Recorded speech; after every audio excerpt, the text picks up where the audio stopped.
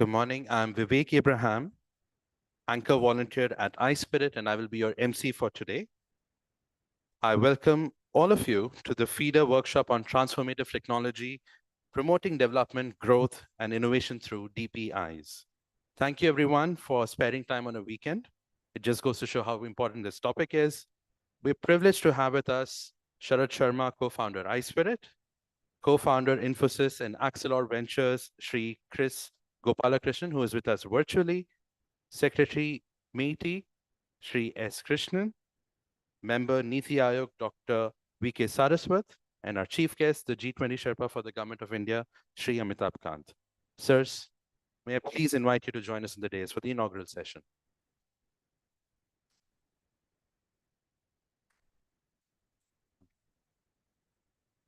They've been kind enough to spare time to be with us today, and we look forward to hearing your thoughts on DPI and setting the vision for today's workshop.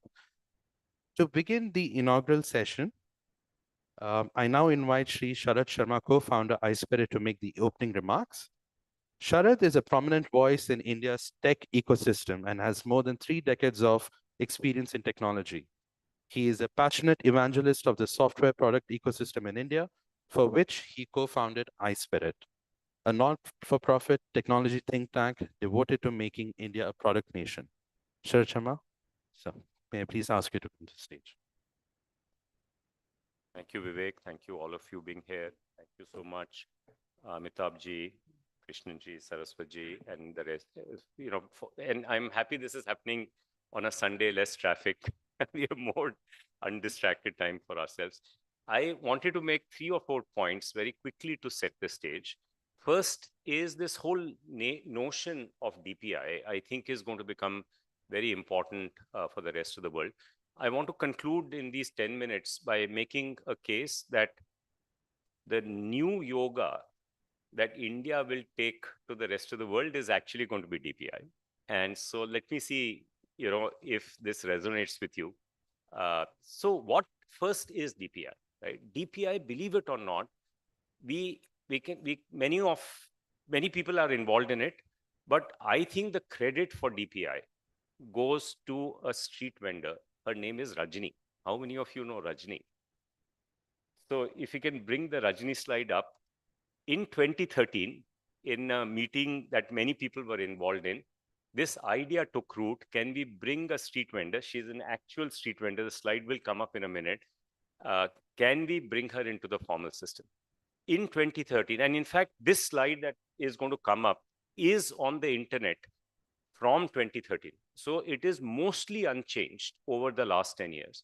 But at that time, there was no way for her to have a bank account because bank account KYC costs 50 to 60 rupees. And eKYC solved that problem. If she had to sign a loan agreement, there was no e-sign. So e-sign allowed her to sign the loan agreement. DigiLocker allowed her to keep that loan agreement somewhere. If you had to send 400, 500 rupees to her, and you could only do it with a debit card. That debit card charged 1% on the way in, 1% on the way out. UPI solves that problem. And I'm waiting for the moment that Mr. Amitabh Kant has also been talking about. We are about 9 months away, 10 months possibly away from UPI doing more transactions in India than MasterCard would do worldwide. So that moment is coming. And then if you have 2 Rajnis, one who pays on time, one doesn't pay on time. The one who pays on time should get a lower interest rate. So she should be able to take her business to another lender to be able to get that lower interest rate. The account aggregator, DEPA, and now DPDP Act-based consent sharing system came for that reason. And then you have to bring all this life in the hands of the private sector. And there are many people, they have all got to coordinate with each other. And that is this open network that allows that to happen. There's only one piece missing, and that is listed here as Public Credit Registry. Thankfully, the finance minister has announced that that is also coming under the new name, as you know, it's called the National Financial Inclusion Registry. So in some sense, this whole journey that we have seen is the journey of Rajni. This whole idea that we can streamline the flow of people, money, and information. And this has had many, many effects, and you can now remove the slide if you like, that have come in. This flow of people, identity, also has created a conversation in India whether it is safe to use. There is a dystopian view of doing this, and the dystopian way is perhaps we can call it the Chinese way. And people worry about it, and they took it to the Supreme Court. Supreme Court opined on it. And therefore, the important issue is that this journey that India has undertaken is distinctive because we have tried to avoid 4 harms in that journey. What are those 4 harms? One, don't change the balance of power between the citizen and the state in the favor of the state. Don't allow authoritarianism to happen. Yesterday, there was a slush session taking place. And, the people from NPCI were explaining that they don't know where this transaction has happened, right? And there were people in the audience. These are so-called expert entrepreneurs. They said, no, is it really blind? Is it true that NPCI doesn't have that data? And it is true that NPCI doesn't have that data, right? And so this notion that we can design into the system protections for the citizen is an important notion. The second important aspect that we have is that we don't want to let this go down the path where it meets the same fate as open source. Open source today has become completely corporatized. It is owned by the private sector. Original open source it was built by well-meaning people for the world. That's not the open source that we have today. So we have to therefore prevent the privatization of digital public infrastructure. And we have examples. You have Moja Loop that has been made by a billionaire foundation, which not a single country has taken. Nepal was the only one who was about to take it, and they also backed away because the lineage is not clear about this. And we must make sure that we don't fall victim to this. Don't let our DPI become like that as we go forward. The third thing that we have to focus, and we have focused on in DPI, is that we have made sure that it is privately provisioned public infrastructure. Aadhaar is publicly provisioned public infrastructure like Chennai Airport, but UPI and account aggregator and many other things are privately provisioned public infrastructure. That initiates a risk that monopolization can happen. And that has been avoided, particularly in UPI. Hopefully, we'll be able to do that with the account aggregator, with all the open networks that are being built. So we have to make sure monopolization doesn't happen. And fourth, which is something for which we have to thank one of our key guests here today, Chris Gopalakrishnan, because he is the chairperson of IIIT Bangalore, which has allowed us to learn the magic of doing it by being able to convince 11 countries that weaponization by India is not possible. The reason 11 countries are using MOSIP today, because they are convinced at a time where everything, SWIFT has been weaponized, every other payment system has been weaponized by powerful countries. We are able to convince the world that in our way of thinking, weaponization is not possible. Even if we wish to do it, we cannot do it at all. So our ability to navigate these 4 harms gives us a distinctive system as we go forward. So I want to end by just saying that, look, many of us practice yoga. Yoga has 2 parts. It has asanas and it has yoga sutras. Our asanas are these individual building blocks that we have built, and there are over a dozen of them. But really, our ability to socialize this with the rest of the world is now going to come because we are able to solidify our thinking, package it, communicate it, and give it to people. What are the core principles that underlie this? And we have to think of them as DPI sutras. What are those DPI sutras? Minimal design. Minimal design in 2 ways: privately provisioned public infrastructure, assisted mode. We are now able to prove to the world that when we go for a de novo digital system, there is very little exclusion. Why is there very little exclusion? Because we have learned to build systems in an assisted mode. CoWIN worked because the assisted mode allowed ASHA workers, CTOs of the family, the young people in the family, to actually help others in the family. So that assisted mode is very important. The second is that we have realized that the intermediaries are very powerful entities in any ecosystem that you build. They can be rogue intermediaries or they can be virtuous intermediaries. The whole notion of open networks is to move away from the rogue intermediary model. And the three big experiments that are happening, which are Open Network for Credit, ONDC, and Ocean, Open Health Services Network, are unique in the world. We are still about 18 months, 2 years away from them succeeding. But I want to point out that their predecessors, which are OTA, GEM, cable television, and mutual fund regulation that we have, all four were successful. That gave us the ability to think more boldly about the three new open networks that we are having. But the biggest sutra that we have is techno-legal regulation. And this techno-legal regulation will become the calling card of India for the rest of the world. Why? Because this is central to identity, central to payments, but most of all central to AI and data. So this body of knowledge that we are talking about, some of which is in the handbook that you have, is what we have an opportunity to take to the rest of the world. And I would say with confidence that it took us 10 years to get here. And in the next 10 years, this new version of yoga will become the calling card of India. It will go to Global South. Our identity and payments will go to Global South. And our data story, DEPA plus DPDP and AI will go to Global North. And so we are setting the stage for that to happen today. Thank you, all of you, for being here. Thank you, Sharad. I now invite Dr. V.K. Saraswat, member NITI Aayog, to present the inaugural remarks of the workshop. Dr. Saraswat needs no introduction. He's an acclaimed defense technologist and scientist and was integral in building several systems too many to list. Sir.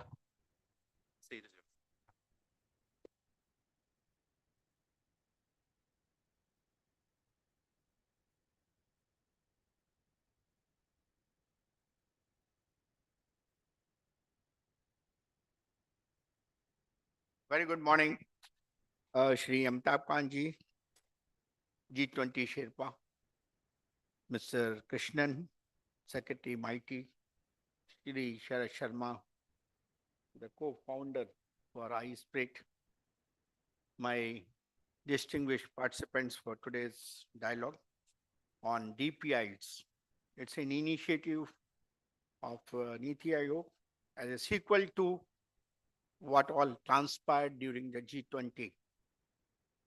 According to the G20, ladies and gentlemen, one of the key focus areas under the presidency of India has been the digital public infrastructure. Of course, it has been a significant contribution to the global technology landscape from India, which was also highlighted by Mr. Sharma. And it also became an important element of the declaration, whatever was the declaration.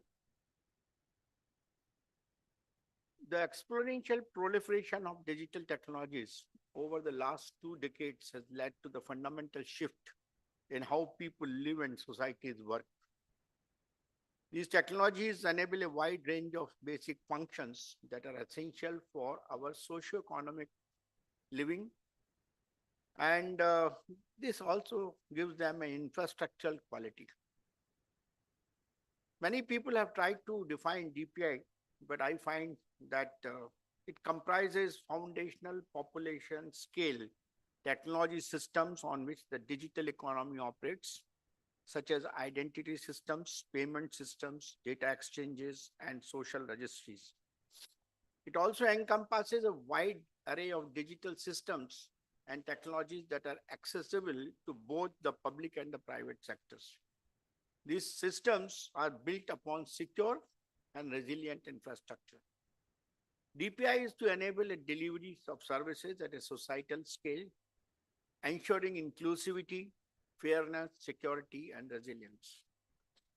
That's why it is essential to consider that a certain portion of the digital infrastructure encompassing the flow of people, money, and information should be designated as a public infrastructure.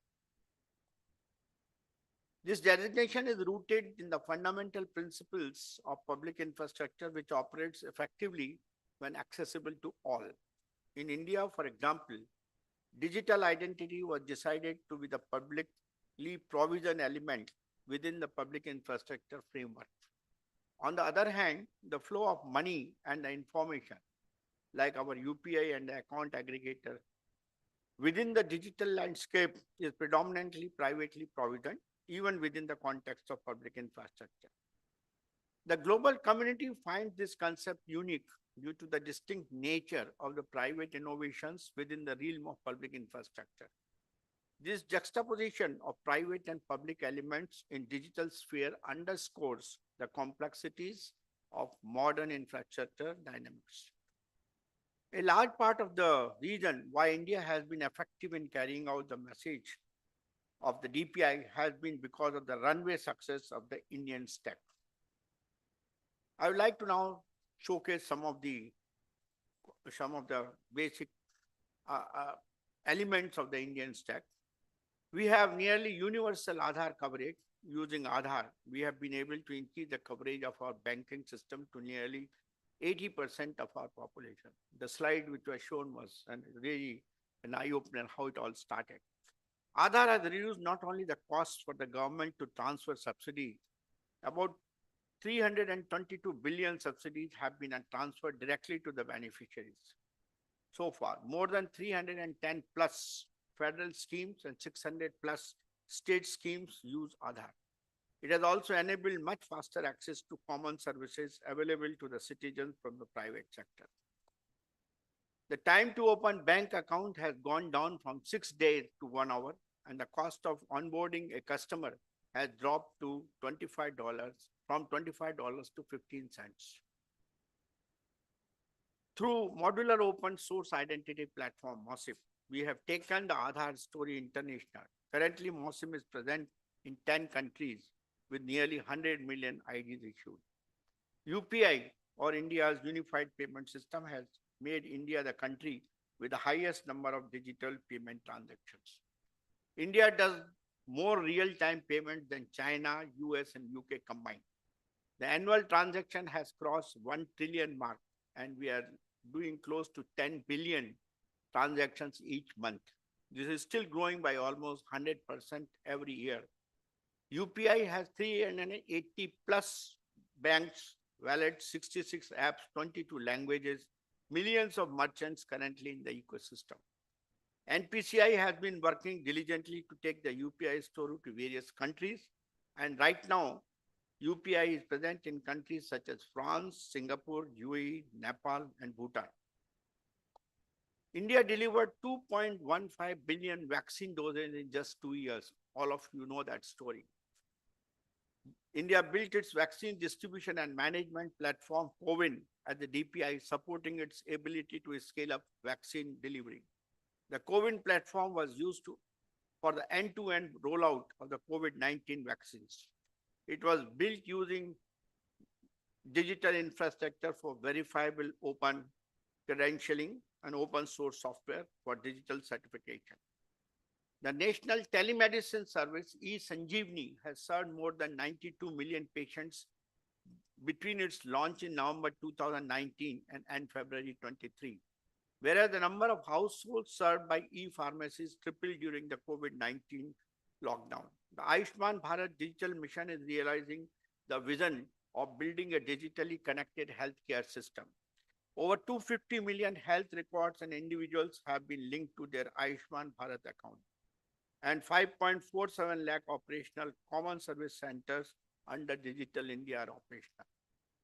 The DPI Diksha is a digital infrastructure under the Ministry of Education for learning designed to support multiple languages and solutions. Diksha offers almost 8,900 courses and 200,000 pieces of content across 30 Indian languages, from about 11,500 contributors, catering to almost 60 educational boards across the country. Over the last 5 years, and as of January 24, 2023, Diksha has clocked over 60 billion learning minutes in usage and seen over 135 million course complete times. We are now setting up the data empowerment and protection architecture framework to ensure that the data flows between citizens and organizations happen in a secure and private manner. DPA in the financial space through an account aggregator has raised 20 million plus consent requests and has added 440 plus participants. DPA 2.0, India is extending DPA to support training of AI models in accordance with the responsible AI projects. The new digital public infrastructure, which called DPA for training, is designed to address critical scenarios such as detecting fraud, using data sets from multiple banks, helping with tracking and diagnosis of diseases, all without compromising the privacy of data principles. But still, there are a lot of challenges around DPIs. I think we should address that also. One of them is leapfrogging questions around the applicability. We have to consider carefully DPI's suitability and applicability in a specific context. Instead of universal approach, regional specific assessment should be conducted, taking into account technical capabilities, legal traditions, implementations, alternatives, and finance. There's a disregard of empirical evidence. So discussion about DPI technology, especially in the context of digital identification, lacks empirical evidence. Despite evidence showing limited benefits and potential drawbacks, the technology is often promoted without deeper consideration, highlighting a need for more critical analysis. Third one is sidestepping questions around the risk, which is tendency to avoid addressing significant concerns related to the risk associated in modern governance, despite issues with data privacy and security. Shifting the responsibility onto the private sectors. I think Mr. Sharma mentioned about it. The increasing involvement of private sectors in the DPI approach playing a significant role in driving technological innovations in public service delivery. This shift may pose risks for which regulatory frameworks and engagement models are not yet developed. Most important thing in this era of cybersecurity is the privacy, data security, and cybersecurity.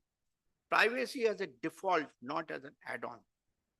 So good DPIs collect and maintain minimal data, improving user confidence. This data is used only with the consent and notice of the user to ensure the privacy. Data security is user security. The use of open and well-tested code in DPIs promotes transparency and security. A federated data management system with regulated access improves the user's security. Cybersecurity is paramount. The DPIs are already a fundamental subsystem of our socio-economic lives, and any malicious use of them can impact our national security, economy, public health, or safety. Hence, DPIs should be included as part of the critical information infrastructure of the country. There are future which is emerging now. The three areas where DPGs will disrupt: credit, e-commerce, and logistics. Cheaper credit, wider discovery, and better logistics will commoditize the supply chain. DPGs plus startups are solving the key challenges in lending, leading to an expansion in small ticket loans. Open networks for digital commerce, ONDC will bring millions of small retailers to the era of e-commerce. GST plus e-way bill plus FASTag are creating a single physical market that are increasing efficiency of logistics. So certain recommendations have been made by some of the experts. They are coordinating efforts related to consensus building around DPIs, features and phraseology, initiating the development of assessment frameworks that can guide applicability and suitability tests prior to DPI implementation, encouraging direct funding towards longitudinal studies that assess the impact of various kinds of DPIs, and issuing guidelines regarding DPI implementation, which leads to conditions related to public consultation, parliamentary debates, and right-based frameworks.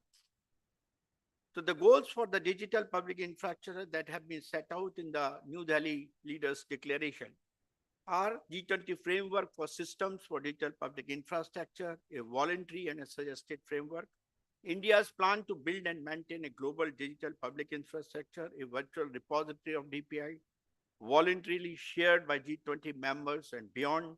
India's presidency proposal of One Future Alliance, a voluntary initiative aimed to build capacity and provide technical assistance and adequate funding support for implementing DPI in LMICs. These objectives were identified to ensure enabling inclusive, open, fair, non-discriminatory, secure, and resilient digital economies with all countries, while respecting applicable legal framework.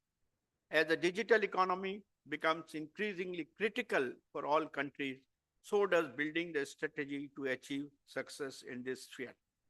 In order to put together the strategy, the National G20 think tank workshop will be held where relevant think tanks, academics, and other experts will be invited to deliberate and produce a consolidated outcome document. This outcome document will receive contributions from a series of feeder workshops. This feeder workshop will attempt to bring together various views from think tanks, experts, and government in the DPI space to identify the way forward, the required resources, and the approximate timelines to achieve the objectives and outcomes in the leaders, as mentioned in the leaders' declaration. Each of the feeder workshop will nominate a speaker to present the views and outcomes of the workshop, and this will be presented at the National G20 Think Tank workshop in the presence of the Honorable Prime Minister. I look forward to hearing your views and the action plan we put together based on this discussion. Thank you very much.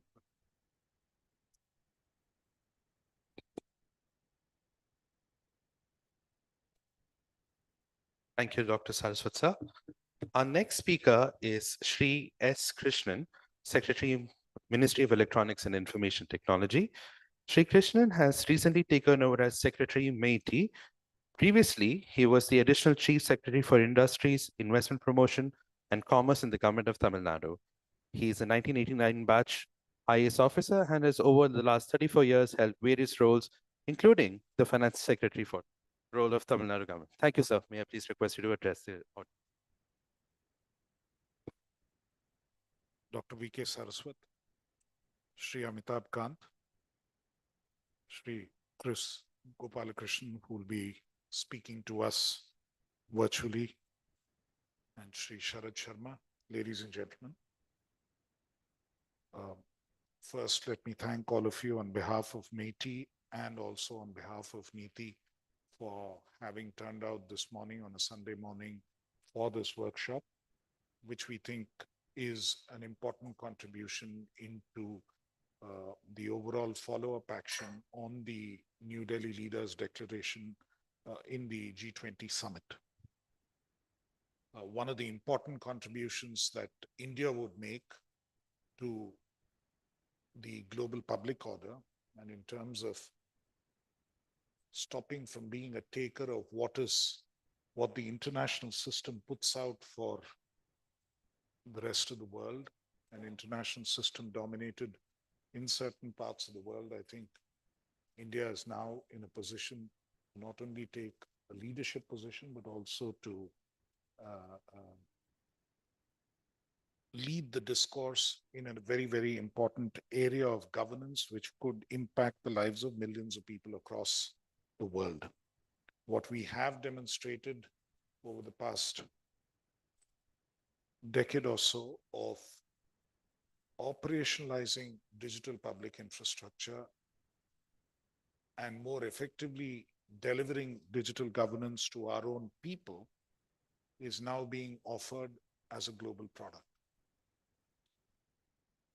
Today's session has been inaugurated with a quick backdrop on what exactly and how this global public infrastructure how this digital public infrastructure came to be created. It was outlined by Mr. Sharad Sharma, and Dr. V.K. Saraswat has been very, very comprehensive in his coverage in describing what various elements of this global infrastructure are and how we can go forward. We also have two very interesting speakers whom we would all love to hear right after this, so I will necessarily be brief. I think there are two or three key aspects which we need to keep in mind as we promote digital public infrastructure, particularly for the global south. The first of those is that in digital governance, the basic objective needs to be inclusion and not exclusion. The idea is, how do you get more and more people included within this overall structure rather than excluded? And therefore, the access to a digital device, the access to a network, the access to actually get into a digital device to avail of these services is important. And in that context, the widespread use of especially mobile phones, and that too smartphones or feature phones, the extensive network of common service centers that have been created across the country, the extensive availability of these services, and lastly, digital literacy being spread across the country in terms of population become key elements that on which we build this entire edifice. Technologically, many things are possible, but it's just not the possibility frontier which is important. I think when it becomes a digital public infrastructure, the word public requires to be underlined, and the possibility of, or the ease of access and the ability of everyone to access, and ensuring that the technology doesn't become alienating is something which becomes critically important. And that is what I think to a great extent India has achieved. To a great extent, people are able to use. And in every corner, this is something which has really grown. UPI is a perfect example of it. Every street vendor practically using these modes of payment have become a iconic representation of what digital public infrastructure can really do. Logically, again, in terms of digital public infrastructure, the first place it starts from really is finance. If you go back, most of the development of this has taken root, both in terms of robustness of regulation and the ability to present, to actually prepare and present these base models and prepare and present this infrastructure itself has been enabled through finance. One big advantage of looking at payment systems and financial systems is right in the beginning, a priori security elements get built in fairly effectively, because you do not want that somebody should unauthorizedly take it away. It's not to say that people don't try to defraud. It's not to say that people do not try to compromise those systems. And the possibility of doing it on a larger scale certainly exists. Dr. Saraswat highlighted the importance of cybersecurity, and that is something we need to keep coming back to. But I think it's also important to study that the total volume of misrepresentations, the total volume of fraud is not something which has risen significantly just because digital public infrastructure gets used. I think the possibility is there and we need to guard against it at all times, but we also need to recognize that it has not been as outsized or as large. It just tends to get attention. And we also need to realize that what basically happens in many of these instances of fraud is, and what we call today cybercrime, is fundamentally a confidence trick. And a confidence trick is the oldest kind of, the con game is the oldest kind of crime that gets committed, oldest type of crime that gets committed. It's just that digital means are used and therefore it becomes a cybercrime. So we need to understand that awareness and education and getting people to work on this becomes really important. So I just wanted to highlight these two aspects because one of the key elements of making DPI acceptable is fundamentally about trust. And these are elements which build trust: inclusion, everyone having access, security of the system, privacy of the system, and that's what makes it eventually completely trustworthy. Today's sessions have very many interesting discussions. Clearly, we are covering the identity experience, both in terms of Aadhaar and MOSIP. We are going to cover the area of payments, where again, the experience has been tremendous. You'll have experts speaking about this and outlining what the possibilities of the future are. The example of Rajni in terms of a dream and where we are moving towards achieving it is happening. The other thing we need to recognize as a country is the huge possibilities that we have with large databases and both in terms of delivery of service, both in terms of using the entire possibility of the large databases we have to govern the way policy is made. I don't think even within government we have really achieved the full potential of that. And likewise, when you open it out in an anonymized fashion, in a fashion where private identities or personal identities are hidden, but basic transactional data is captured, and what that might result in terms of better delivery of services, better policy making, better economic policy making, many of those have not been unlocked. And that possibility is truly immense. And on top of that, when you have the possibility of applying artificial intelligence to that mix, what that can do can also be phenomenal. So to that extent, I think, although the objective of this workshop is limited in a sense of a follow-up on what happened and what has been included in the New Delhi Leaders Declaration and how India takes this lesson forward and reaches out this lesson to the world at large and the global south in particular, all of these lessons, all of what we have described today could determine not just what happens between India and the rest of the world, but what further lessons it holds for India itself in the way that we deliver public services, in the way that commerce happens, in the way that trade develops, in the way that payment systems further develop. And all of those ultimately result in faster economic growth and result in benefits of development reaching a far wider cross-section of people. So we really look forward to the outcomes of today's discussion. And as I promised, I think I've been brief, and I'll stay brief and leave you to hear the two star speakers following me. Thank you very much.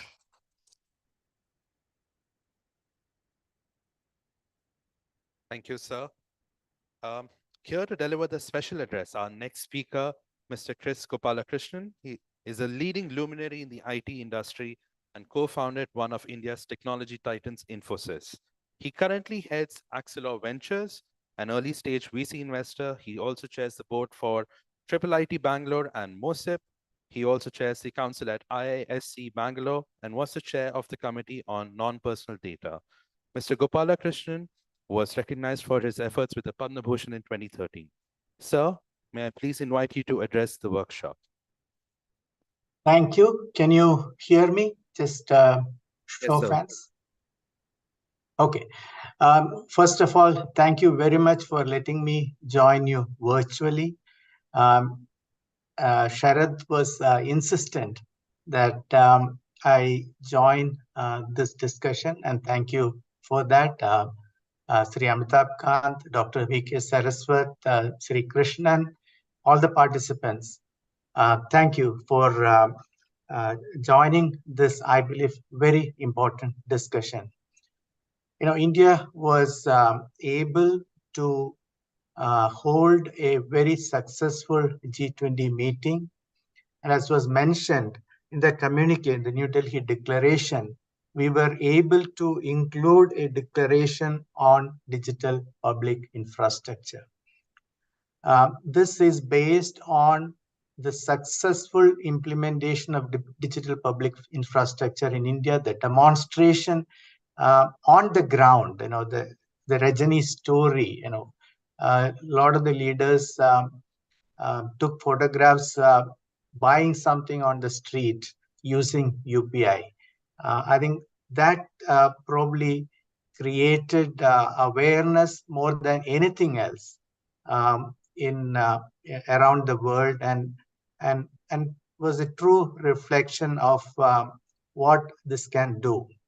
Now, if we step back and look at what has happened over the last few months, and it is just few months. The whole generative AI, the chat GPT phenomenon happened just 11 months back.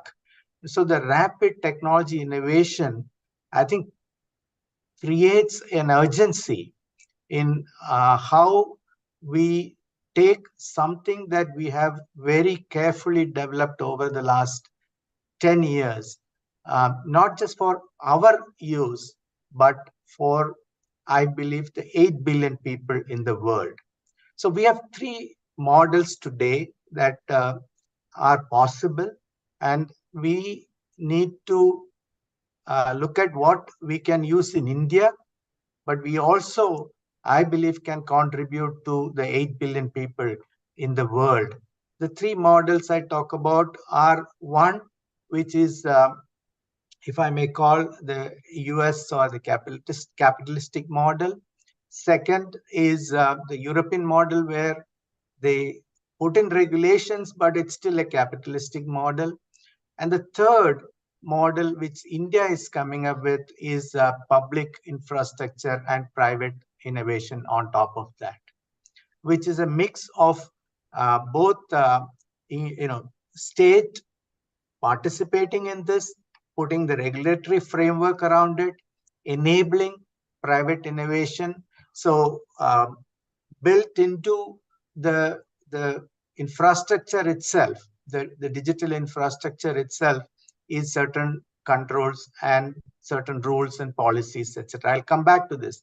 But the way we have architected this enables us to do this, and Sharath calls this, I think, the techno-legal way of doing this. Now, I won't talk about our successes.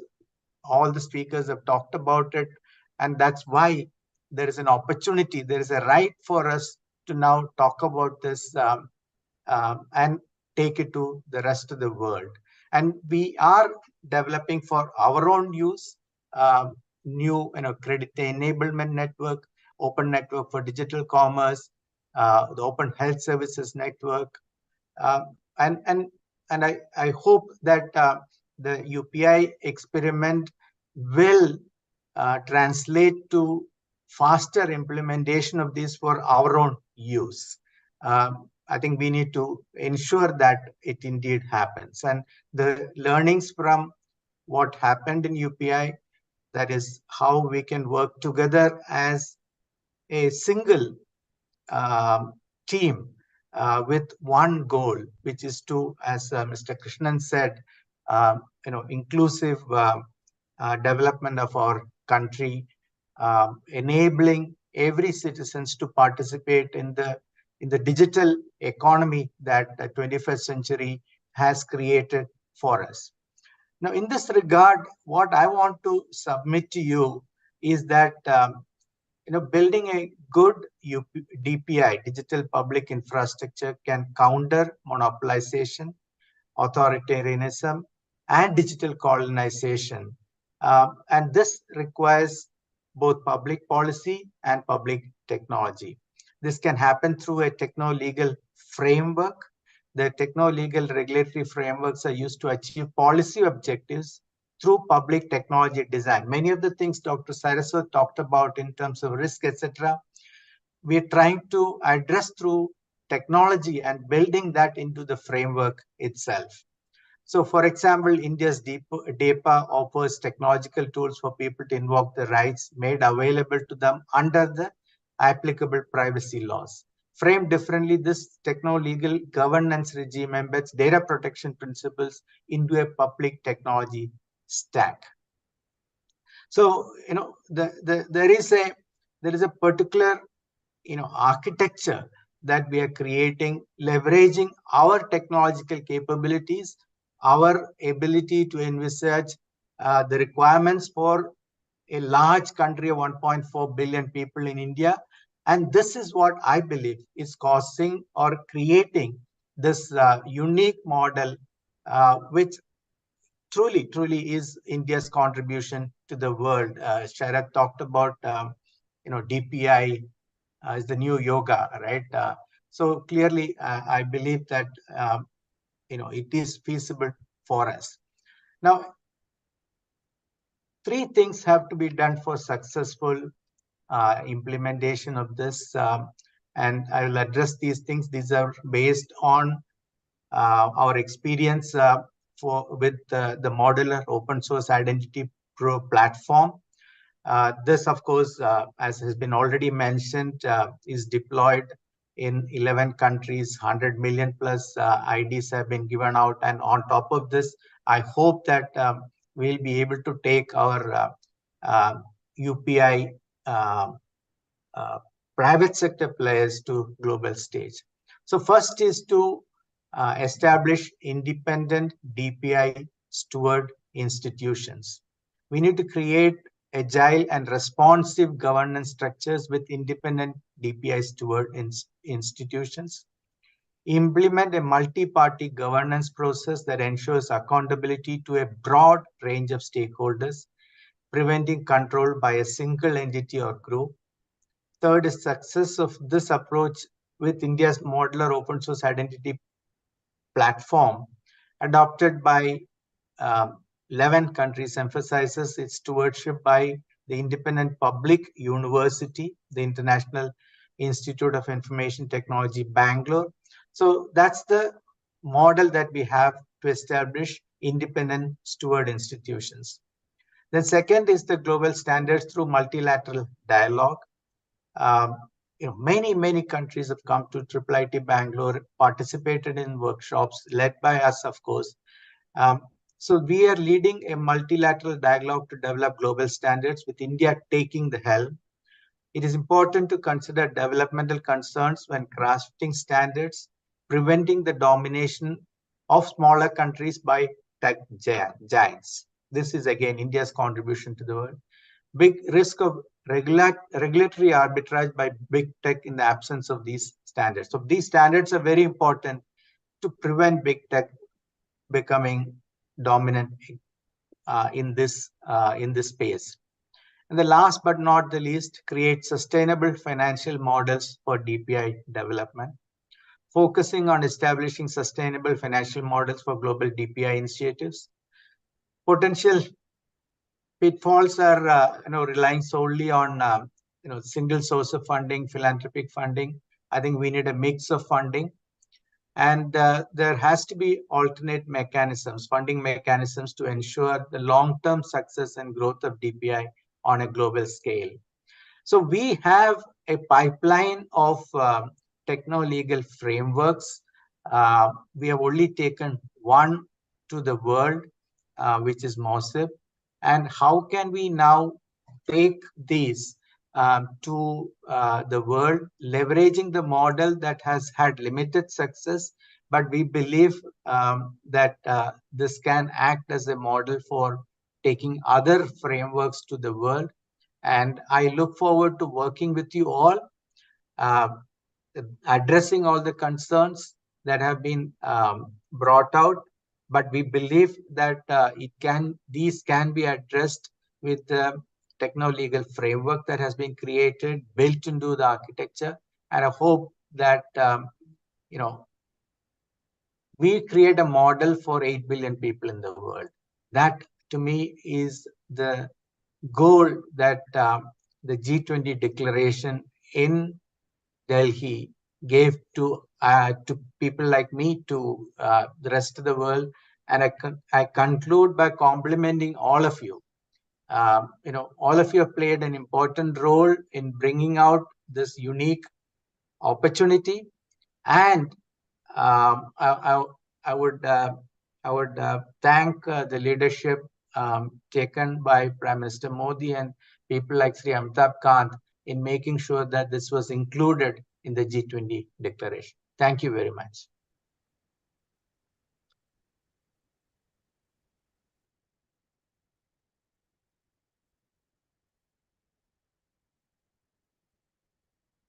Thank you, sir. Our chief guest, Sri Amitabh Kant, the G20 Sherpa, was instrumental in delivering the consensus G20 declaration and the brains behind Make in India, Startup India, Incredible India, God's Own Country, and the Aspirational Districts initiatives. Sir is a governance reformer and a public policy change agent for India, having driven key reforms and initiatives during his tenure as the CEO of NITI Aayog and Secretary DIPP. Sir, may I please invite you to the podium and share your thoughts?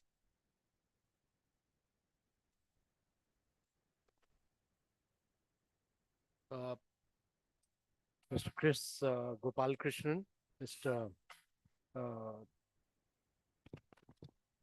Mr. Chris Gopal Krishnan, Mr. Krishnan, Dr. Saraswat, Sharad, all the distinguished guests here, ladies and gentlemen. Much has been spoken, so I don't want to get into details, but on DPI, I mean, it's a unique achievement of India to create an alternative model from the big tech model of what has happened in the West. The technology has been driven by big tech of Amazon, Microsoft, Apple, etc. in the West, and Tencent, Alibaba in China. India has created an alternative model, and this is it's not public-private, it's a public interest layer. It's very important to say public interest layer because countries across the world get confused. When you say public, they have a challenge, and it would have been very difficult for G20 to accept it. But to the credit of NITI and to Sushil Pal and Mr. Krishnan and his predecessor, that they all were able to convince and that there is a public interest layer on top of which the private sector innovates. And that's why it's open source, open API, it's interoperable. And so we've done transformational work in India. That point is well accepted that we do 11x of, and let's not get into that again and again. We do 11x of what USA and Europe do in terms of fast payment, or 4x of China, all that. But let's see how do we take what has been achieved. There is a vacuum in the digital public infrastructure architecture globally. Now, that definition did not exist. The definition has been accepted. The framework has been accepted. And the concept of digital public infrastructure, that to my mind is the biggest achievement of G20. Now, having accepted the principle, how do we now take this to the rest of the world? The challenge is that today, we've seen India technologically pole vault. We've seen that we could do many things, put money into the bank accounts of 800 people because we could build identity. We could, between 2015 and 17, we did 500 million bank accounts. We were able to link up Aadhaar and mobile number with that.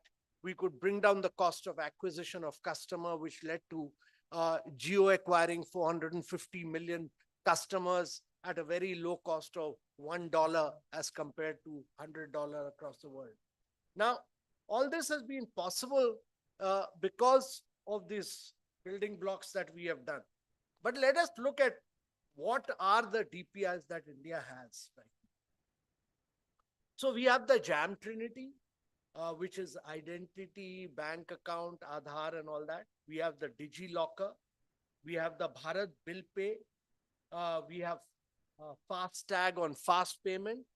We have CoWIN on vaccination. We have digital tax collection, GST. We have e-governance, Umang.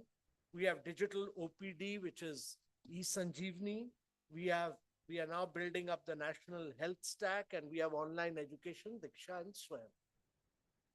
And we are doing work around e-commerce, which will get traction over a period of time. Now the challenge to my mind after this really is that much of what India has achieved, what happened in India was that because we were able to build identity, we were able to build the bank account, we were able to create several national assets. And I call them national assets because these startups could grow. If you look at Lending Card, MobiQuick, Pine Labs, they are young startups who could do cashless and paperless lending because of the infrastructure created. They are all doing cashless, paperless lending. Then you have a new set of startups like Zerodha, Grow, Upstock. They have taken your stock market and taken it to tier 2, tier 3 cities. They have taken it to rural areas, spread it out. And then you have another set of startups, young startups like Go Digit, Acco, who are providing you insurance in 1 minute flat. It used to take us 6 months to get insurance from LIC on paperwork. All this is being done on the drop of a hat. The click of a mouse. Today, it's possible to do that, stock market transactions, etc., in all these areas because of all this. Now, the challenge is that the world today, if you look at the world, there are 4 billion people who do not have a digital identity. 4 billion. There are 3 billion people who do not have a bank account. 4 billion people who do not have an identity, 3 billion people who do not have a bank account. There are 133 countries who do not have a digital fast payment. The challenge is, how do you take this model to the rest of the world? So one is what the techno-economic solution which Sharad, Grace, all are saying is necessary. That is, you don't need approval every time. You are able to do fast payment. It's a techno-economic solution. That's fine. But let's go back on how identities were created. Let's go back to 2015-17, how bank accounts were created. Let's go back to the 100 digital melas that we did to drive digital fast payments. It required a huge amount of political will and a governance structure to drive all this.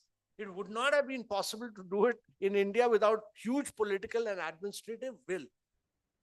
And therefore, the great thing which Triple IIT, MOSIP, Bangalore has done is to take it to the architecture to 11 countries. To my mind, there are 3 or 4 challenges which arise as a consequence of what has been achieved in G20 is first, the challenge of taking it across to these 133 countries, creating a public interest layer, and on top of that, allowing private sector to compete and build up this architecture. Who will do this? I think we need to clearly think through this, whether One Future Alliance has the ingredient to do this, or should that global consortium be created by India? Because nobody else will have the patience, the technical ability, or the skills to do it other than an Indian institution and back it up. So one is, you need India to be in the driver's seat because you have the experience. Nobody else in the world has that experience. Let's be clear on that.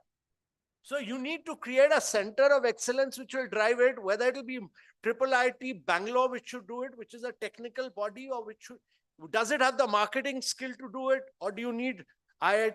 You need to create another center of excellence in IIM Bangalore to do case studies, take it across, etc. Work in partnership with MOSIP to take it to the rest of the world. That is the first challenge which needs to be thought through.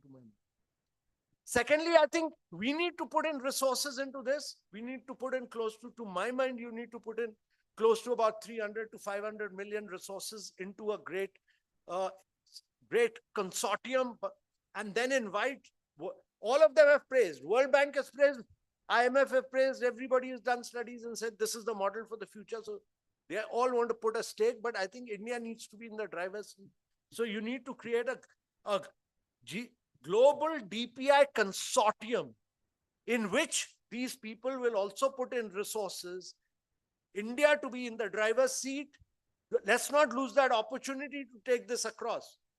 The skills built up, the technology built up. Nobody else will have the passion and energy to drive it other than India. This is my view. World Bank should put in resources. IMF should put in resources. It should be a global consortium. Other countries who want to put in money, resources should put in. And I think they should also provide resources to country for the hardware element. The software element can come out of this consortium, but the hardware element of that should come in from as lending from World Bank and from World Bank to my mind, or the regional development banks to my mind. That should be thought through. The third is that you need a technology setting standards organization. You need an organization which will create and manage standards. This is critical. And I think what that organization will be, this should be only a standards only organization. And therefore you need a technology standards organization. So to my mind, what we need to do quickly as a consequence of the leaders' declaration of G20 is to flesh out very quickly, and that's really, to my mind, is the job of Methi and Mr. Krishnan and his team and Sushil Pal, is really to build up a strong,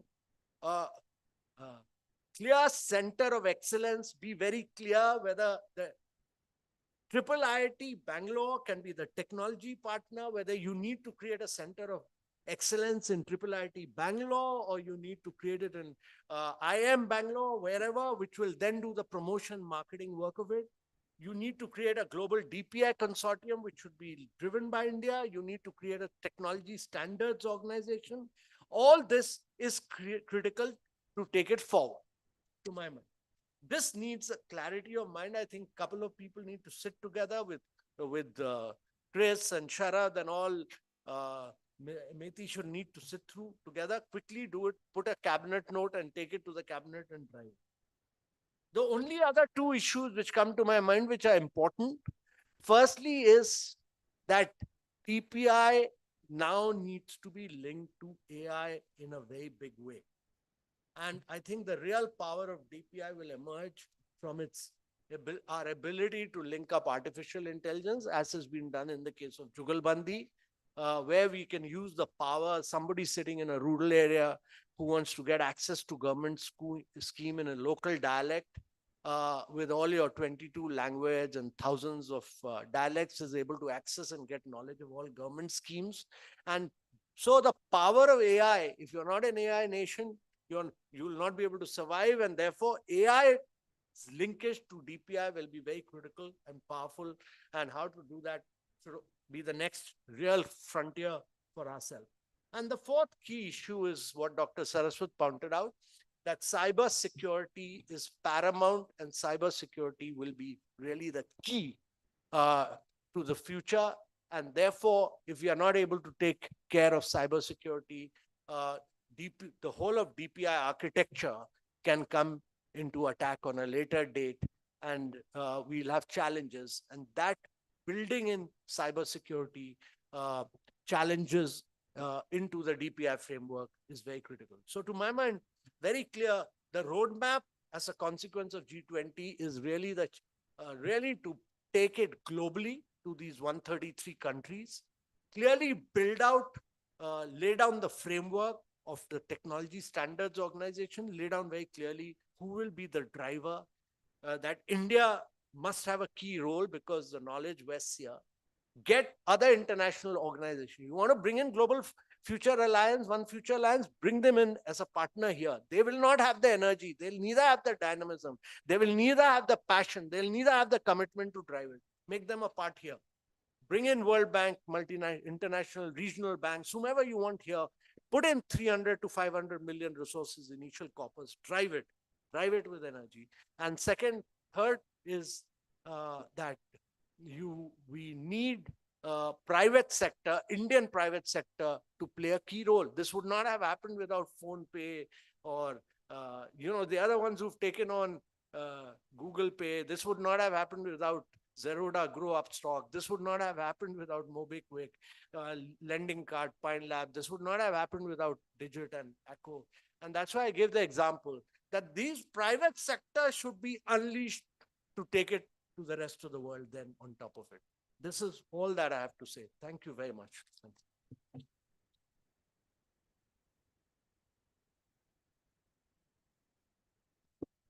Thank you, sir. I thank all of our eminent speakers for setting the context, direction, and goals for this workshop. We will attempt to meet your expectations during our discussions. This brings us to the close of the inaugural segment. We will now break for tea for about 15 minutes. We're at 11:18. Request everyone to be assembled back by 11:33.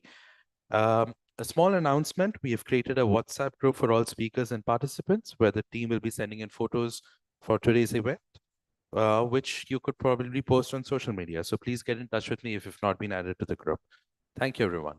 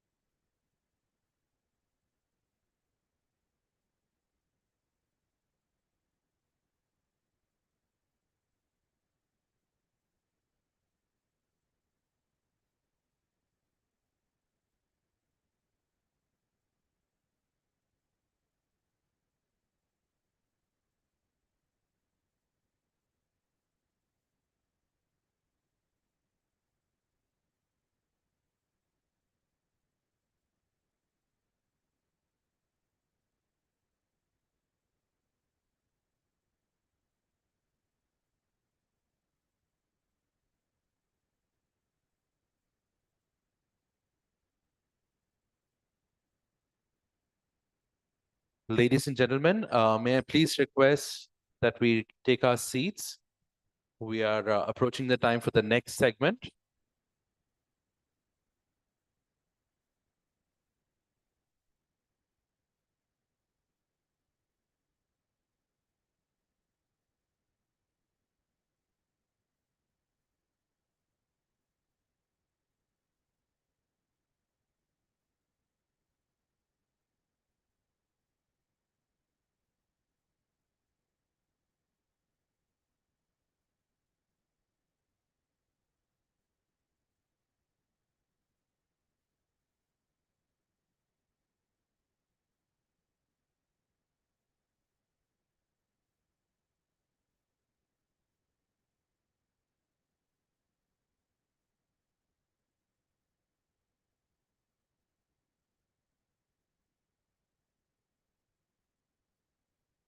Ladies and gentlemen, can I request you to please take your seats? Bring your coffee cups inside and we can continue the conversation.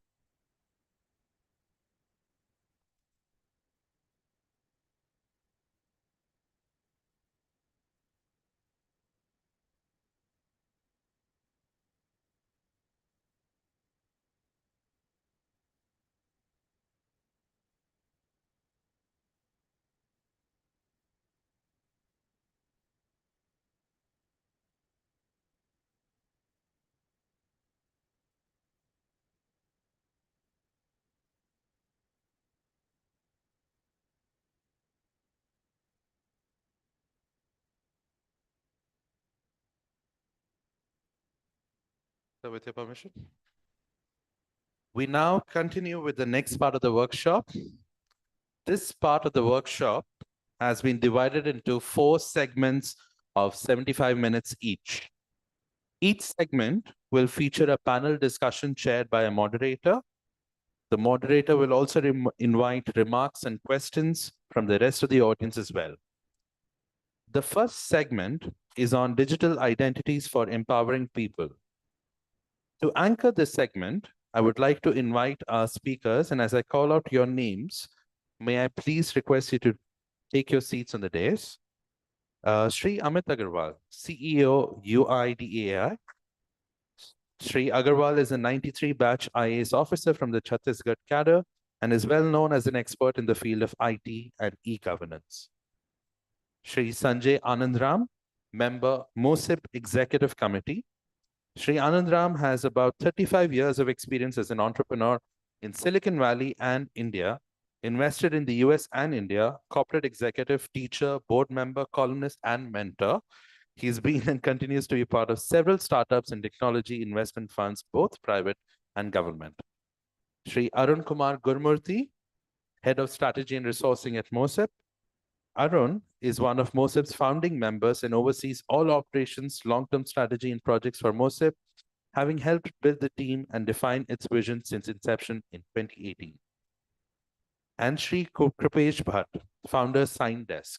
SignDesk is a trusted and award-winning provider of global SaaS-based digital documentation solutions, helping businesses solve large-scale compliance and workflow optimization problems. This panel discussion will be moderated by Ms. Astha Kapoor, co-founder of the Institute.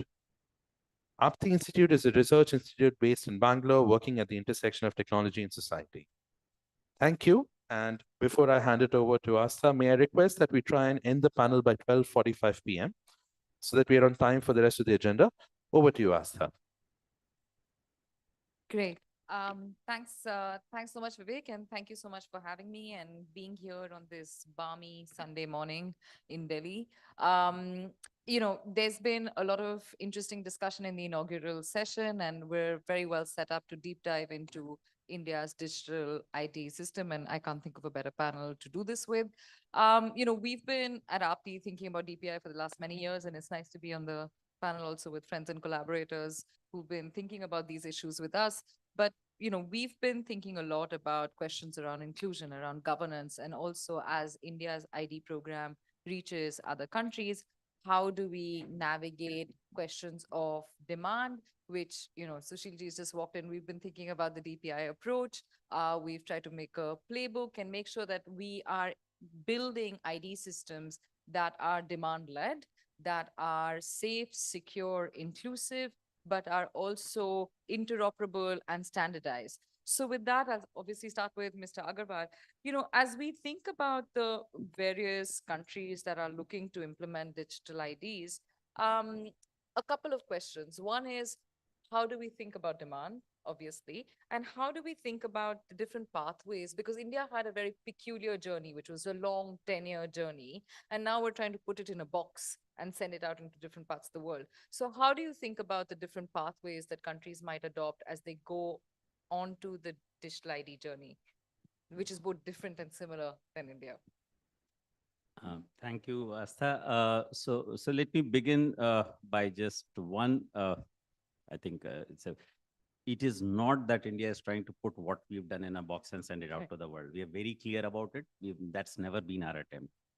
Our journey too has been an organic journey. It's not that in the year 2009 or 10, we came up with a plan of action, and for the next 14 years, we've been simply implementing that plan.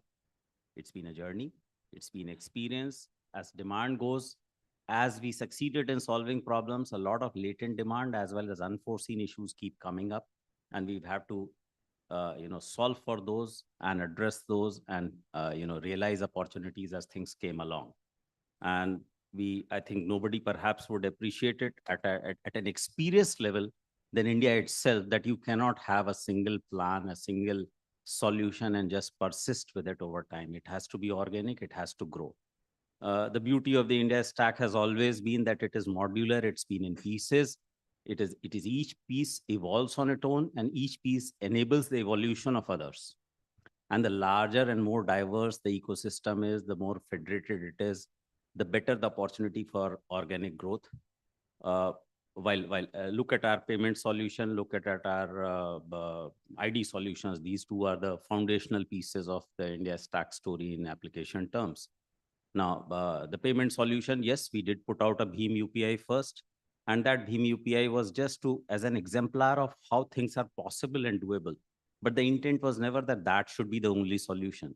In fact, that took a backseat, and there was a whole ecosystem where not only whatever Bhim UPI app could do, but apps and service providers who had much more to offer in terms of innovation, both technological and business use cases, came along, and that was always the idea. If you look at Aadhaar also, Aadhaar is a fairly lean organization. It has always operated both on the enrollment side as well as on the authentication verification side, with a very large universe of partners.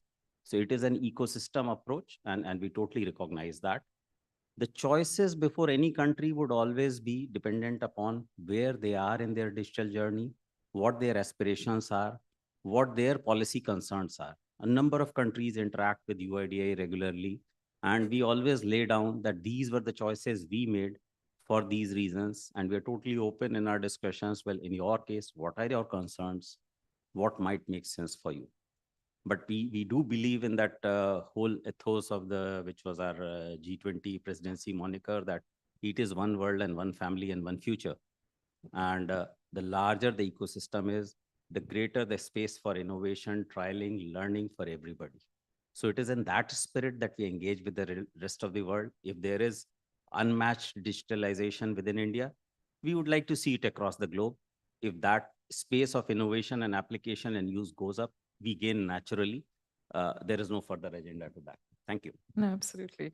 Thank you so much for that, sir. And Arun, over to you, just to take off from where Mr. Agarwal left off, which is that every country has their own organic journey, and ours was what it was. But as you navigate these questions of the different pathways and also trying to build ID through that ecosystem approach, I'd love to understand what the lessons of MOSIP have been as you go out into 11 countries now? Yeah. Yeah. Thank you very much, Asta.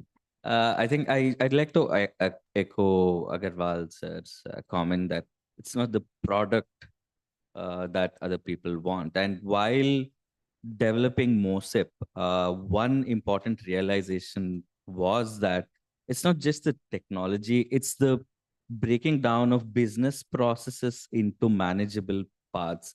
That intelligence of building asynchronous systems which can scale, each element of it which can scale independently, is what is the desired element of the India's journey.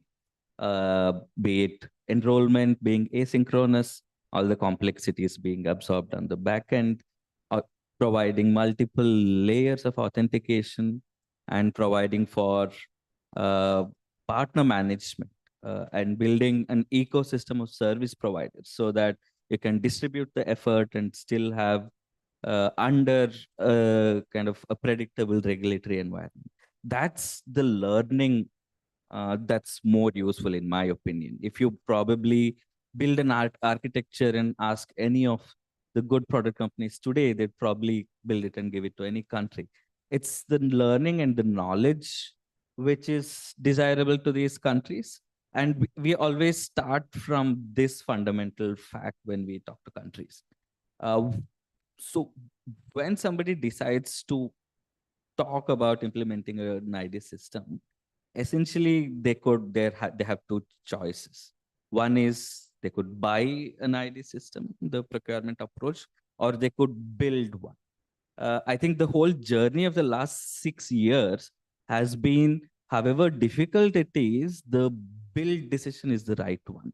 Because I think, again, I go back to Agarwal sir's comment that it has been a journey. They did not have a 15-year plan that they executed. It will be the case in most countries. They will not know the full set of requirements that they want. Their rationality is bounded anyway. So it makes sense to build in an open standards way, in a modular way, and in a way where the systems are interoperable, manageable, extendable. These are all the fundamental principles that are being appreciated today. Couple this with bitter experiences of vendor lock-in situations where national assets like ID systems have been held hostage to globally over the last 1.5 decades. I think more and more the conversation is shifting towards not only establishing DPI in a way where you control the destiny of that product itself. I think once this common understanding is established within the government and its leadership, the conversation becomes easier. I think from there on, you are on the same wavelength. You probably appreciate how to structure procurements, how to build a system where it does not encroach with other systems.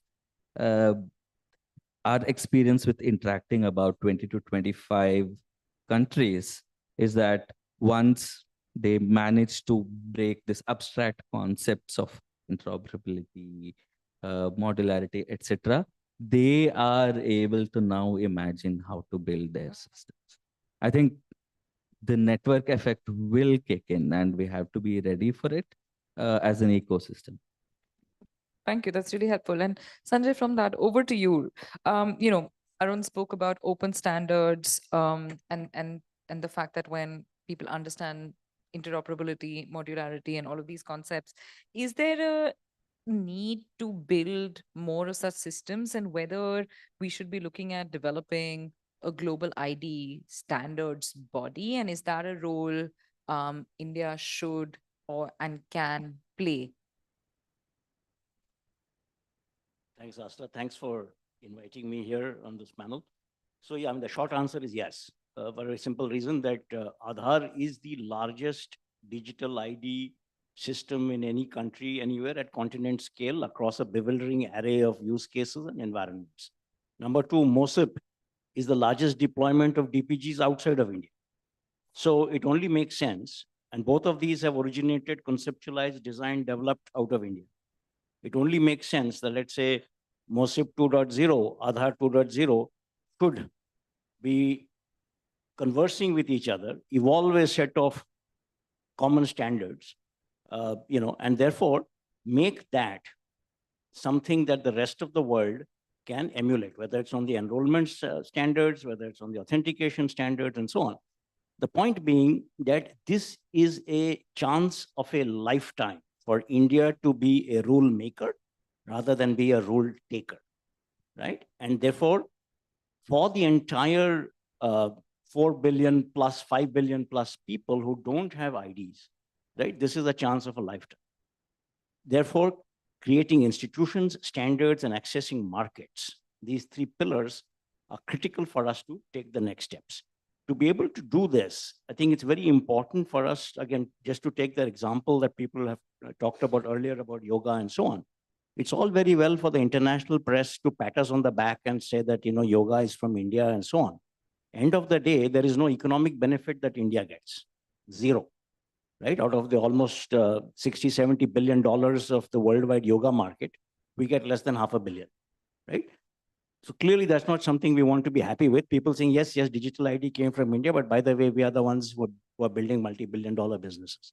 So we have to think of these from that standpoint, namely creating economic benefit for our companies, to driving cognitive capital, which means the soft power aspects that it generates. And number three, that if there is a certain, let's say, in the current geopolitics of the world, it offers enormous leverage, all right? Now we have to learn to build that muscle. We don't have that capacity today to be able to use our prior experience of creating standards because we've never done it. And therefore, a jugalbandi between the government, public, and private sectors is critical. And I'll just take a very brief moment to tell you, if you look at Amazon, you look at Meta, you look at Google, who are the folks who are running their government relations and public affairs initiatives in all of these companies? They're all very, very senior government officials have been hired by these private sector companies to drive an agenda. Nick Clegg was the deputy prime minister of the UK, is now part of Meta, right? That is the level at which they operate, which means that involvement of the private sector and private sector institutions is critical for us to be able to do this. Therefore, newer kinds of institutional architectures, funding mechanisms, the right kinds of skill sets, capacity building, whether it's on branding, whether it's on certifications, whether it's on evangelization, training, all of these are things that are necessary. And that is how we need to think of this, by making these standards pervasive around the entire global South.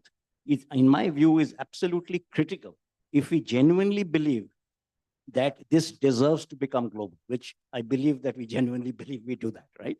Yeah, thanks. Thanks for that. And Krupesh, over to you, because Sanjay talked about this jugalbandi and the role of the private sector in both building as well as quote unquote evangelizing this effort. So, with Sindex and everything that you've been doing, I would love to get your perspective on how you think of the role of the private sector is involved in this broader digital identity ecosystem that we're building. Thanks.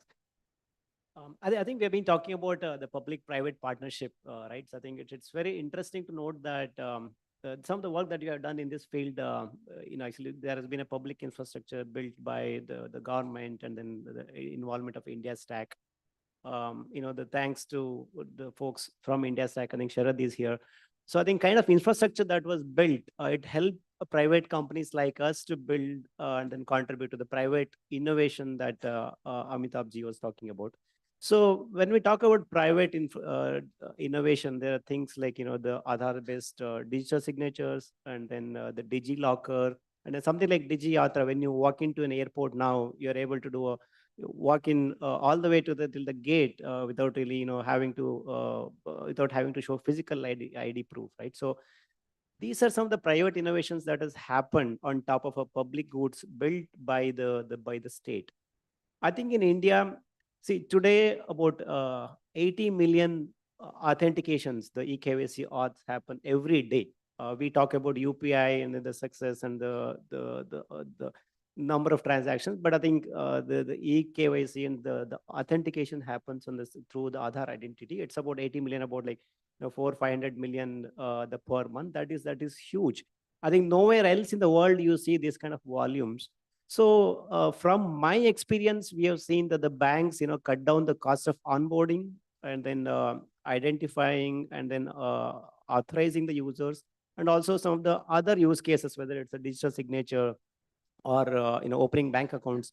The costs have come down from anywhere between like 500 rupees to 50 rupees, like 1/10 of the cost. So I think this is the classic example of the DPI here that we can extend it to other countries and other places where, I mean, you're talking about 1 billion people in the world having some form of identity, but then the rest of the world, about like 6-7 billion the people have either paper-based identities or there is no digitally extensible and then the open API-based systems available. I think we have a classic example where the private innovation has really helped us take the public infrastructure to the masses, and by opening up the digital public goods to private corporations and then individuals and then other segments of the society. I think we can do wonders. Thank you. Thank you so much for that. As we think about this DPI question on ID, there are, it's happening at multiple levels. There's the India story. There's the, MOSIP that's taking it to different parts of the world. There's what India can do as it pushes in terms of standards and taking that global leadership role. But then to you, Mr. Agarwal, there are also lessons from India's own story that should be embedded in what we take to other parts of the world. And I think what I want to talk about is, the idea of governance, because DPI is a complex set of, it's an ecosystem. There's the private sector that's involved, there's government orchestration, there's, sovereign subjects like digital IDs. So how do we think about governance when it comes to inclusion, when it comes to privacy? What the Secretary Meti also brought up is that it is a question of trust. Only, it's not a build and they will come thing. It's, how do we make sure that we are able to trust these digital public infrastructures? And I would love to learn from you in terms of what are the lessons from India that can be taken to different parts of the world on that. Thank you, Astha. So I'd like to begin with something which Sanjay just said, and which was two things I noted in his intervention, which was like, well, India would like to share. Well, India would also like its own champions to emerge from the private sector, and that India would also, and that the whole issue of the public and private. So essentially, there are two underlying boundaries in that statement. One is that there's a boundary of nations and there's a boundary of the public and the private. I think I would like to put it very differently. When we are creating digital value, it is necessary not to have boundaries to extract full value. And the answer to that, as we know in the space of diplomacy and security and geopolitics, is to try to make boundaries irrelevant. That is really the name of the game, which ties into what Astha just talked about, which is about governance and which is about law and which is about trust. What really, when do boundaries become irrelevant? When the rules of the game, the governance of it, when interoperability, all of these are a given. And then what grows is, on a competitive, transparent, level playing field basis, whoever contributes greater value can grow. As an Indian, I would say, may it be our companies, maybe it are our entrepreneurs and innovators, but we should be totally open to whoever does it better and take it from there. So the idea cannot be a narrow parochial or patriotic vision. It has to be a globalizing vision where everybody gains. We believe we have something to contribute, but we believe equally that if we create common value at a global scale, we too will gain in general. And maybe if we have greater value to contribute, some of our companies, entrepreneurs, innovators too will grow more. That's a byproduct of an overall growth proposition. Now, how do we make this happen? If you look at the India story, we started doing certain things. The questions of trust came early on in the Indian journey. There was a public interest litigation in the apex court of this country, which went on for many years. All kinds of issues were discussed threadbare. There were successive rulings and decisions. There was parliamentary legislation, and all of that underpinned a very strong legislative architecture for what we have today in place in India, and which is duly sanctified by the highest court in the land. The importance of this is often not understood by various countries that approach us for discussing things. And I would very strongly urge to take a moment to study the architecture, the governance architecture, legislative and otherwise, which is in place in India to underpin all this. And I think it is absolutely imperative that similar architecture with whatever be the national values concerned be in place in other jurisdictions.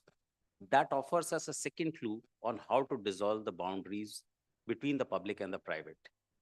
We mistrust the private because private is a private ownership and it may not always align with the public purpose. The real answer to solve this is always have law in place, have obligations in place, have regulation in place, and then ensure that the ownership of what is of critical value, one, it is the ownership of it is widely diversified. We had stock exchanges, demutualization happened in Wall Street, demutualization happened in Indian stock exchanges. And if something is widely held, no single person is allowed to own things, and the rules of the game are transparent, and interoperability and adherence to open standards, common standards is mandated, then and there is a regulator in place to look into things and there is law, boundaries become irrelevant. And that is really the way to go. And with that, then comes the next question, that since Indian entrepreneurs and businesses have tried successfully and have realized their ability to create value and earn from it, and in a win-win proposition for everyone concerned, maybe the time has come for Indian enterprise to think not only in terms of, and maybe for other countries to think not only in terms of Indian enterprises as system integrators and solution providers, but even as entrepreneurs who can participate in such structures. And anybody else can. Whoever wants to put in risk capital in a regulated framework should be willing to participate. I think that is how things would happen, because other places may not have to begin with in their national economies sufficient scale and sufficient existing experience with enterprises to really make this grow. So that is a thought I'll leave on the table for others to chew on. Thank you. Thank you so much. Thank you. And that was a very complex set of things to think about. But Arun, as you sort of wade through all this complexity, I think I'd love to understand how you envision MOSEP's role as well in also venturing into countries which have different levels of capabilities, which have different regulatory structures, and then trying to instantiate digital ID with everything that Mr. Agarwal also talked about, is that journey of entrepreneurship, the journey of regulation, and the journey of capacity. Yeah. Thanks. Of course, the way we operate, many of the interactions that we have are countries with lower capacities. Probably the developed world already has systems and they may not need them. And our own focus is also maximizing the benefit that digital transformation brings in for service delivery and for overall transformation. So I think there is a subjective method to how we operate with some of these countries. I think the first order of business is to understand that the overall genesis of the ID system that is being put down is in a development framework. Of course, each country will have their national security frameworks and they should be free to do whatever they want. But our interaction, the entire philosophy and technology principles are oriented towards broader transformation of public economy and digitization. So that's one level of kind of criteria that we employ. Of course, most of it is open source, anybody can consume. But our effort to support on capacity, on involving a broader commercial ecosystem to go operate is dependent on this fundamental basic principle. And we also kind of take advantage of a larger network of actors, including the World Bank, the UNDP, the Tony Blair Institute, and others who are working with these governments to build, even if rudimentary, a structure for data regulation, a structure for governance of this system. For us, it's quite obvious now that UIDAI is an authority which operates Aadhaar and enables the entire government to access authentication services under a policy. It's not so clear elsewhere. I think the foundational aspect of foundational identity, however kind of simple sounding, needs a regulatory thinking for it to become live. And unfortunately, we don't see this often in most of the governments. But thankfully, and also we should always we should always expect that the governance will move in the right direction. It's also a process. We saw firsthand the evolution of how, for example, Ethiopia approached their systems. Initially, the project was located in Ministry of Home, then it moved to the Prime Minister's office, and eventually now they're setting up an Aadhaar-like independent organization. So if we were to make assumptions that they don't have the right governance structure and therefore let's not engage, we would have probably lost a wonderful opportunity. Ethiopia is emerging. It has a bright set of people, the right intent, all the policy decisions they're making is in the right direction.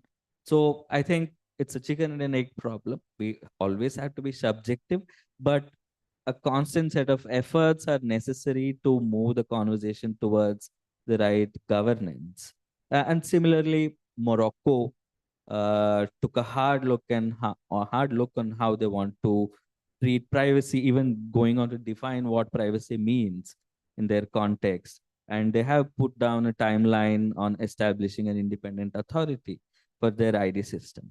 I think we should appreciate the fact that MOSIP learned from what Aadhaar did in terms of foundational aspect of ID, data minimalization, independent governance, offering authentication or ID verification as a service across the governments will end up pointing them towards the right governance structure, but the effort still needs to be made to articulate this correctly. First of all, I think nobody else is better suited to articulate this than UIDAI themselves, like putting this down in clear terms on what were their learnings, and then guiding the countries through also putting down this regulatory frameworks. Absolutely. No, this is super helpful and also sort of echoes with a lot of what we learned as we were building this DPI approach playbook, because we talked to many, many countries in the process because we wanted the document to be demand driven. And what we learned is this institutional capacity question really was a moment. It seems like an insurmountable thing for countries to traverse. But the approach that you mentioned is that the necessity of engaging and not pulling away from those conversations and allowing the countries the space to maneuver and navigate their own ecosystems is really critical. Sanjay, I know you wanted to add to this, but I also wanted to tack on another question as you do that, is that, there is also this question of the structure of the institutions themselves and finding these champions. And again, going from the India story, that was always, we've had a group of champions from the word go. I was answering RTIs in 2010, so I know who those champions are. But how do you also create that ecosystem of champions and institutions around this? Thanks. Let me first add to what Arun said and Amitji also said. When we talk of digital ID and standards as a product, right? And I'm going to sort of use it in a bit of an abstract sense. It's just not a piece of, it's not just APIs. It's not a piece of software, right? It's a stack. You have to think it also in terms of the regulatory and the legal thing and the policy. There's also training and whether there is hard infrastructure available in a country, whether do they have data centers, do they have networks, broadband access, mobile penetration, and what is the training required in that country to be able to have a successful deployment of a DPI. Rwanda, for example, official registered number of software engineers was 3,000 in a country with 12 million people. So you can go there and talk about all the DPIs you want, but state capacity just from the training access doesn't exist, right? So when you think of this, now who's going to go and do the training? Somebody has to do the training. Somebody has to provide funding for providing the hard infrastructure. running of all the data center based and the broadband networks, who's going to do that, right? So we have to think through this as a quote unquote stack of possibilities and then have multiple mechanisms.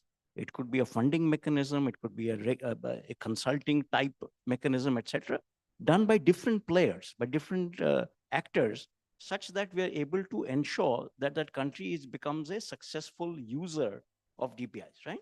And therefore, coming to your question, what is the kind of institutional architecture necessary to be able to drive this?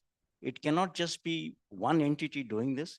It can't just be the government. It can't just be the private sector. It can't just be an academic institution, right? We have to therefore think of newer kinds of organizations. Let us say, and India, to its credit, has created newer organizations, let's say like NPCI or ONDC, right, which are Section 8 companies created with the express purpose of furthering that DPI, right? Whether it's on the UPI front and all this open networks and so on.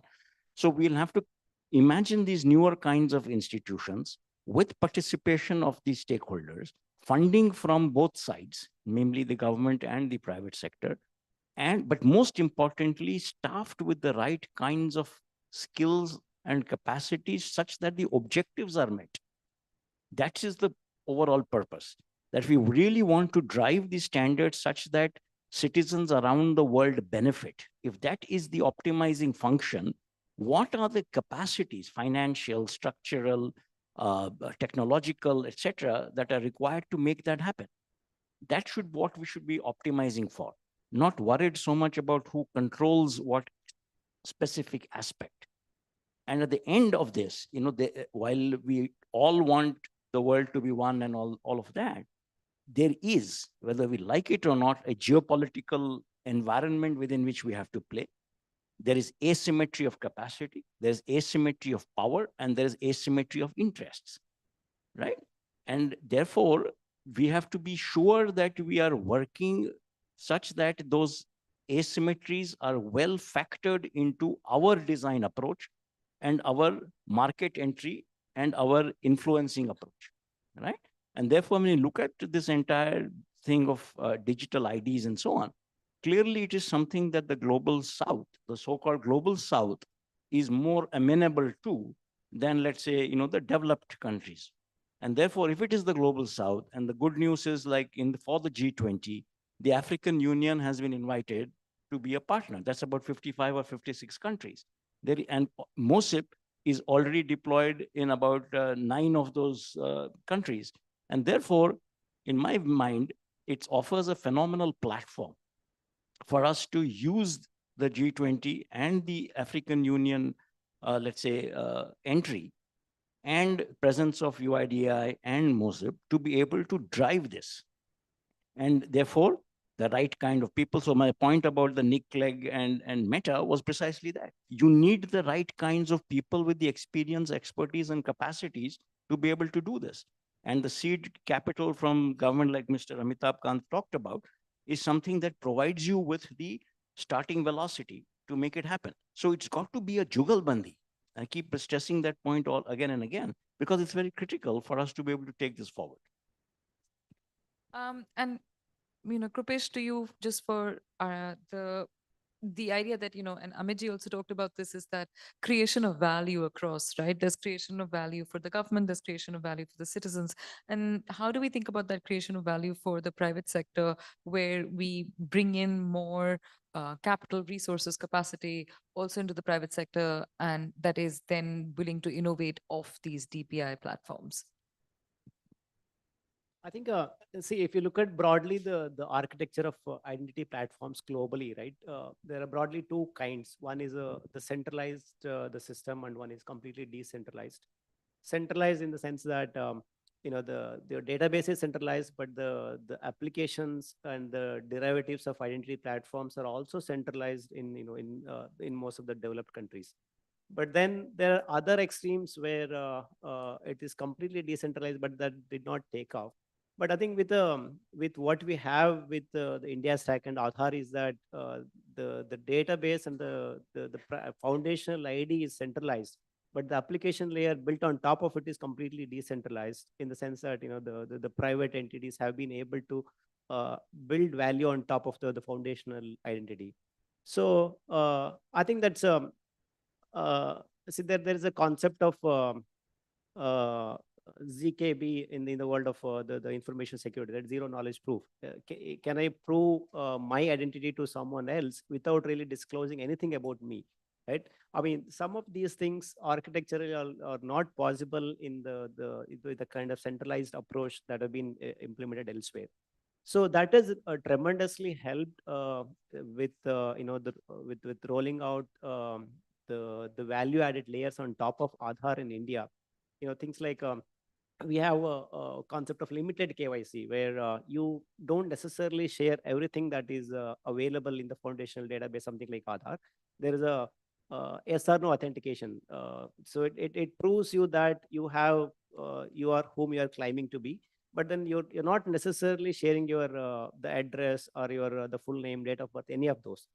The similarly, there is the limited KYC that could be implemented, right? You could share your maybe your the PIN code and zip code and maybe your the year of birth, but not more than that. So with this, I think some of the value addition happens on top of that, whether it's electronic signatures where we only get limited KYC, and something like the DigiYatra where you only need to get the face match the information and then face match ID. And then when it comes to the banking, and then where Just to interrupt though, but like, can you talk a little bit about how do we gravitate more private sector organizations to work on DPI-led issues?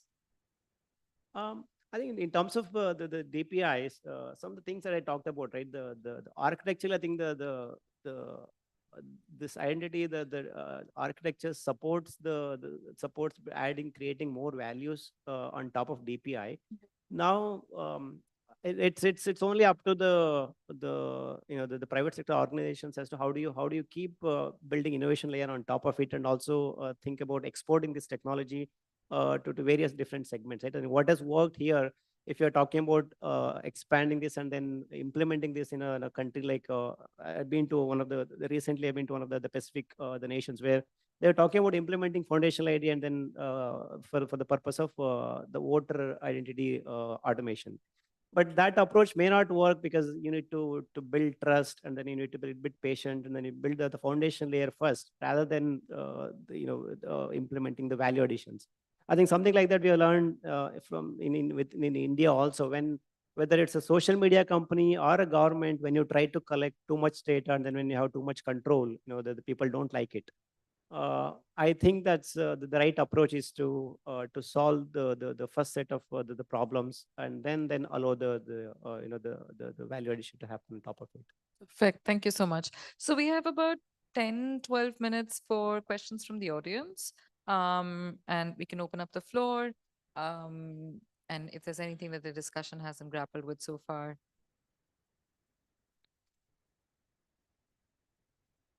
There's a question at the back, I think.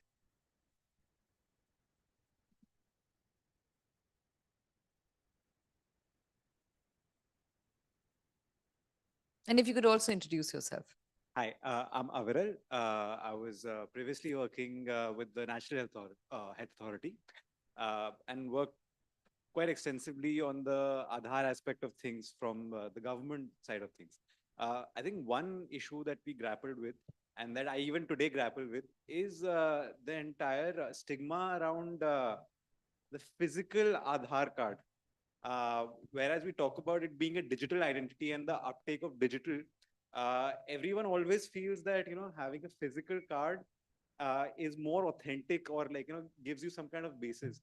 And as we talk about, the private sector uptake of digital ID, it is this stigma that always comes in the middle.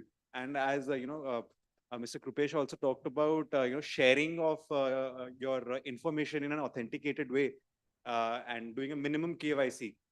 Sir, how do you view that we can actually increase this uptake of sharing of digital ID? I mean, on a day-to-day basis, we have to show ID everywhere. But there is such a strong labyrinth of regulation which prevents that easy sharing of your digital Aadhaar, and for it to also be authenticated easily. I mean, something as simple as using your DigiYatra. I was just checking into the airport, and I showed my digital Aadhaar even at the airport counter. And the airline was like, I need to see your physical Aadhaar. And I said, this is more authenticable. I mean, what I'm showing you on DigiYatra, because I've authenticated this. Whereas someone can actually forge the physical card. But they just did not feel that, authentication with the, even the DigiYatra Aadhaar.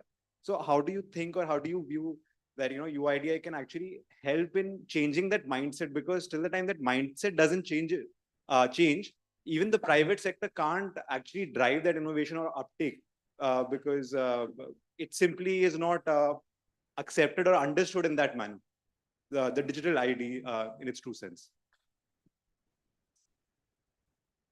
So learning and behavior change happens with experience. And the big thing that has happened recently, which we hope will drive this change in a massive way, two major trends which are currently happening in Aadhaar usage and adoption are: one, the original use case of Aadhaar was subsidies and benefits, government monies being credited into accounts through direct benefit transfer, DBT, as we call them. Today, we have over 1,000 such schemes. All that required was you needed the details and the identity, and you could then just remit the money. There people, and this was the lowest economic strata typically in the society, and who would often approximate also to people who would be the least functionally digitally literate. And they found it easy to use a card. And the sole transaction involved was occasional remittance of money into the account. The other large use case, which is now driving volumes and authentication volumes, is services. Services are demand driven. They are not government program driven. And everybody now is now digitally functionally literate. There are 83 crore mobile phones in India, 830 million mobile phones in India, and this number is rapidly growing. Smartphones I'm talking about, not just ordinary mobile phones, 830 million smartphones in India. And this number is growing. And what we have now in place, so these people know the value of at a click, and they want to use it. And because of that, there is rapid growth in service related use cases. And as that happens, both at the people who submit their details and at the level of the people who accept and rely on Aadhaar-based authentication, there is learning happening that one should not rely on physical cards. One should rely on authentication or the offline QR code-based verification. The second part of this is that since January, we've launched face authentication. Today, it is live in over 20 cases. Another 30 are technologically live. This universe too will grow very, very rapidly because this is device independent. This does not have the problems of, which you face in the other two cases of iris and fingerprint, which is old and worn out, or cataracts, or finger, and plus it is contactless. And one can do it on one's own device. So you can do it from anywhere. So as this happens, people will automatically grow rapidly. And also, I think what's very clear through this conversation is that the digital ID and other kinds of DPI are so deeply context driven. So, it's different kinds of applications, interfaces, regulatory systems, institutional frameworks. But what can be potentially made to speak to one another is ideas of standards and make sure that they're interoperable systems so they can exist in their own context, but still have the ability to talk to one another. Any other questions from the audience?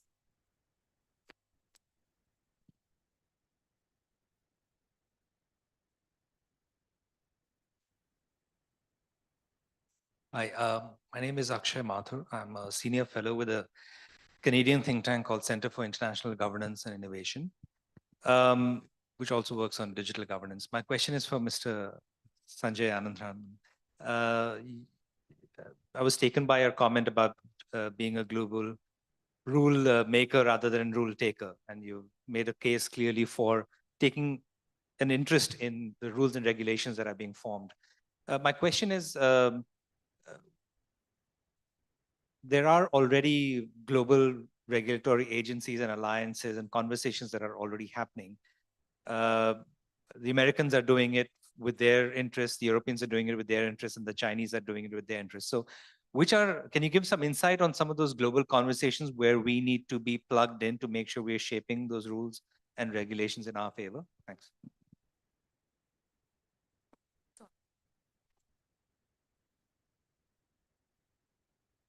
Thanks. There are obviously, the Europeans are doing their thing. China has got its own thing. And the US, of course, it's a different animal. The question is, who's doing it for the countries like India? There's nobody. Everyone is focused on their interests and their use cases. And countries like India, broadly, like the event document also refers to as the global south, which is, I would say, almost 6 billion people. So who's doing it for them? And for too long, I think there's been an approach that, and countries are realizing and are stating this in as many words, that they do not want to be bound to any country, any technology, any specific vendor. Hence, a non-hegemonic, open, interoperable system from a friendly country, in their view, is what works best, which means that the entire stack is something that they're open to using, exploring, deploying.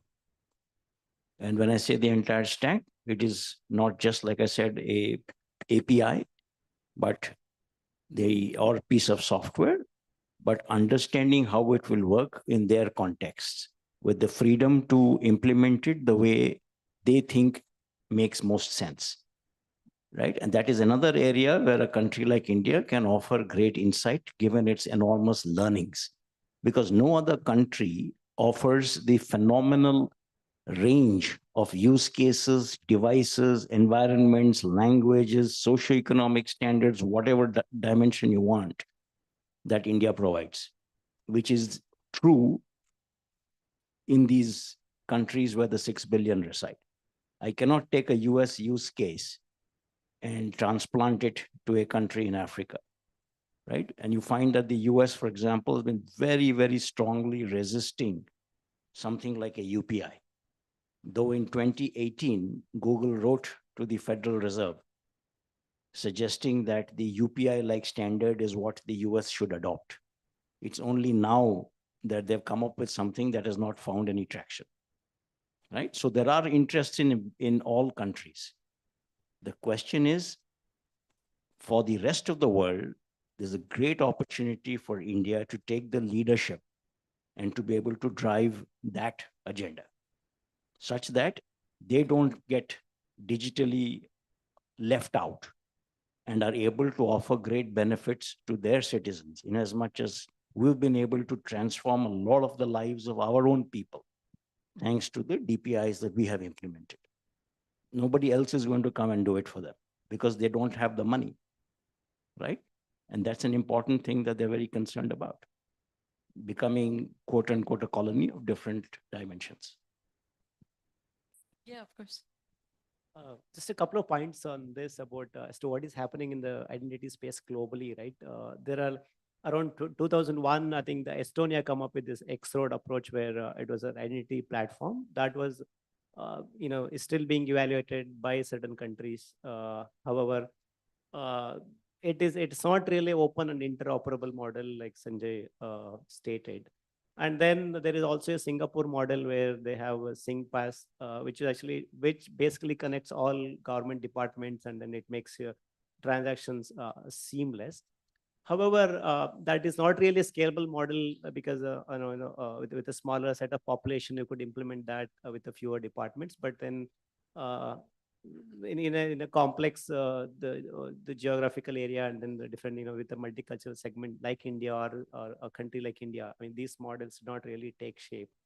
There also, I think the talks about using the Estonia model in the European Union, where it's for cross-border transactions, travel, all of that, but still it hasn't really taken shape. Primarily because of the public-private, the lack of the private innovation that could happen on the public infrastructure layer. Great. Well, thank you so much for a fantastic conversation to all my panelists. I think that We have a lot to learn from India's G20 presidency and how do we take things forward as things move to Brazil and South Africa. You know, the global South Troika, which has us well positioned to make some of the difficult decisions that Sanjay also talked about. So, and thank you for that. And so moving ahead to inclusive, secure and safe DPI system and hopefully more inclusive panels as well. But thank you, everyone. This is really wonderful conversation. Thank you.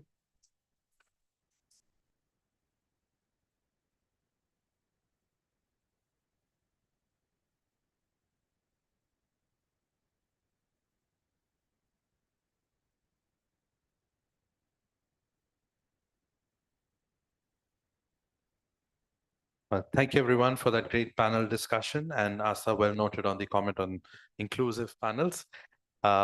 Moving very quickly to the next segment. Our next segment is on payments fueling the digital economy. For this panel discussion, may I please invite the following panelists to come on the stage. Mr. Vijay Shekhar Sharma, CEO Paytm. Mr. Sharma is the founder chairman of 197 Communications, founded in 1997, and its consumer brand Paytm, one of India's iconic startups, which he started in 2010. Mr. Deepak Pargaonkar, Vice President, Solution Engineering, Salesforce India. Mr. Pargaonkar has diverse experience in digital transformations in his career spanning over 27 years. He's also worked across the industries, financial services, communications, manufacturing, retail, and public sector. Mr. Anubhav Sharma, Deputy Chief Business Development and Marketing, NIPL. Mr. Sharma is an experienced banker, especially in digital products. As part of his role, he leads the internationalization efforts for RuPay and UPI. And Mr. Arif Khan, Chief Innovation Officer, Razorpay. As the CIO, Mr. Khan is primarily responsible for leading the banking, risk management, regulatory affairs, and public policy teams for Razorpay. He was previously the Chief Digital Officer for NPCI. This panel discussion will be moderated by Ms. Mansi Kedia, Senior Fellow, Indian Council for Research on International Economic Relations. Ms. Kedia is a Senior Fellow at ICRIA with over 13 years of experience in public policy. Her research focuses on issues of the digital economy, including governance of the internet, emerging technology, competition, and DPI. Again, to ensure that we run on time and we have an extra few minutes, and especially because the next session is lunch, I request that the panel discussion could be definitely wrapped by 2 p.m. Thank you. Over to you, Mansi.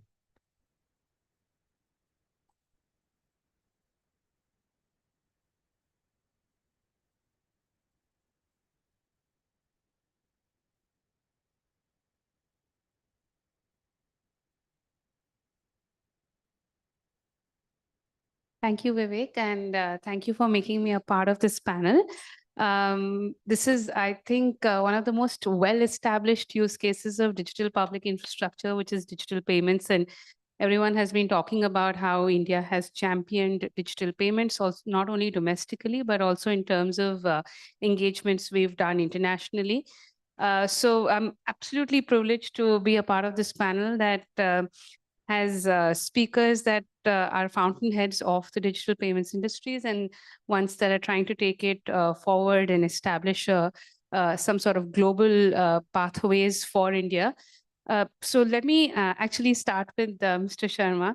I mean, no one needs an introduction to what Paytm has done and how much we've progressed in digital payments. But I want you to talk a little bit about, how UPI really led to the success not only of Paytm but for digital payments in India. What were some of those success factors? What do you think drove, and what do you think needs to be done going forward? Thank you so much, and again, privileged to be on such a panel.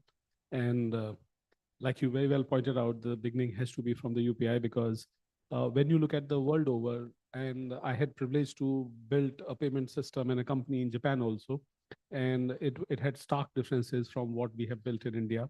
And those three differences that I figured out, and they became the cornerstone of success, are number one, real-time payments. So typically payments happen in a batch process. And if you notice, we have not been able to solve for cross-border payments beyond the batch process yet. and government of India and regulator have pursued real-time payment as a success parameter. And there is truly the magic. For example, like we send a message which reaches instantly, it does not go in a batch. And typically core banking systems are made in such a technology where the batch processes are submitted to the core banking system. But the magic of UPI is that it is real time and real time deduction and settlements. And that is where the core of beginning of the biggest impact, I would say, is here. And any country which wants to build a rail of payment, which is as successful or even, let's say, the foundation of their digital success, has to build a real-time payment rail. And I point out here that after the success of India's UPI, Brazil's PIX, and there are different countries inspired by our UPI system that have built. United States in 2024 has launched the banking real-time payment system, GEL, competition to GEL, purely because of that it is the way the payment's supposed to be. So number one, I would put on that. And number two success I'd put on is that we at Paytm were able to discover the acquiring cost of merchant to be reduced to dramatically lower price, like a la QR pays or QR that you can give to a merchant. Typically, erstwhile payment system were made in a way that merchant who wants to take digital mobile payment had to put a costly computing device. We call it POS, EDC, whatever, what you may want to call it, but it is costly capex wise and subscription wise. And on the other side, you had a model where you could give a paper sticker and the merchant is formalized and available. And this happened due to the mobile revolution, because ultimately on a point of payment, there is a requirement of computing and network. And I think in Paytm, what we did was that instead of having the obligation of computing and network to the shopkeeper, we said, let the customer take the obligation because you have a smartphone. Let the request go from the smartphone to the back instead of from the shopkeeper to the backend system. And I think QR code revolution, which is everywhere we see in India, is an answer to that. So if we were to look at emerging economies where the obligation is to build low cost real-time payment, the real time is an obligation of central bank, and low cost, I think, is an answer out there in a mobile led systems. You can do tap, you can do scan, whatever you want to do, but ultimately consumers network availability has made that second bit. And third, which I think is very unique to Indian government, our commitment, our government's commitment to Digital India, our government's commitment to lead citizen charter, lead the citizen charter by the mobile and digital led technologies, made the obligation of cost that typically a merchant bears when there is a digital payment to be subventioned by government. So NITI Aayog, I have a lot of applause here for them and the government of India, through which they subvention the cost of payment to the merchant, which exists in the system, by virtue of giving incentives and sort of subventioning it at the year end in the year. So now there is no practical reason, because for a shopkeeper, it's a low cost, zero cost, and it's a low cost to get onboarded. And then there is a no cost model of making a payment.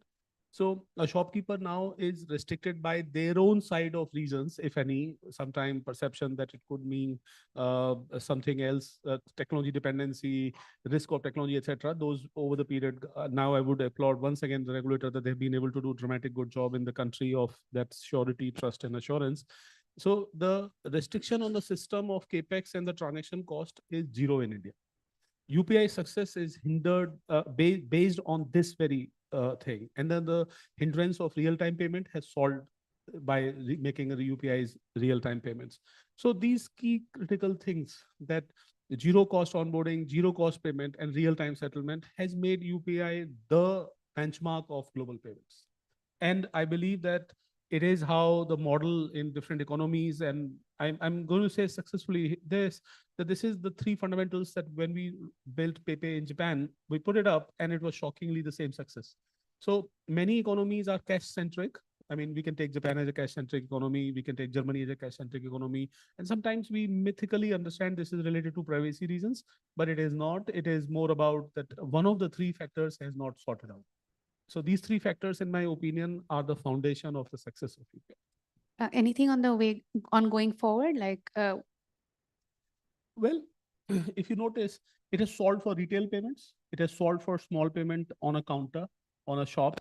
And this is the dramatically large amount of payment. As soon as we go more than 100,000 rupees, like typically $1,000 plus, then we go to another payment system, which is a batch process, but they are real time or short term. And then you go through the payment systems, which are not necessarily led by shop, for example, like toll payments, parking payments, and so on. So there are different solutions that have been created like FASTag, etc. So I'm going to say that all payments need to go through this lens, that are they real time? Are they solving for cost, and are they solving for availability? And there I'm going to say that going forward, there is a lot of innovation that we have in India yet to do. And one of the things, I can see Lizzie in this room, so I'm going to say that bank account payment have been the foundation stone. Now the credit as a payment source, wealth as a payment source, insurance as a payment source is yet pending to be innovated in India. And I see that our regulator has just few days back permitted overdraft from a bank. So the first is a rail or a platform on which the payment has to be made, then the innovation in funding sources, and then the innovation in acquiring innovations. These are the three sort of, I say, step 1, step 2, step 3 there. So we are now in a step 2 where we are innovating on payment source, adding credit there, buy now, pay later, EMIs, or a full-time credit, and how can we make those payments? So that is the state there. Excellent, excellent summary.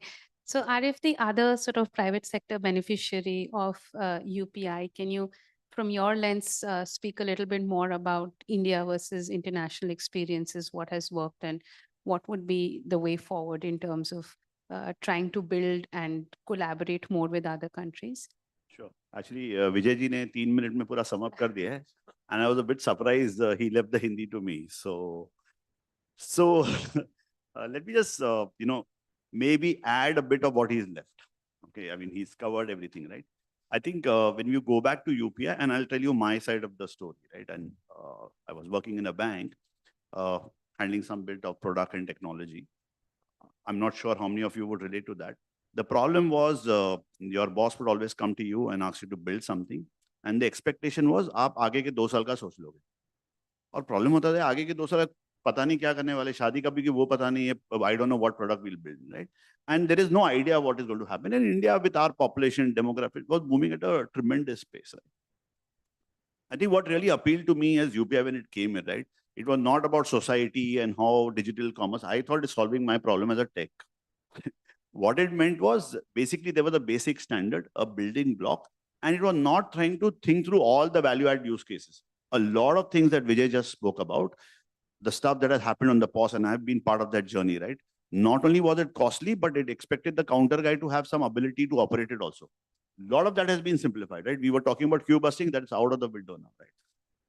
So it actually, at a personal level, when we guys used to think through it, we said, yeah, lagta hai isse solve ho jayega, right? But we couldn't really understand and appreciate it to that level. And Sharad just walked in, right? And what used to happen is this entire, India already had started working and we were doing very well on the Aadhaar front. I think it was around 2014, 2015. And the Indian think tank, right, Sharad included, they used to come and meet our CEOs and MDs. A problem hota was CEO, MDs already have reached a certain stage of life. Kaam to hame karna padta tha, right? And this Rajni, those 3 circles that Sharad showed in the morning, eventually it somehow reached us, right? Because if you realize in 2014 in banks, you were not able to access the internet. You only had intranet.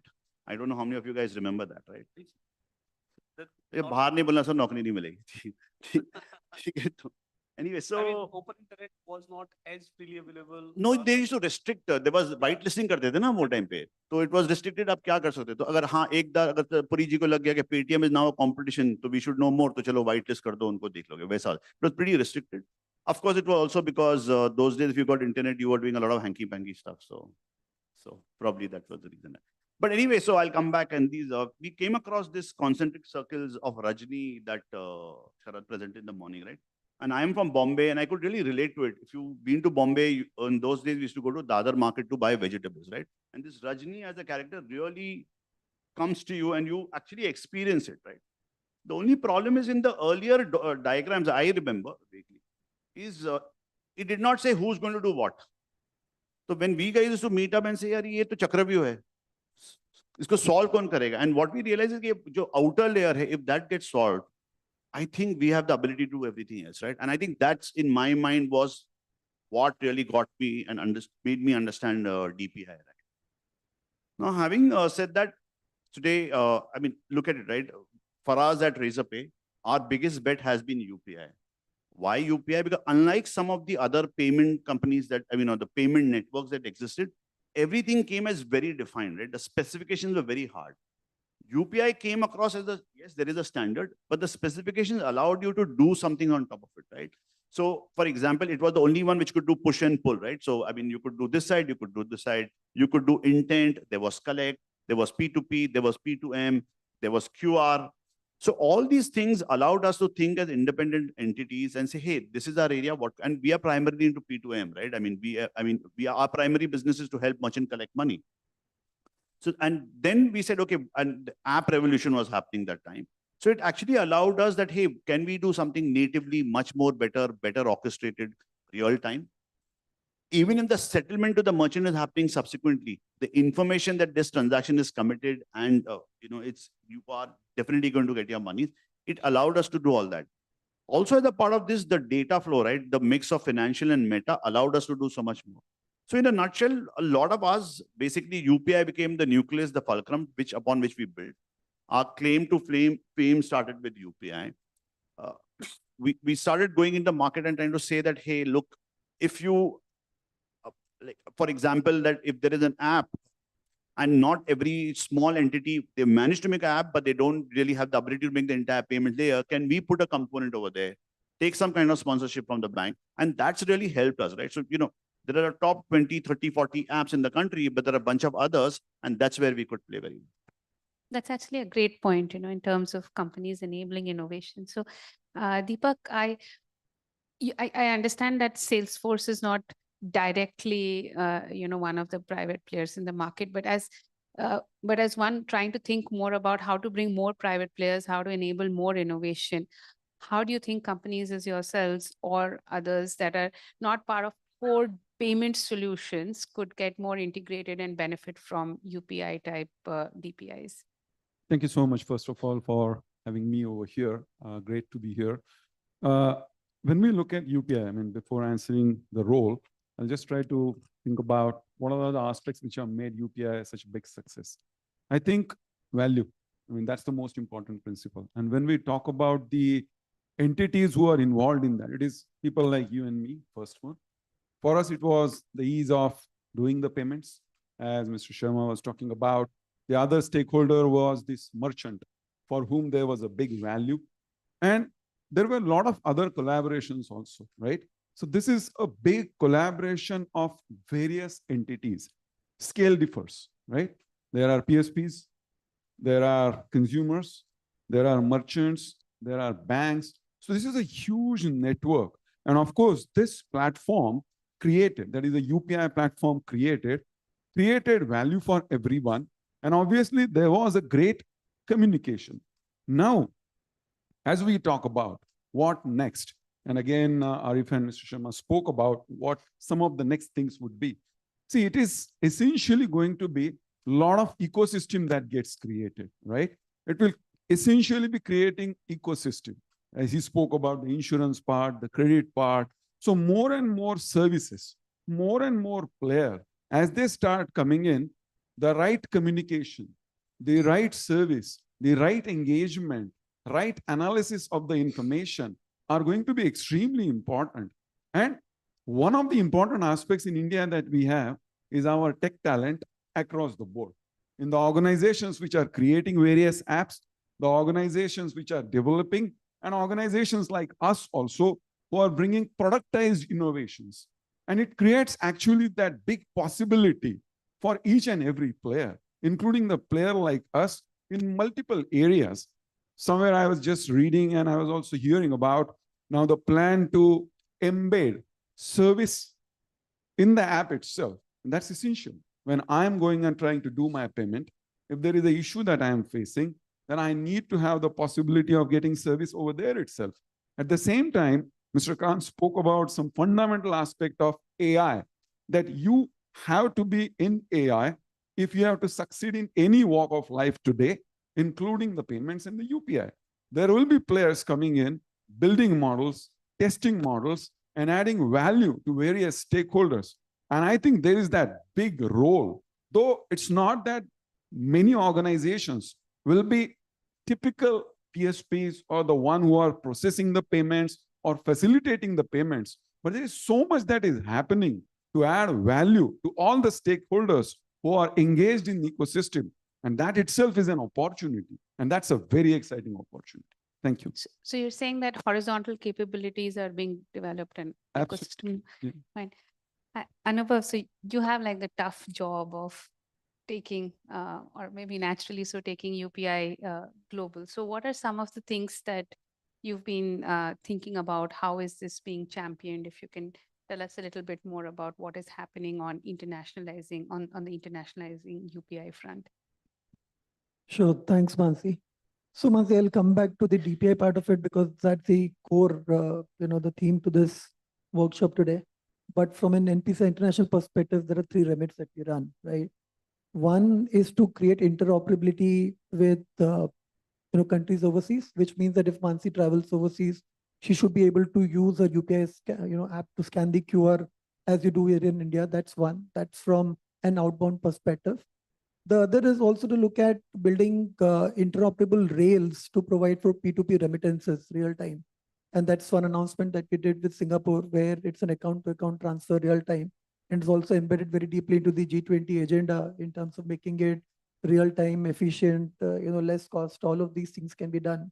And then regulators and the governments obviously in much better control if you have a bilateral arrangement going through. The third part that we do is also see where we can work with other countries who would be able to build this kind of an infrastructure, the DPI in its truest sense, and that creates a domestic interoperability within that country. And the fundamental again goes back to G20 on the Vasudev Kutumbakam. If we have had a good, a dream run with UPI, can they also look at a similar UPI-like stack there? Now, if you come back and understand on why these things become very difficult is fundamentally on 2 counts. One, the government's vision here. The regulator is very, very progressive.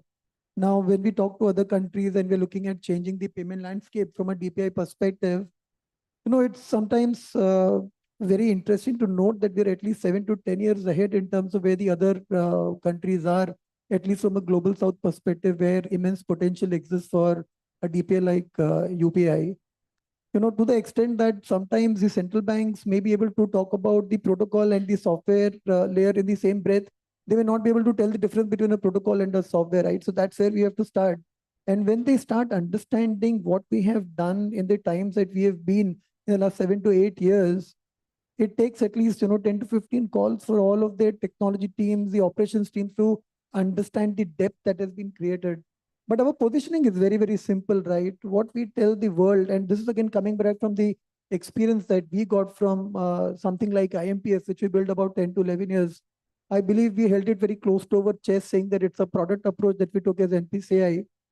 But today, NPCI has found its niche. It does about 500 million transactions a month. But if you look at UPI, which is doing about 11.5 billion transactions a month, the evolution of NPCI per se, from a product to a platform strategy has been very, very important. And making this fundamental principle known to the other countries that they should not look at a product, but a platform strategy, and open it up to the private participants, like I think Vijayji mentioned, and Arif kind of alluded to it, for providing a level playing field, for providing the growth in the tech layer itself. They do not understand because these countries, even the global south, are still fundamentally looking at solving a problem, right? So the business requirement document, if it says that you should solve for a P2P, they do not understand the reality on why DPI looks at an open architectural framework. Because if you come back and look at UPI, what it has done, it's created a layer, right? But it's created a layer for posterity. Any initiation channel will eventually, through the standard specifications, come back and integrate into this layer. Likewise, we have not restricted any underlying source of funds. Right? Today, you have a savings account, checking account, credit card, whatever. And if there are countries who may want to do CBDC later, they would also be able to fetch the same wallet like you attach a savings or a current account and be good with it. But these are some things which are gradually building upon the nations. Like I said, we were very fast. And we have done fairly well until now to create that, mindset with people. That is something that should be looking at. But I believe it's a long journey like we've had in India. The times to come, we should have more good, news coming in from the partnerships that we'll have in the world. Thank you. Just one follow-up question on your mandate too, where you're setting rails between two countries. In one of the discussions that I was privy to, people who were involved in the process between, let's say, Singapore and India, was saying that while the technology integration is easier because financial systems and digital payments are so tightly regulated, with every country having their own law, sometimes the merging or the creating that interoperability between legislations is very hard. So in your mandate too, would you like to discuss a little bit about, if at all, any international regulations or standardization of laws and rules are happening to facilitate this sort of bilateral collaboration? Sure. So one part, again, when I talk about an approach to internationalize UPI, is not just the technology stack, right?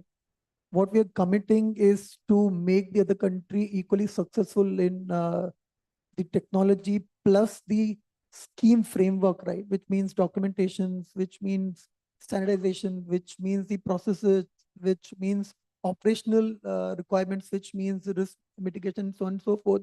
So it's a bundled packaging. It's not that we are a national asset, right? At the end of the day, we do not just go and talk about the technology. That's part one. Having said that, there are rules and regulations. There are fundamental building blocks that the other countries are looking at. For example, ASEAN is looking at a multilateral, engagement in terms of Nexus as a platform to integrate, and then, if you connect to that Nexus as a platform, then you get access to all the countries which are there. But again, like you mentioned, some of those questions come about, and it's not technology fundamentally, because integration is simpler. Which countries' data laws will prevail? Which country will have the rules to look at should at all a dispute arise in case of multilateral framework. These are some of these things which are work in progress. And I believe over a period of time, when all of these minor issues are ironed out, it is from an India perspective, and that's my personal view. If you look at a bilateral arrangement, which gives the government and the regulator much better control in terms of the throughput between these two countries, and maybe later evolve into creating rails, because these are context-free APIs, right? It doesn't matter what kind of value moves on these channels. If you're able to create context-free APIs, at least with those 30, 40 countries where we may have trade relationships, who knows, tomorrow if the regulator and the government do evolve, we may have much better, fund flow emanating on these same rails. So these are work in progress items at this point of time, but they will need to be ironed out in the times to come. Thank you. Back to you, Mr. Sharma. So in one of the key success factors, you mentioned political will, of which one example that you gave was the subsidization of the UPI system. So one of the flip sides of that is that, for businesses that are trying to create a model around facilitation of merchant payments, and if there is no payback, then it might disincentivize certain businesses and may have a role to play in terms of bringing newer or smaller players into the ecosystem. So one, I wanted to know your response to that. And secondly, in terms of how that would play out in an international context. So you're right that when the traditional business model of an industry is not followed through, then traditional industry players feel uncomfortable about it. But in my opinion, the very success inherently answers it. The fact that it is so successful and so many players exist, everybody is welcome to not participate. If they think that it is not viable and interesting, just don't participate. Let's see who does. So in my opinion, it is a good thing to follow the same model of commercial that traditionally been, but new things follow new business models. And that is what it is. So in my opinion, that's a overstated problem than an actual issue. If anybody has a problem, thank you so much. Don't participate. It's an open gateway. There is nobody is forcing anybody to be in this game. And everybody who's there are, if they are, let's say, we can take success of many other things. For example, like in App Store, many apps are free. And there are very big games or apps which are free. And they have a business model which are derivative business models. Freemium, advertising, subscriptions, cross-sell. There are many other things that people do it. So I wonder, why are we asking in this context either? I mean, does WhatsApp on the day one charges? No. Does it have a business model yet? Let's talk about it. Is it so grossly undervalued, not useful stuff that people are not buying for it? So my thing is that it is true that it does not follow the traditional business model, but it is untrue that it is not viable. That is the statement I'm saying. It has its own byproduct of business model.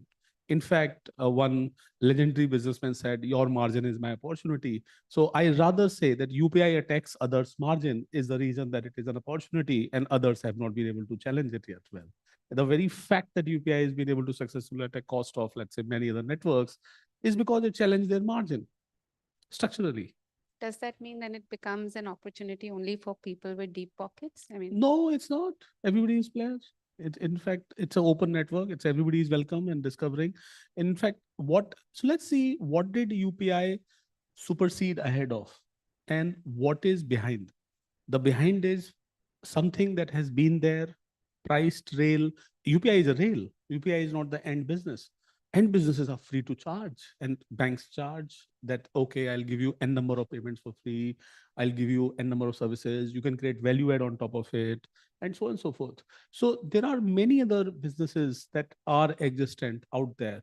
I mean, I'm very happy to share on the table that we who are champions of zero price MDR based UPI payments discovered that merchant is ready to pay a subscription. So what if that exists as a business model? You have to see the value. If the value attributable was discoverable and priceable only in a transaction, yes, that is something where the business model innovation is. So in my opinion, UPI's big success reason is actually business model innovation, which sort of is championed by Government of India. I think this is the Government of India's master stroke. Else, the real-time payment existed in IMPS. There was MMID that existed. There are N number of systems literally like UPI existed. And UPI for first 3 years did not have transaction volume. It happened when NITI Aayog in 2019 took a call. What happened between 16 to 19? So let's not say that 0% MDR effectively to the merchant, industry still makes money. And let's understand, industry money last year was 2,700 crore that was paid by Government of India. That's a clean margin. And I understand this is less. If it is too less, then please don't participate. If it is optimum, please innovate. So in my opinion, Government of India and UPI as network have taken this incredible call for making our country proud by taking not only the technology forward as NPCI has done, but also taking a business model of obligation of innovation and frugality of UPI in terms of cost to the merchant and cost to operate is also its global benchmark. Let's understand, let's not say that anybody else could have made it. It could have been made only if NPCI would have tried it, Government of India would have pursued digitization, regulator would have supported it. Let's not shy away from saying that. Let me just give another example of it. The byproduct of UPI success is a RuPay credit card. I mean, I would say that, and if internally you know it, because RuPay credit card was like a third cousin of credit card ecosystem, literally third in a sense, but yes, there are more cousins out there. But imagine when RuPay credit card came on UPI rail to make payment. Today, everybody on social media to practically reaching out to the bank asks by demand, I need RuPay credit card. From a third cousin whom what the value add they would offer and incentives have been attempted and many things have been attempted. But the power of UPI, you can see that UPI is taking care of his elder brother called RuPay on a card networks, which otherwise were not viably available as RuPay as an option. Now, so here it is. In my opinion, the reason that it is again, the power of commercial business model and power of scale and technology. We have to acknowledge that part. So while I've said a lot about that this is an open field and there is a technology, there is no secret about it that the acknowledgement of what is demand also is there, in my opinion, that we also should be concerned about it. So I would say government should continue the subsidy, increase it, remove the subsidies. It should be double, triple, 4 times. This is the pride of nation. अगर आप भारत सरकार किसी न किसी तबके को, social तबके को, किसानों को, कभी किसी इंक्लूजन को उनको पैसे देती है तो हमें भी देने चाहिए.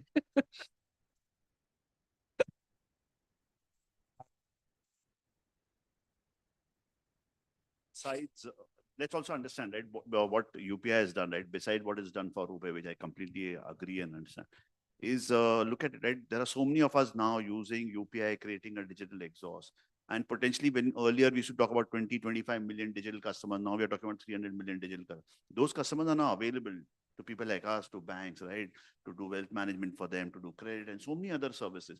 Similarly, on the business sides, and I'm sure Vijay would know that much better than me, a lot of these SMEs, right, who were earlier doing probably cash, because of the QR, soundbox, now they have a digital exhaust. Someone can underwrite them, account aggregator data has become easier. So I think the use cases have to be built. There is very limited money on the table directly in UPI as a part of the incentive. But I think if you take that and build upon it, there is a great opportunity. Right? And clearly that's been one of the unique things of UPI. If you look at it from a commercial model, I think it's really worked on. I mean, if you ask Rajani, and she's doing 200 rupees or 300 rupees business a day, and then you take away 20, 30 rupees of that, that's not really helping, right? Sure. No, I understand. Like, Yeah, I think Mansi, I would say one extra thing here, and very well extended by Arif. Look, mobile payment is a revolutionary foundation of our country's digital empowerment. The true dividend is in enabling credit for them. If credit is the revolution, if the payment is a revolution we all have participated in, it's an obligation of this revolution to generate dividend in form of small credit. And in my opinion, credit, by virtue of having significant amount of banking revenue to itself, will find a way to the UPI players. In other words, in my opinion, it is not an obligation, while it is, obviously I'm an industry participant and I would be happy to see more money being made on UPI transactions. And I'm not shying away from saying that, whether as a subvention, government gives it, or whether as a merchant pays it. I'll be worried about when merchant pays it because they will not pay it. So my intention is again going back to government pays more. Now let's go back to it. That the truest revolutions dividend will be when in our country where very small number of people, just like few years back had bank account, few years were doing mobile payment, few today have very less number of formal credit customers. When the credit reaches the masses, economy grows from the masses. Today, the credit reaches the top, economy grows from the top. Moving on from this, I wanted to just ask everybody actually from the private sector, and then I'll come back to Anubhav in the end, is to the role of the private sector in actually internationalizing UPI. Because I think the mandate of our workshop today is to see how to take this forward. And there is a role for the government, and then there's a role for the think tanks such as NITI Aayog and iSPIRT, and that whole team to drive it. But there's also a role that the private sector could play either in evangelizing the idea with countries they're operating, other countries that they may be operating in, or through just business innovation. So any three of you, if there's any ideas on how to do that. Let me tell you, Mansi, I think a lot of that is actually already happening also.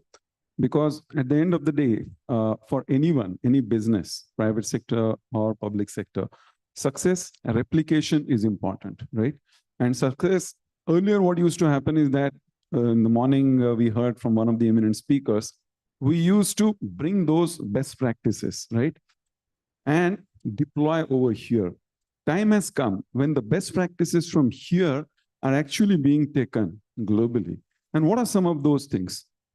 10 seconds loan approval, unheard of, right?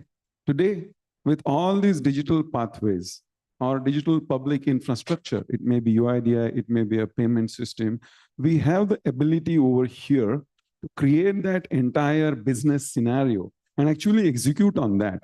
And this proverbial NBFCs, who we say that actually have earlier given a run for the money to the established players, they have done it based on this. And that innovation, a lot of companies, private players, are now actually talking about in a loud voice in their global organizations. And I'm just taking example of global organization.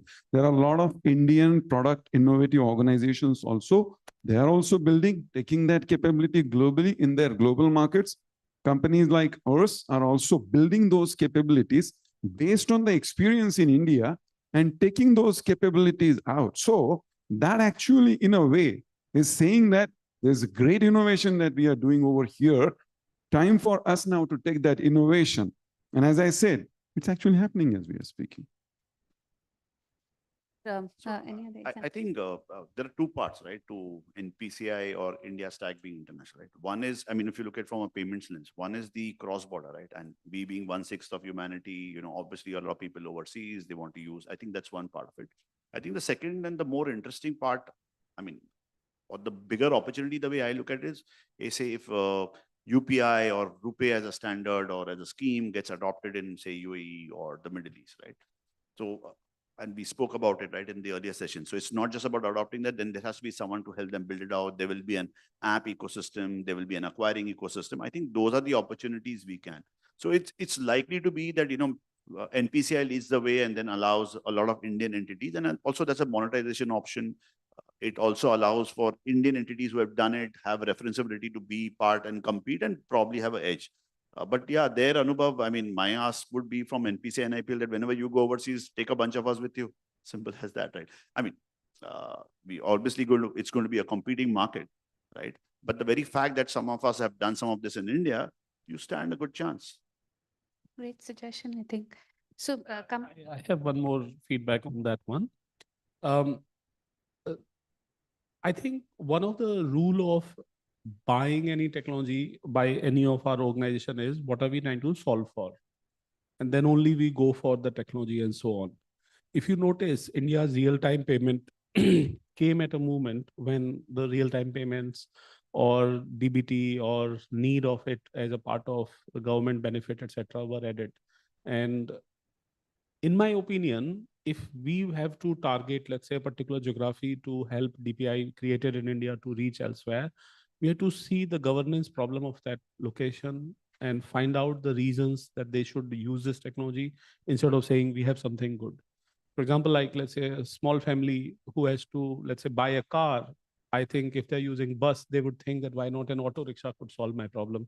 Or if I have to buy a car, then what kind of car would it be needed and so on. In other words, because in market there are cars being sold, you'll not buy it. Because you have a DPI, I'm happy to hear about it, but I will not buy into it. For example, like Aadhaar as an identity, different countries have different level of identity problem and solutions, and they have been able to pursue it and so on and so forth. And then let's say our cost is very fundamental. In my opinion, the dividends of digital payment and real-time digital payment haven't been understood and encashed well enough to let other countries take this yet.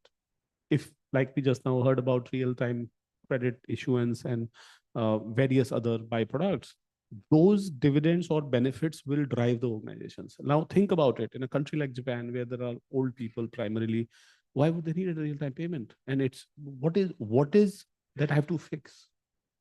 What is that I have to fix is the motivation for our DPI to go. And if we are able to pinpoint in a particular country, this is what we will solve for, they will buy more. And I would say unambiguously or find out what different solutions are or so on. That's my. Two suggestions you have come on. One is to do a more need-based intervention, and the other is to take the private sector along in these conversations. I'm not sure if either of those are being practiced, if there is a way in which you identify interest in another country when we look at internationalizing UPI, but if you could respond to both of these suggestions and if there is anything that you'd like to add. Thanks, Mansi. I think these are great feedback, direct feedback for us. And I would say that this in a great way is already happening.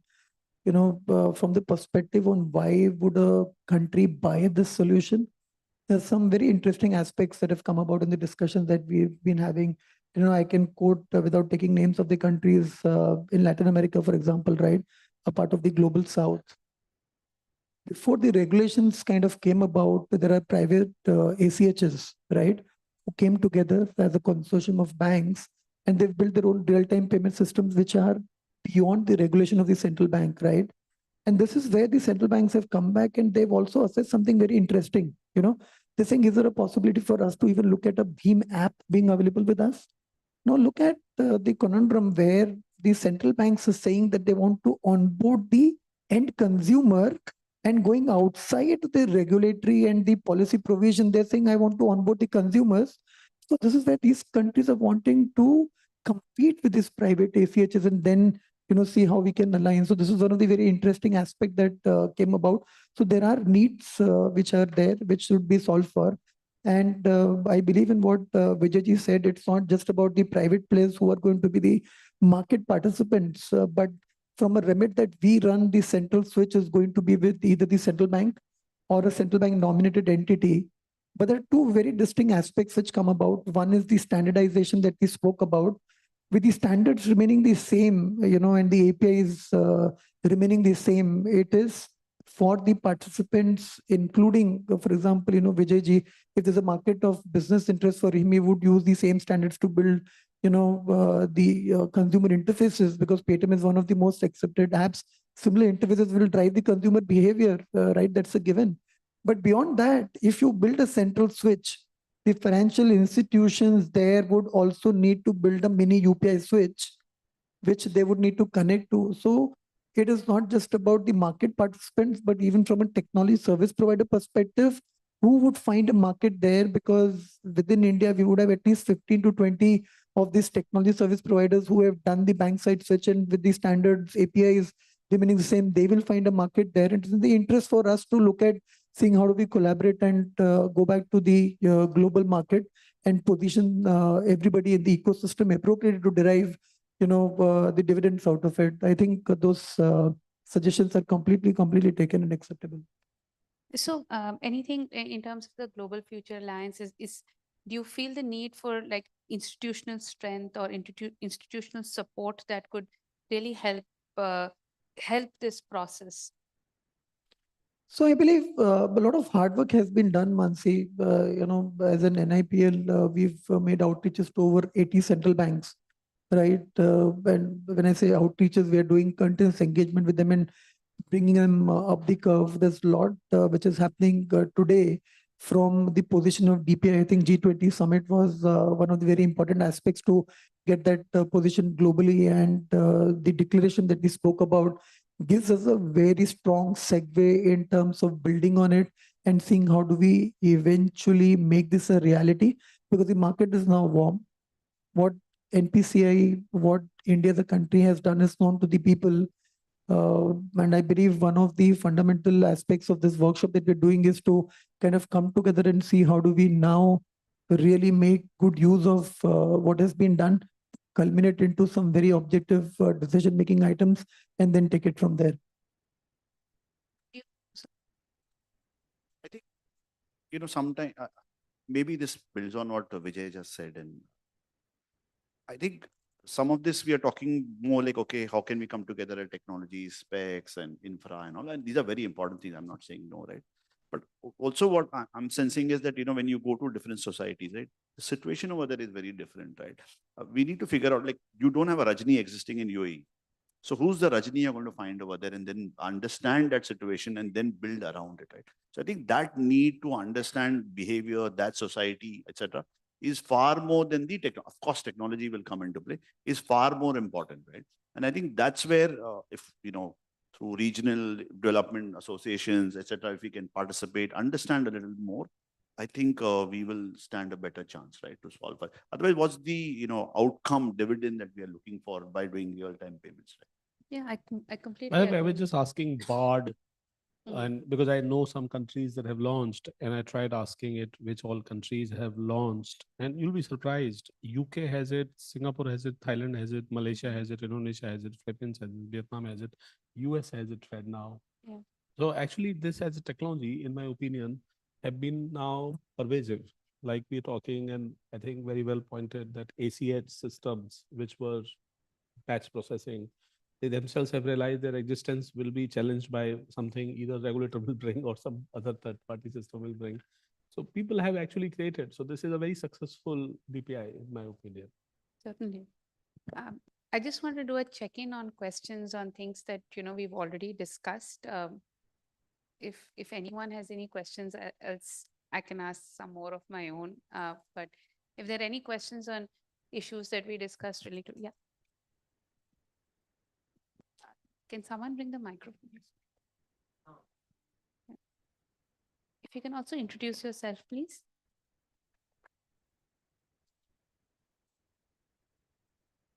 Thank you so much for the insightful discussion so far. Something that Arif said just stuck with me. He said one of the successes of UPI being used at population scale in India is about how it has got a lot of basics right without unnecessary value additions. So do you think, keeping in mind this simplicity and not unnecessary value addition, the barrier for innovation in this space is a lot higher? And if so, how do you think the competition in this space will probably shape up over the next few years? I was talking in reference to UPI as a protocol and going back to the earlier days, right? So since I came, I've been in payments for a long while, saw a lot of ISO 8583 and that stuff, if you follow that, right? It was great. It was very standardized, but it was over-specified according to me. What it meant is that it did not leave enough room for us to think something outside the box, right? And everything had to come from there is someone centrally thinking, okay, this is the next model, and then you work on it, right? And what we were trying to do is assuming that we can think something different, and at least I found it a bit restrictive. So that's the piece. And I heard it somewhere, I don't recollect where, right? I think what they were trying to solve is the problem of minimalistic rather than the sufficiency. So you do the basic building block and then allow the ecosystem and people to participate and build on those kind of things, right? So like a sound box is not like UPI protocol did not say sound box, right? But I think when Vijay and team took it to the market and really, and we all experience it, right? They've been able to leverage that as something over there and build on it. There's someone in 2014 when writing the protocol think of soundbox? Not necessarily.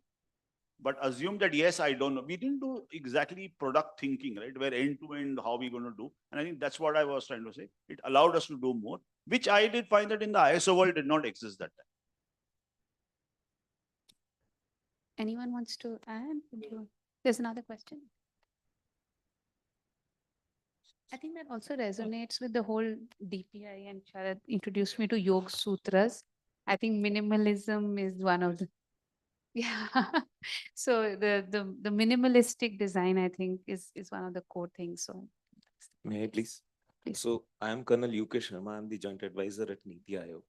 So now here, it's a thanks. In fact, it was a very insightful discussion. But meanwhile, while I was listening to all of you, and both the stakeholders are there on the platform, my question is to both Vijayji and of course to the reps of NPCI. What was the reason for share of Bhim UPI so much less in the market? Was it because of UI, which I thought of, or because of the head start with Vijayji had with already the digital wallet based customer base which they had, or else what were the reasons like? Still we haven't been able to. And now when NPCI has still got a humongous task, what Vijayji highlighted of cross-border, transactions, initiatives, and all that networking. So it's again a humongous task given to us. So what should we learn from that part? Second question is, what about the technical failure rates of our banks? For example, Indian Bank is having, I think, 8.4%, PNB similarly around 5%. What are those reasons? These are two questions to both of you, please. Thanks. I think you should say it and after that. So I think I'll go back to Bhim, the thought process per se. And this again, my organization may not hold this view, but, when we were building a Bhim as an app is the time when, a platform was launched, right? And when you look at the acquiring ecosystem per se, they understand the merchant acquiring piece. And we're not saying that before UPI, the merchant acquiring was not happening, and it was a bundled proposition that was taken to the market by the banks per se. So the merchants were acquired, but when you look at the issuing side of the business, right, there are not enough apps on the issuing side. And one of the very fundamental things that we need to understand is also a success of UPI is the interoperability in terms of onboarding, right, which is now aligned with the open banking ethos. Is that today I could be on a Citibank app, right? And I could be drawing funds from my State Bank of India account. That's completely possible. Now, when I look at, and this is very philosophical, right? When I look at me as a bank, and I've worked with banks earlier, handling liability accounts as a proposition, getting a consumer onboarded, right, is a cost, right? And you cannot, beyond certain value, incentivize the consumer to come on board. I believe it was about 250 rupees or thereabout is the incentive that you could give. Now, once a bank gets a consumer onboarded as a liability account, I, as a bank, would obviously want to ring fence this customer because he's mine. Now, suddenly there is an explosion which happens in terms of a mindset where this customer can also be onboarded, be it even in terms of a user interface by a third party. That is where Beam also became relevant, was still building up.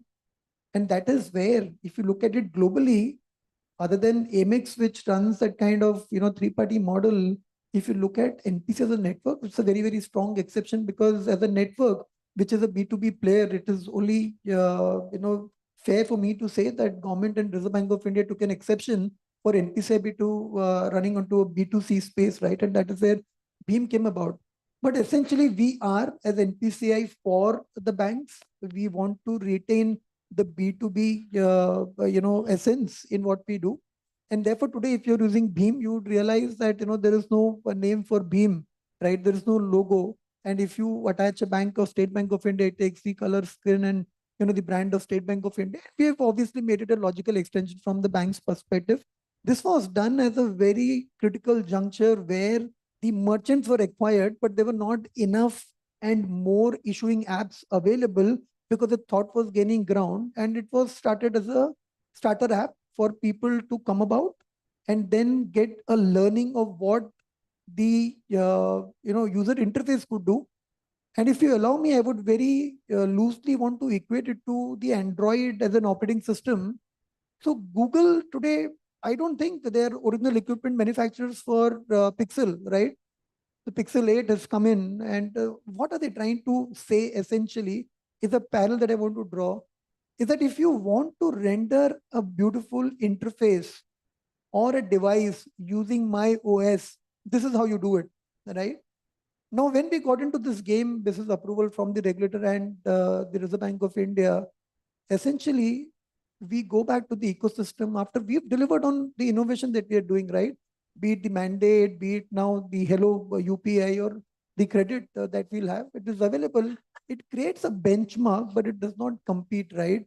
And therefore, when I started, working on that part of it, and you're right, there was about 40 to 45% of the market share that was there.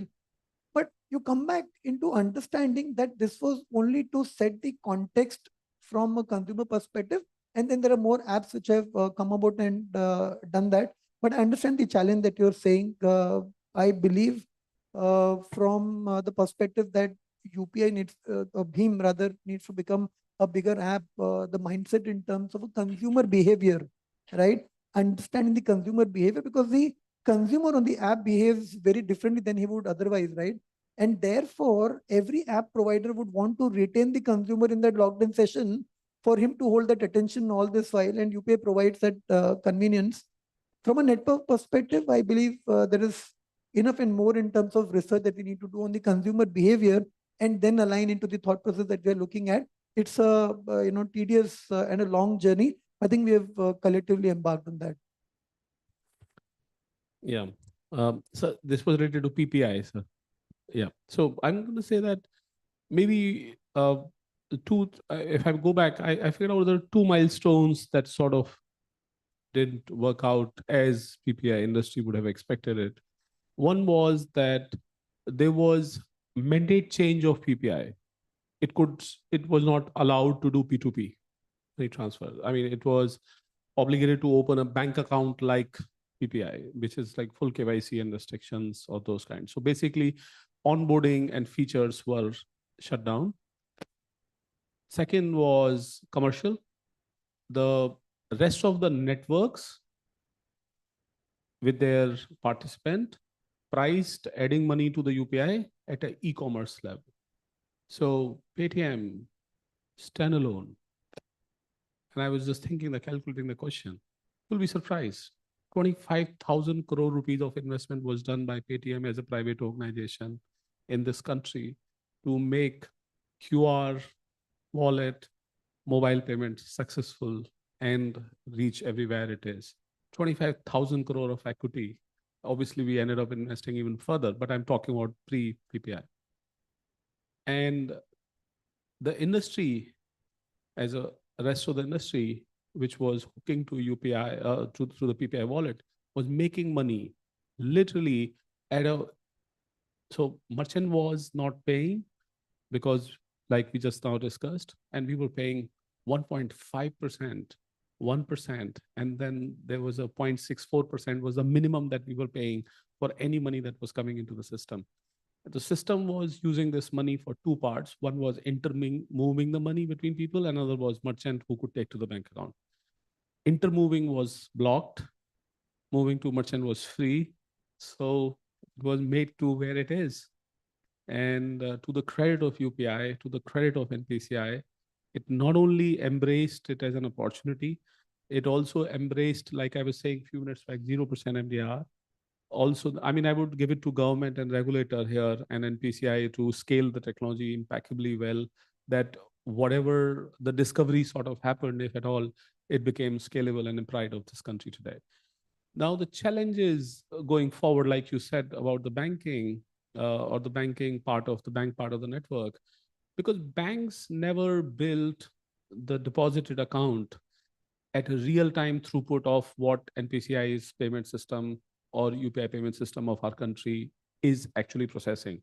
It was stored money account, and how many times you would debit credit it. And especially when, if you notice, the acquiring side of the merchant was also less. P2P payments were effectively network payment or check draft. So the particular scale for which transaction processing was made got overwhelmed when the success of UPI at a scale that we see today is. So the bank failure is just a byproduct of what the system was made for versus what system is being used for.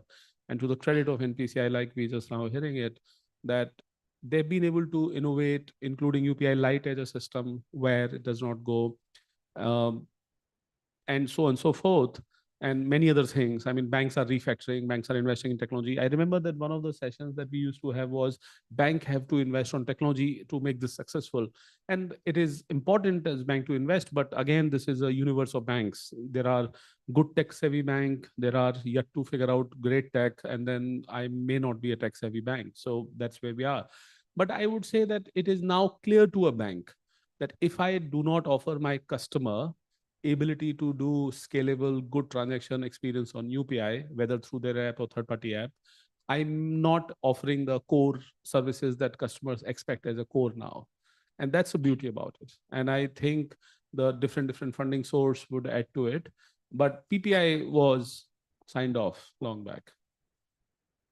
I just want to follow up a little bit on that. When we, so we're talking about how this ecosystem is growing. So certainly more merchants, certainly more consumers, but in terms of the payment processors or, whether they're the payment apps or PPIs, of course not, or some banks, how do we expand this ecosystem and make it more participative? Anyone actually? Actually, RBI and NPCI has a mandate. It has a mandate long back, concentration risk. And I believe that NPCI is going to implement it. That would generate, because of the network has a very interesting, like we were discussing how RuPay as a network is able to ride the UPI as a network. So network inherently inherits this skill that it edges out anybody who's not on the network. So a new player to come on the network has to obligatory give a space that please come over here. And right now the network participants are, the big is getting bigger. So, I think to that point, some of the new things that have come, right, is the P2M plugin, which we in our company are calling it UPI Turbo, right, which allows a lot of apps not to necessarily be a tip app and yet get a lot of advantages that they want, right, by keeping the customer in app and those kind of things, right. So what's happening is there are a bunch of entities, like BFSI, wealth management, mutual fund, etc., so on and so on, who will probably opt for that. So I think over a period of time, you will see that, you will find some shift. I mean, will it shift by 10%, 20%? I cannot comment on that. But there are attempts being made on that, right? And that should help. Coming back to your question on the infrastructure, I think we all need to understand, I mean, at least I believe that the banking infrastructure is on a blueprint and a chassis, which is like 2.5, 3 decades. So unless you don't invest and there's a new concept going through at banks is called hollow the core, right? Where you make the core more lighter and lighter and get a lot of these services and aggregation on a top layer. Until that happens, then it's going to be a challenge. But there are a bunch of other entities who have now started building out UPI infra as a service to the bank, that should certainly. Any other questions? I have like one out of syllabus question, which is related to CBDCs and UPI. It's like a thinking a little bit in the future, but in terms of, and because we were discussing internationalization, I thought it might be a good time to just think a little bit on whether the laws that are coming together for CBDCs, or whether if there's any standards on CBDCs, and how that could also have an impact on, and because a lot of this will be retail payments and also digital. So is there any thought anywhere yet? I mean, I know it's really early days, but any thought on this trisection of What I know about UPI, right? I mean, it's basically it's a messaging service for value. It need not be a deposit. It could be credit. It could be anything, right? So typically on the retail, if there is a crypto or a tokenized currency, I think UPI as a layer can support it. That's the way. My personal view is CBDC.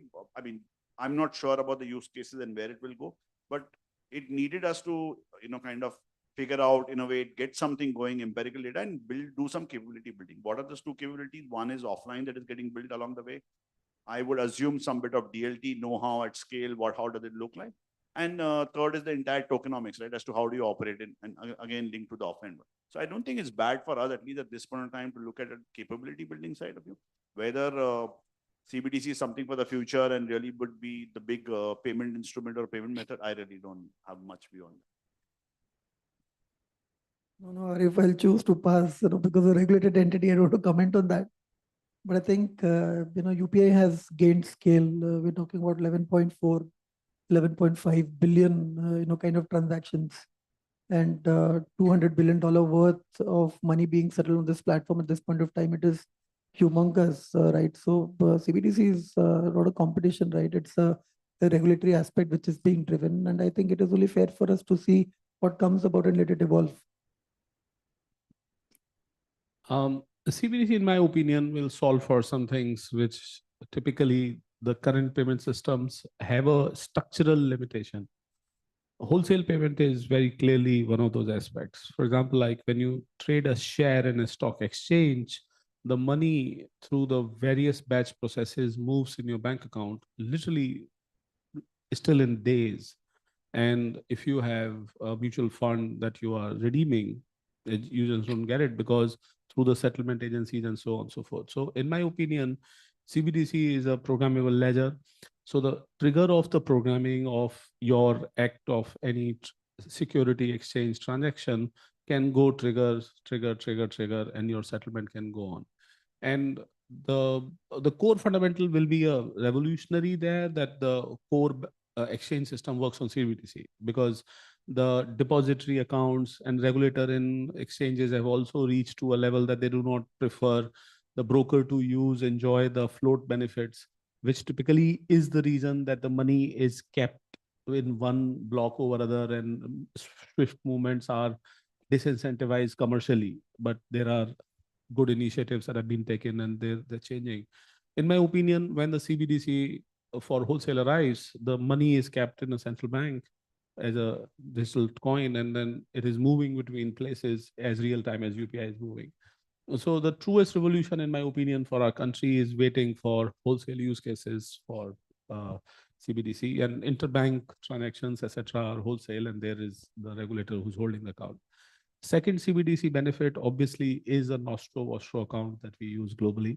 And right now, because of the traditional structure, there is a delay of nostro-vostro messaging and systems. So you can send an email that I wired you money and it'll reach in your mailbox in a few seconds, except the money will roam around whole the world to reach in your system after, I don't know what kind of flights they take or the route they take, so many days, versus, and that is, again, in my opinion, that requires bilateral, multilateral collaborations. And here is the opportunity that, in my opinion, the DPI opportunity for the Global South to do is that instead of depending on traditional global money transfers rail, what if championed by NPCI, championed by India, championed by equally forward-looking regulators, we are able to do cross-border in a parallel system, not using the traditional system, and in effect, reducing the cost of transfers, real-time availability. And in the countries like us, there is a multi-currency obligation also, so leveraging multi-currency. So in my opinion, the payment revolution for Global South will be to use multi-currency, real-time, cross-border on a CBDC. And that, in my opinion, will solve for way too many problems. I just hinted in the word multi-currency here. Deepak, any closing remarks, either on this or any No, other? absolutely. See, from a closing remark perspective, there are a couple of things since we were talking about what next. And that's what we, in the morning, there were some conversations about AI also. See, for it to become more and more proliferated, ease of engagement is becoming extremely important. So maybe a conversational component that I want to transfer money rather than clicking the buttons. I want to transfer money to someone. Those kind of developments by using maybe conversational AI are going to be much more impactful. The other thing is from a PSP perspective, as we see, payment or engagement related to payment is just initial part. On top of that, just for the lack of better words, they are mostly becoming super apps, right? Offering bouquet of services to the consumers, where actually, again, scale and consumer experience becomes extremely important. For consumer, availability of payment is extremely important. And for the PSP or anyone, merchant acquisition becomes that important. Low-cost merchant acquisition with the help of various digital mechanisms. And that's where actually, coming back to the earlier part of tech companies, it's a big role that the tech companies can play locally as well as taking to the global markets also.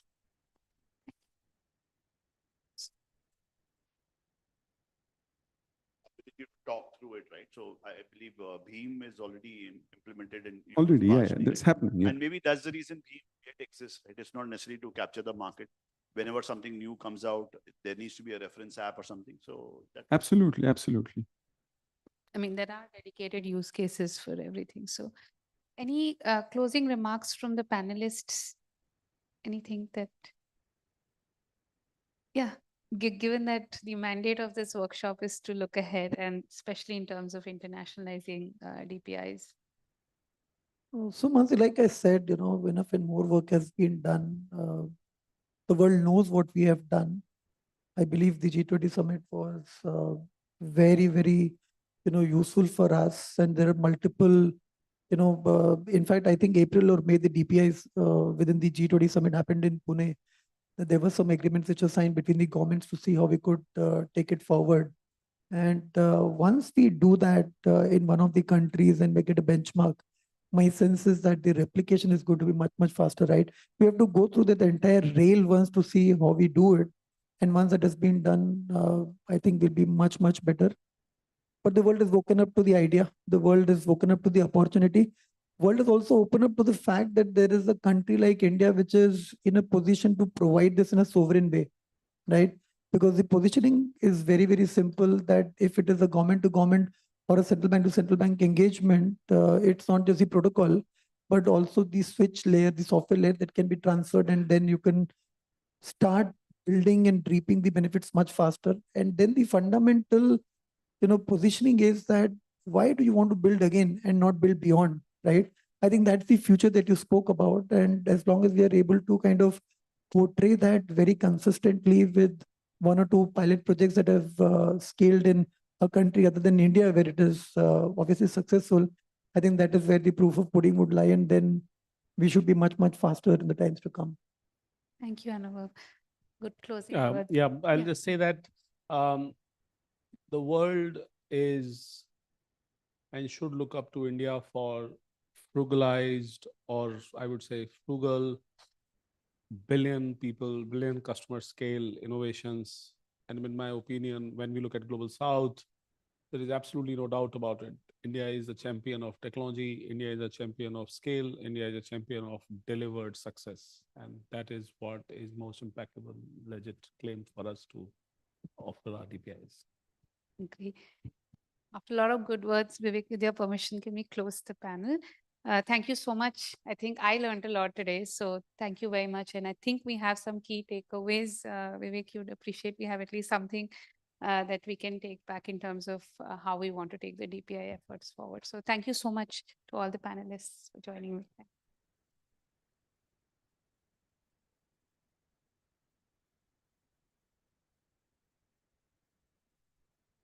Apologies.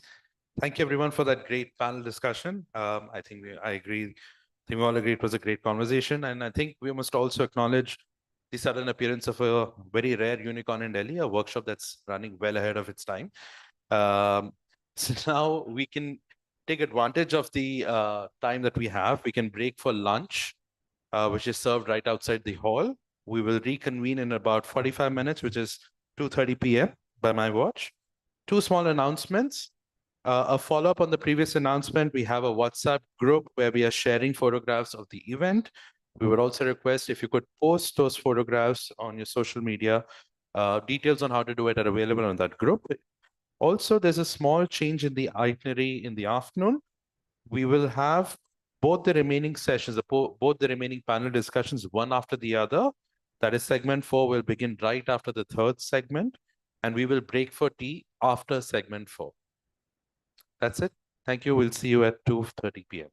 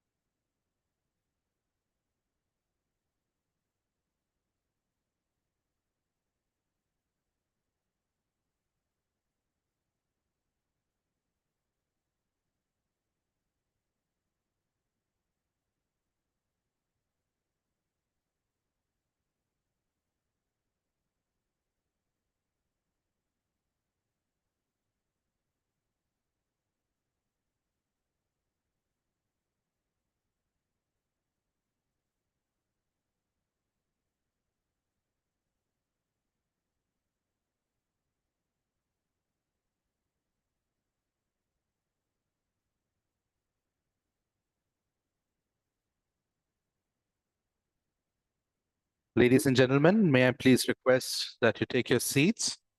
We can then start the afternoon session.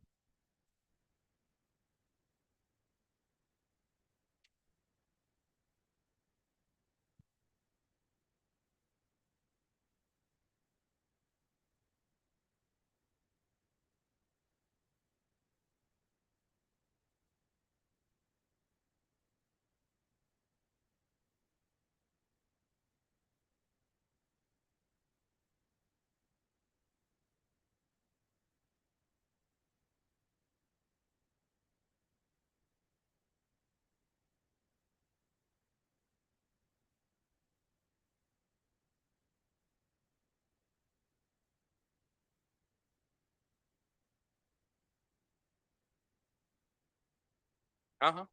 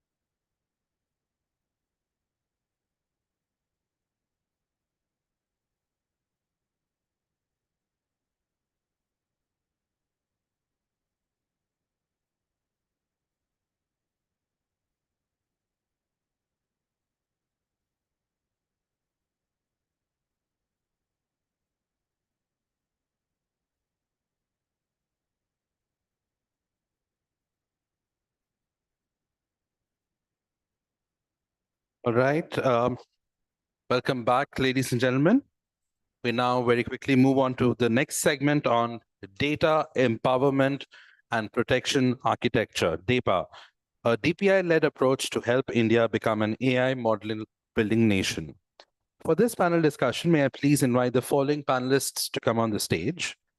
Mr. Ashish Agarwal, Head of Public Policy, NASSCOM.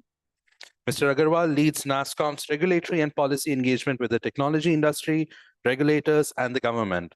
Earlier at the National Institute of Public Finance and Policy, he led the technical assistance to the Ministry of Finance on regulation of financial products, digital payments, and consumer protection. Mr. Sharat Sharma, co-founder iSPIRT. Although I'd already introduced you, Sharat, I just want to add most recently, he was nominated to join the newly established UN's advisory body on AI. Gaurav Agarwal, lead DEPA iSPIRT, a computer science BTech from IIT Madras and PhD from the University of Maryland. Gaurav has been working in the area of machine learning for nearly 2 decades, including successful stints at Google Research, Yahoo Labs, and his own startup Fasciate, which was acquired by Snapdeal. Gaurav is currently the founder and CEO of Ananas Labs, bringing fundamental advances in AI through real-world applications. Professor Francis Russo, Professor Russo is full professor at the Reims Champagne Ardenne University in France and the visiting professor at Goldsmiths University of London. He teaches AI, decision support, and knowledge management. Before becoming a full professor, he worked with large technology MNCs such as EADS and Thales. This panel discussion will be moderated by Dr. Vikas Kathuria, professor at BML Munjal School of Law. Dr. Kathuria heads the Center on Law, Regulation, and Technology. He researches and writes on competition law, data governance, and law and technology. Dr. Kathuria, over to you. And may I request if the panel discussion could be done by 4 p.m. Thank you.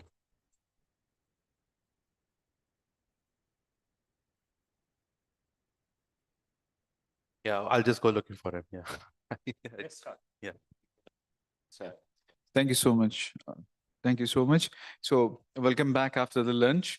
So we are going to now discuss something very interesting, which is DPA, the use of DPA for AI model training, which is something very unique. Just until yesterday, I was unaware about it, right? So even though I was keeping a keen eye on this model, I did a paper on it.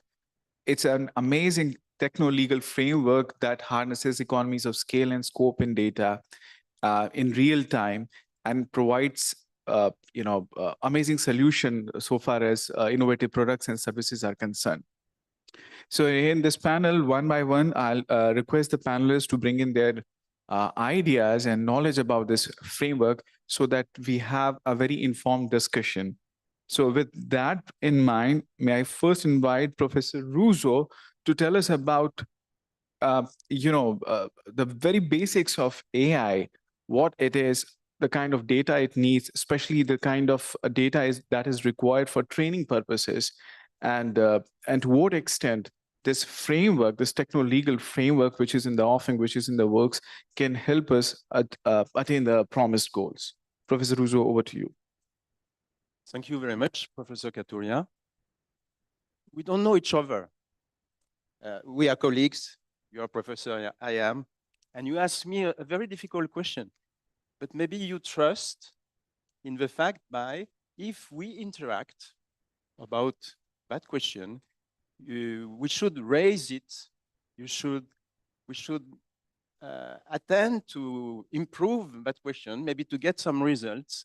And that's the mystery, because when I say I don't know you, I don't know even your brain as a device. I don't know anything about your hardware. I don't know anything about mine. So the miracle, the mystery, the extraordinary thing is that we can exchange even if we don't know anything about our respective hardwares. It is because I trust you as a human being. You will investigate my part of dialogues by meaning, because you are, as a person, compulsively trying to make sense. And with that miracle, we could achieve something that Socrates already put forward as his meiotic method. Remember, when people came to Socrates, to ask for solutions, he says, I have no solution. Sit down, take a tea, which we have, and let's discuss.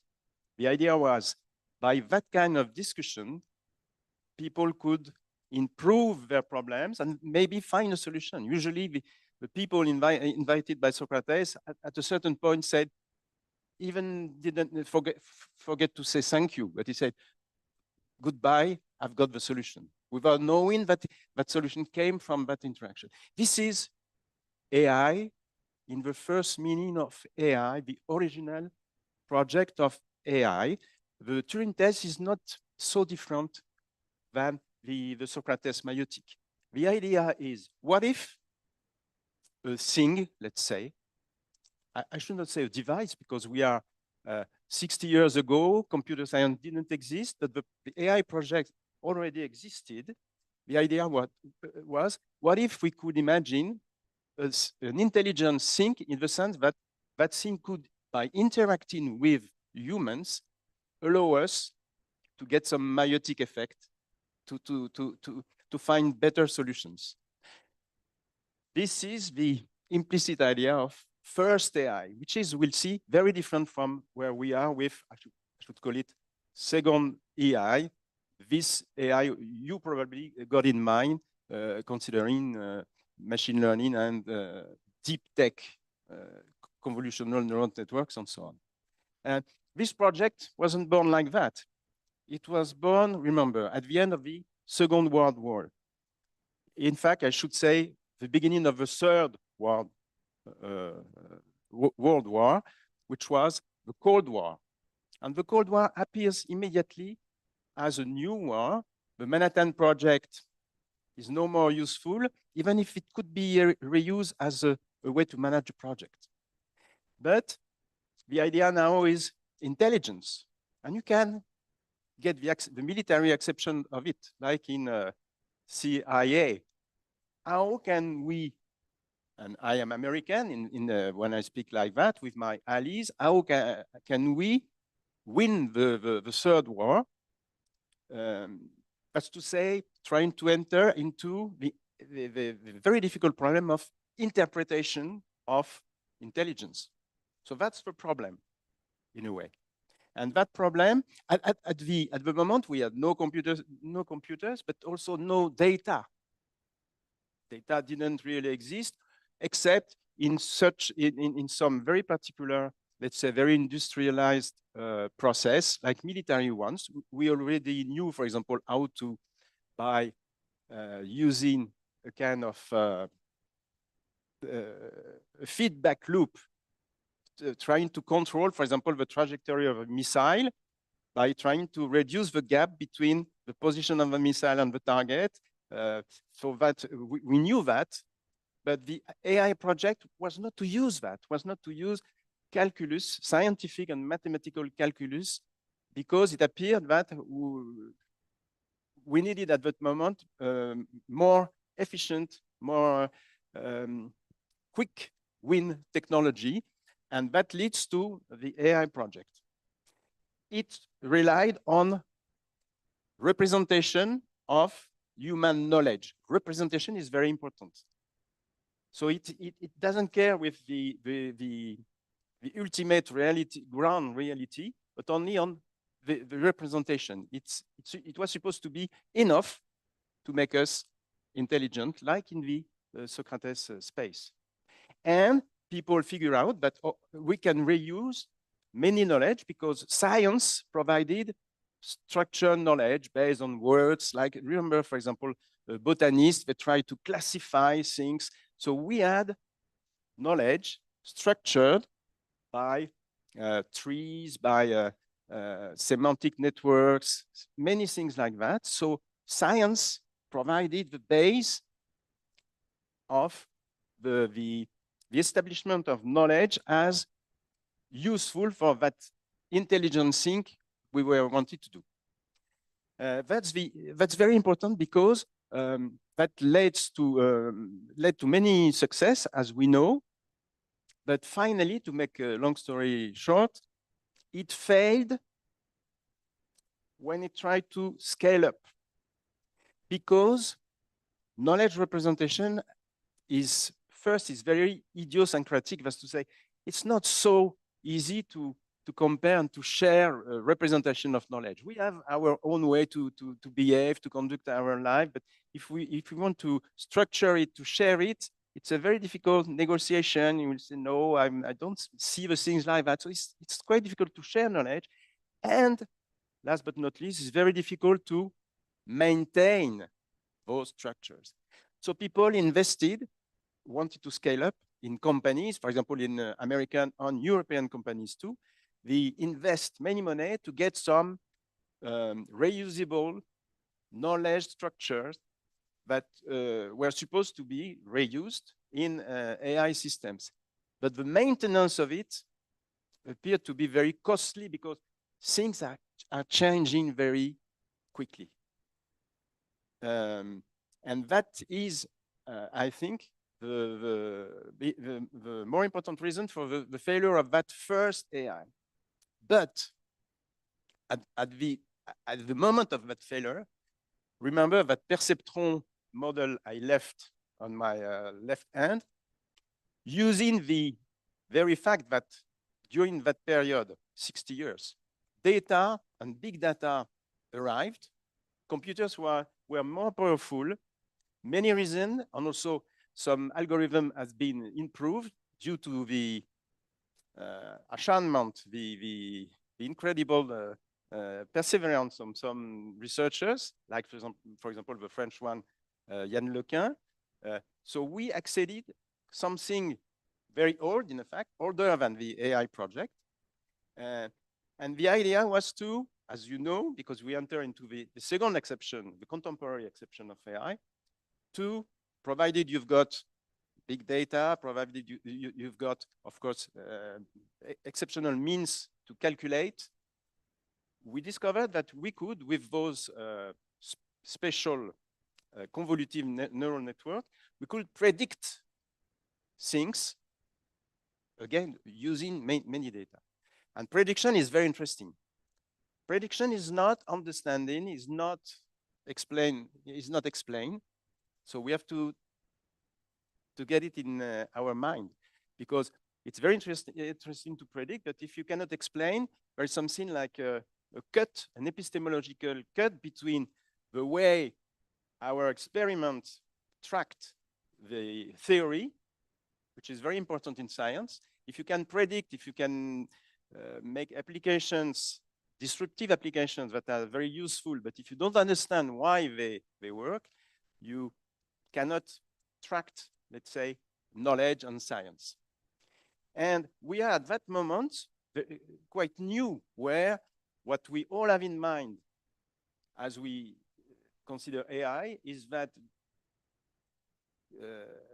deep tech, machine learning stuff, AI, and of course, it provided some very disruptive application, even if, for example, I've heard, of course, about ChatGPT, but ChatGPT is not a pure product of that AI. It has been done, when you train algorithm, you have to choose data, you have to clean data, you have to change, you have to, and ChatGPT is not an exception. Many people, including human with their hands at different level, they interact. ChatGPT is not a product of deep learning. It's a product of many things, and nobody can easily retrace the model, the theoretical model of something like ChatGPT. It's not ChatGPT. It's not at all a pure result of deep tech algorithm by itself. But the implicit promise made by that technology to interest the industrial parts is to say, you will not have to pay again for that knowledge representation.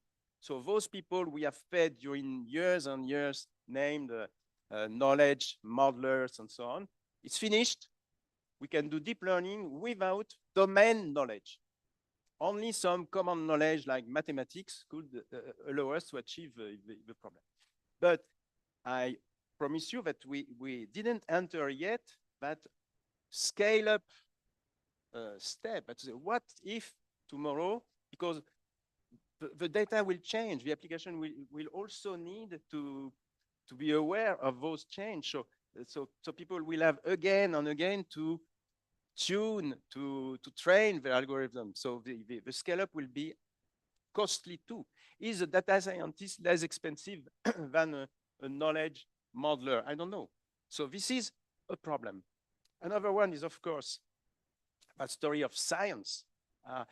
And it's linked also to social acceptance. Will people accept to use things that are unable to provide explanation of what they are doing? It's a very big problem.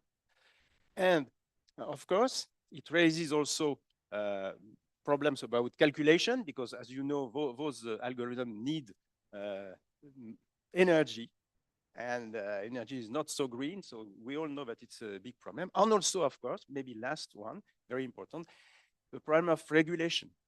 The problem of how can we trust, because I begin my small talk with trust. The first AI was based on human trust, which is a curious magic phenomenon, but on which we base our communication and our human life. The second one is far away from that. So we have to find another way to trust those machines. And the question is legal enough to build up some trust? And that is the question on which maybe I can finish now. Thank you.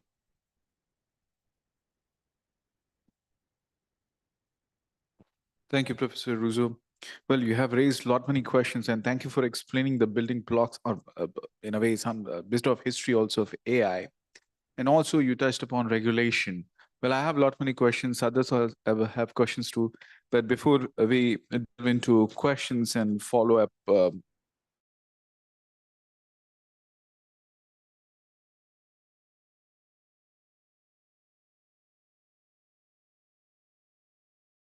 behind this DPI architecture, who we have so many things with DPI, and of course new layers have been added to DPI to make it functional towards AI training model. We would like to understand it from you, sir. You have been behind it, and also that keeping the problems in mind, keeping what training algorithms actually require, how DPI can lend itself to be an optimal framework for the desired task. Over to you, sir. Yeah. So DPI is part of India Stack. So as you know, India Stack has been built for Rajni. So let's use Rajni to understand this. So remember, the first job is that Rajni says, look, this is what my sales were in the last few days. I can share with you my bank account statement so that you can see how much people have paid me by UPI.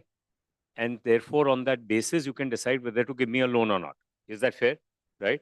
So that sharing of that information, financial information by Rajni to the lender, is the use case that first DPI talks about. Now, this use case is actually called, it relates to personal data sharing. So she's taking her personal information and choosing to share it with the lender. Why is she choosing to share? Because she expects to get a loan back in return. So it's a trade-off. She's voluntarily giving up her privacy for something back in return.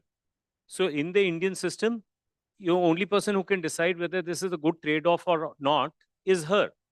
So that trade-off is represented in the consent that has been given. So the consent is essentially a voluntary surrender of privacy for something back in return. Now, in India, what we did was that we decided to make this an electronic process, because then it allows for easier enforcement of this as we go forward. That process was experimented because the law was not in place. So thankfully, all our financial regulators, which is RBI, SEBI, IRDA, and PFRDA, they all came together and they said, we will make this come to life by issuing a common regulation as it relates to personal data sharing. That system is called the account aggregator system. Why is it called account aggregator? Because the consent manager, there was no such entity that was called consent manager. So that consent manager is a new type of NBFC that RBI created.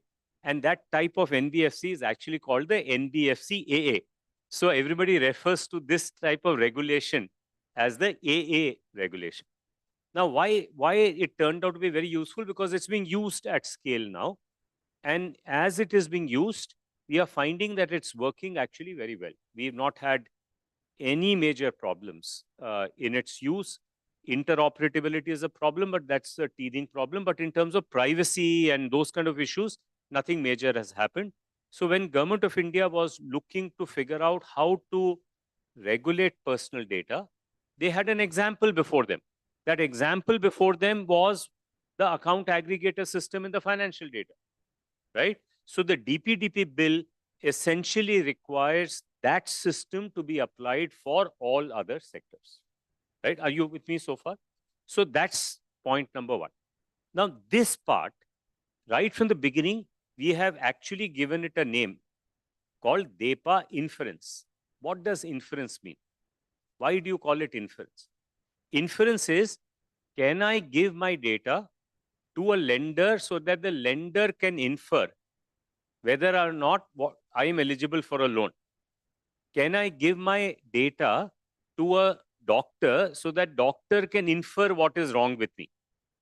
this dialogue where I give some data because something on the other side, a human expert or a machine expert, comes back and gives me a personalized answer, is called the inference cycle in the world of AI, right? So let me give you an example, because I'm going to use this example in a minute for the second part.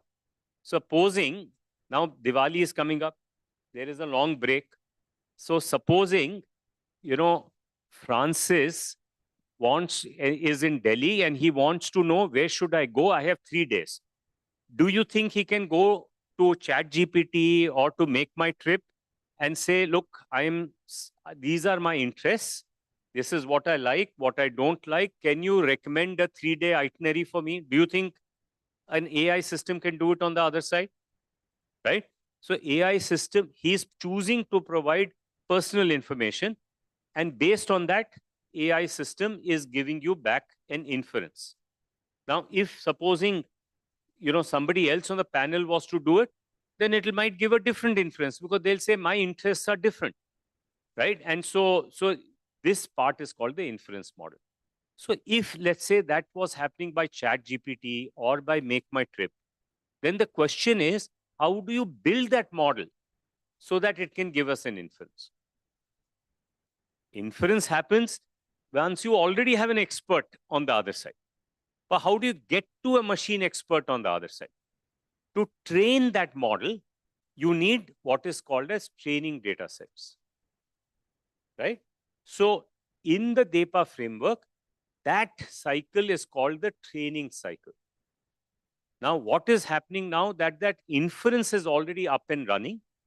The focus is to get the training cycle in place. And that training cycle is coming out. So the first part is called DEPA inference. It is used for personal data sharing.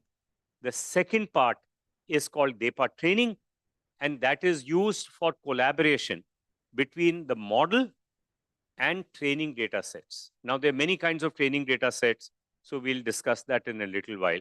And this is the new model that is coming. So when we look at DEPA, DEPA covers both scenarios. It covers both the personal data scenario and it covers the training data scenario. And that is why the name is Data Empowerment and Protection Architecture. It covers both sides of it. And this combined approach that India is taking is unique in the world right now. No other country is taking this approach as of now. And if this approach works, the first part of the approach is already starting to work. We can claim reasonable success there. The second new part is unproven right now, but if it ends up working, then that will become very important. It will help India become an AI nation as we go forward. Why? Because we will be able to use Indian training data to train Indian AI models. Today, that is not possible because we don't have a good regime to be able to do that as we go forward. Thank you, Mr. Sharma. Thank you so much. I feel that, unlike other stacks, like this particular DEPA is far too complex. We need to understand the workability of it, at least in theory, so that we can understand, different facets of it, how it will interface with regulatory structure, etc. So with that in mind, I would like to invite Gaurav to scratch a little bit more on the technological aspect of it and make us understand the building blocks of it. And, there are many questions about the scalability, scope in data, how we can make use of these things. Over to you, Gaurav. Thank you. So I'm part of iSPIRT with Sharad. So I think for once, I don't know, Sharad still calls it DEPA, although few of us in iSPIRT calls it DPI for AI because it's easier to understand. DEPA is a little bit of a tongue twister. So I don't know if Sharad will beat me up for this or not, but essentially what it is providing is like two sides of the model building. Like thanks to OpenAI, we understand AI a little more, like what means you need a model, you have to train it somehow. It's not like it just gets this intelligence out of thin air. Then whatever intelligence it has gathered, you give it some input and it does whatever you expect it to do, most of the time at least. So the doing part is essentially the inference. And the learning part, learning all this intelligence, is the training part. So what do you need, like, to build these AI models? We hear about them every day. Like, if you are keeping up with the advancements, every day there are many other models coming out, some open, some closed. I won't get into the open discussion. Like, we had a, fierce debate with, Vijay about like what is open, what is not. So I'm not going to go there, but somewhat open things, right? Open is a relative term these days. So what do you need to build this model, right? You need compute, lot of it, given the kind of models we are getting today. Like literally, like these large models, LLMs, as you hear them, you literally need tens of millions of dollars to train these models. They are large models. They need web scale data. That's the second thing needed. So capital is, let's just keep the capital and the compute on the side. But what is data? Like, what do, like, they are essentially, like, when they say they are trained on web scale data, it is everything, all the knowledge. Let's assume web represents, it's still a myopic view, but it represents whatever has been written ever in whatever language, right? And it has been digitized. So that in a way is signifying all the information we have in the digital form. That, like, in childhood, we are asked to read books. So that teaches us something, right? So think of the model is learning, whatever it is learning, by going through all this data. But suppose, like, where are all these models coming from? Do you notice that? Like, most of them are coming from big tech companies. Why is that? I mean, India doesn't have a large big tech yet, at least, because the first two needs, they have capital and they have data. They don't just have the web scale data. They have had millions of users, tens of millions of users, hundreds of millions of users forever that provide that data to train their models even better, actually, and improve their services.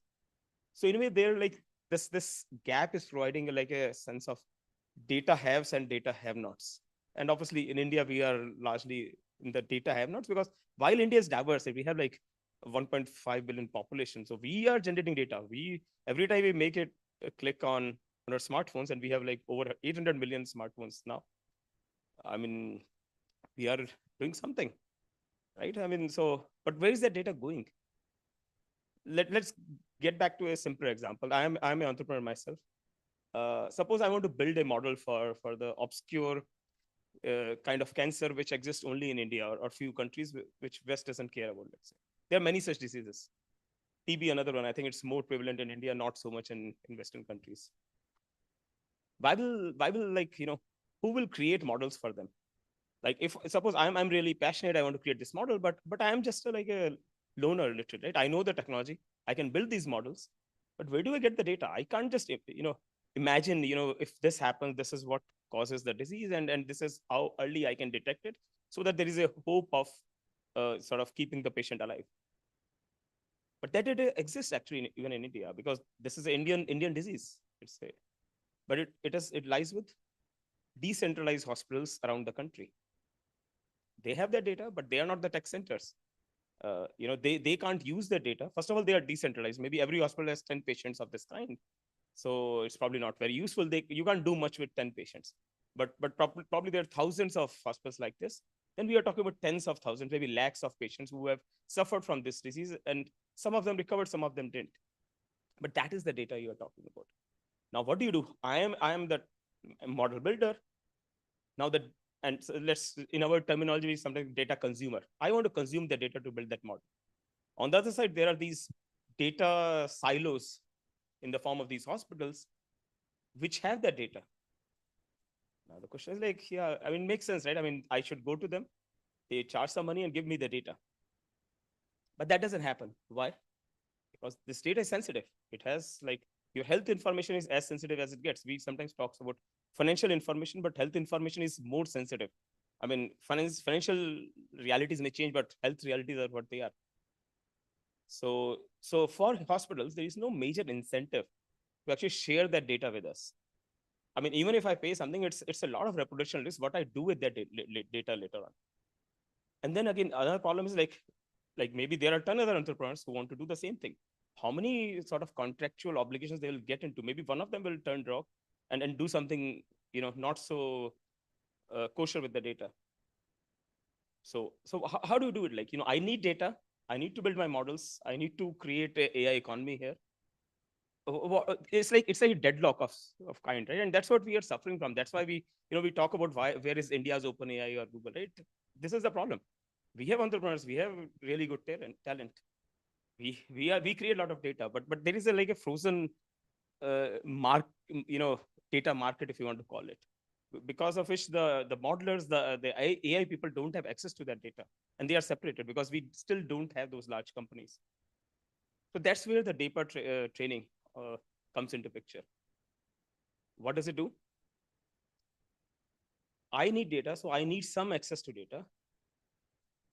On the other hand, the hospitals need to make sure that the data is not misused in any way.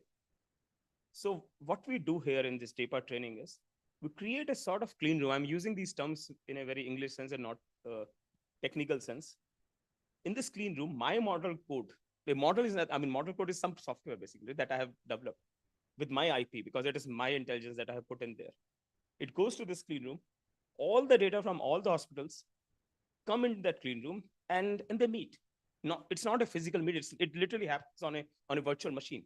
So it's not, there is no human access to data. There is no human access to the model in that clean room. The data meets the model. It goes through certain, the computations, lots of them these days because these are large models. And the model that gets out, it comes back to me and I use it. And suppose it trains well, it does well, I use it for the right purposes. I make my money, everyone is happy. And that virtual machine actually goes away. It doesn't exist anymore. It is ephemeral in nature. This is all great. But you know what?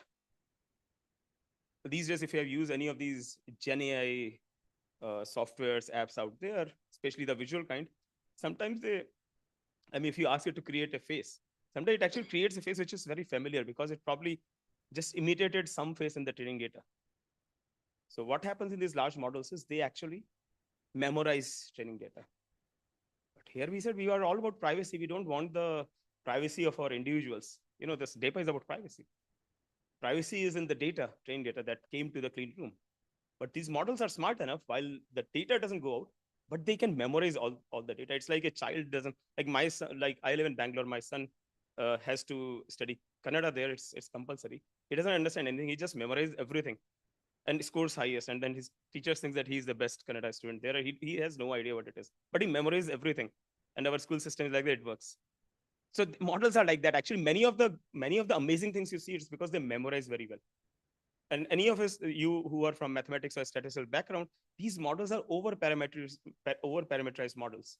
Like they have trillions of parameters and not as much training data to end up memorizing everything they learn. They do slightly more than that, but memorization is the key reason why they are so good. But you don't want that memorization. That's bad for the privacy of people, right? So what we do in this data training architecture, there's something called as differential privacy. It is a very relatively new concept of privacy, mathematical concept. So we ensure the model that gets trained, it actually follows the mathematical guidance of how the model is trained so that it doesn't memorize more than what it should. So what we are doing here is not only we are making the model meet the data, which was otherwise frozen in a market sense, it comes there, but we also make sure the model is not allowed to memorize anything. And all this is done without any human in the loop. All this is done through mathematical formulations and APIs, which can evaluate whether a model is over memorizing. And if that happens, then they have to do it again, basically. That model doesn't go out, so the privacy is not compromised. So I'll stop here. I know it's a little overwhelming, as our panel member said, like it's a little heavy. Yeah, it is heavy because it is heavy. But we'll try to break it down further, so that, and if you have any questions, I'll be happy to answer those. Well, thank you, Gaurav. It is heavy. No, but we need to understand it. Only then perhaps we can understand the workability before we try to create it as a template for others. Before we move on to our next panelist, I have a few questions, right?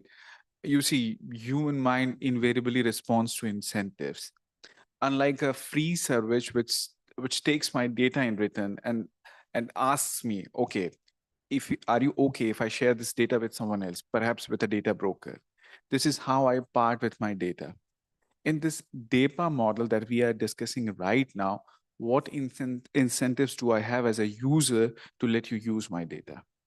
Let's clarify it. So here the thing is, like, this data is not going from individuals. The reality is, DPTP bill is not yet implemented. So all your data, you are giving your data actually. You don't realize it. Everything we do with your data is being collected and used. I mean, you probably said okay to many terms and conditions when you installed the app, but I mean, who reads them, right?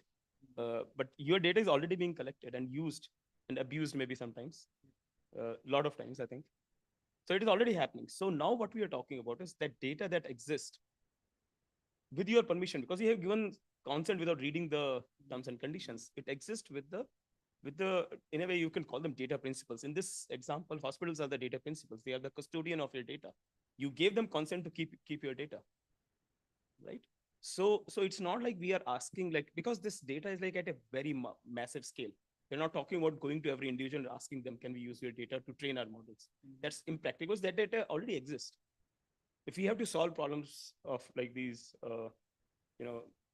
diseases which have not been solved, we can't go to every, like, we can't wait for another 100 years when we have collected enough data to create models on the data, right? So this data exists.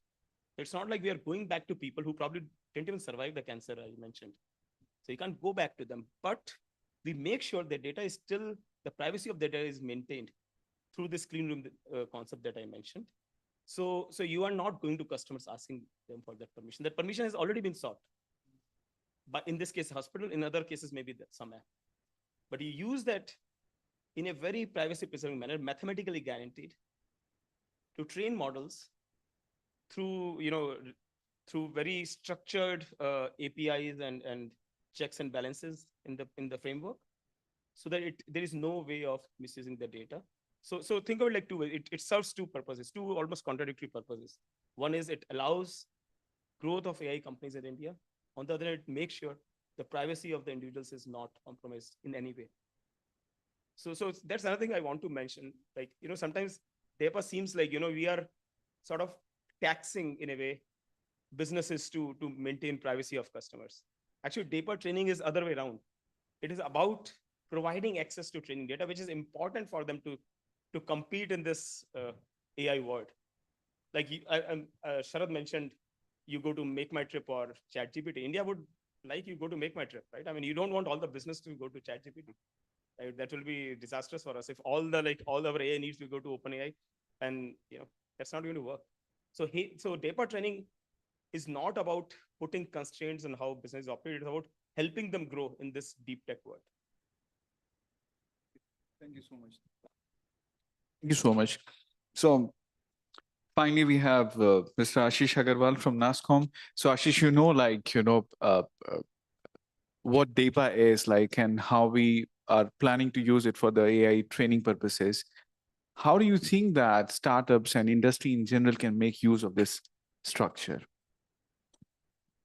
Thanks. So I think very interesting to hear some of the other comments, and I just want to build a little bit on what Gaurav said.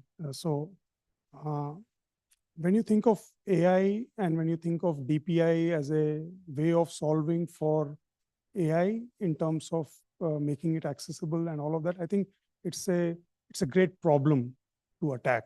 So I think that's what is exciting about it. But if you just look at it in the chronology of our problem solving, I think this is probably be much tougher. So when ONDC first came, I thought ONDC is going to be very tough. I mean, they just did UPI. I mean, how's this going to happen? And now we are barely trying to figure out ONDC, and now we are saying this. So definitely next level of question. Now, one big part of this is what it takes to train an AI model. So let's think about it. 40 billion parameters, which is a standard. It's not a very big size in terms of parameters. To do one round of training for 3 months, probably need 384 A100s, which is the older version of the GPUs. And that will cost about $2 million for a training, about $2 million. Now, to create a ecosystem of, let's say, 25,000 A100s, just the chips, and why not just add the software and everything else also. We are talking about $1.5 billion as an amount. So unless we have all of that, it is not about connecting one user to me and enabling payment or one buyer and seller. So this piece is missing. So let's say you have all this money, there are no chips. Everybody is standing queuing up to NVIDIA and asking for chips. So the first thing we need to do is to say to the, and which our Prime Minister has done, is to say that let's get some chips in India. So one big part of this is to say that, no, and what is the current capacity of chips in India? The A100 equivalent. We have our Param and the Aravat and so on and so forth. And I told you about 384 as a number to train for 3 months. The total capacity is about 656 chips in India, total capacity. That's the known number. So it's not even sufficient for 1.5 startups, if you think about it. So I think one thing which we definitely need is to get the compute in place. Only then we can build the rest of the stuff in terms of saying that, okay, even if you have to prove this model and all of that stuff. For the Reliances and the Geos of the world, they will put their own money and they will build their own stuff. So even the question of who will build is like earlier, as we thought that, okay, government should build, but it doesn't make sense to build the compute. If the private sector is building compute, and let's say between Reliance and Tata's and so on and so forth, they are setting up, let's say, 40,000 A100 equivalent. I'm just using a random number. Can we ask them to put aside 20% of it, which can be used by the startups and the academics for research? And then think about the model that will make it work, just in terms of credits and so on and so forth.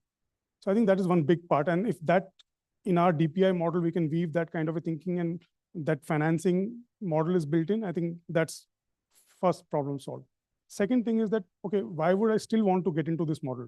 Because I told you about enterprises can do their own stuff. I think what I hear and what I like and what is great about this is that it helps you in your compliance journey in a significant way. Because one of the things about, at least on the personal data side, is this entire risk of re-identification.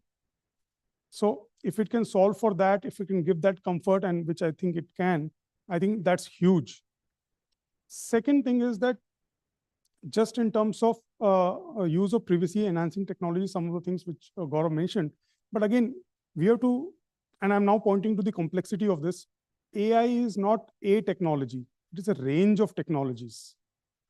It doesn't use a type of data, it uses supervised data, it uses unsupervised data, it does supervised learning, unsupervised learning, it uses unstructured data, structured data. A lot of the data is not available, the kind of data that is needed for AI training. So it is basics, annotation, stuff like that for, let's say, reinforced learning or certain kinds of learning. So all of that effort that is being going on, but still miles to go, and that needs to be done. And then finally, where is a lot of data? A lot of data is with the government, across governments. Even unstructured data. So if you just look at our Doordarshan archives, that is a whole lot of data. I mean, if you want to get the Indian context, but then you look at structured data, there are many other sources. So how do you make that data available? I think we have the data management office under the non-personal data policy, which is yet to be come in place. But I think it's a good setting for something like this as a DPI for in this context to work. I think that building block in that sense is there. And then finally, you mentioned about consent. I think today it's a great thing, again, building consent on DPIs, and I think we have that solid start going there. But again, if I were to think about the complexity, I would say that what we have in the financial sector is just a baby, because we are talking about a highly regulated sector in a highly specific kind of transactions managing consent.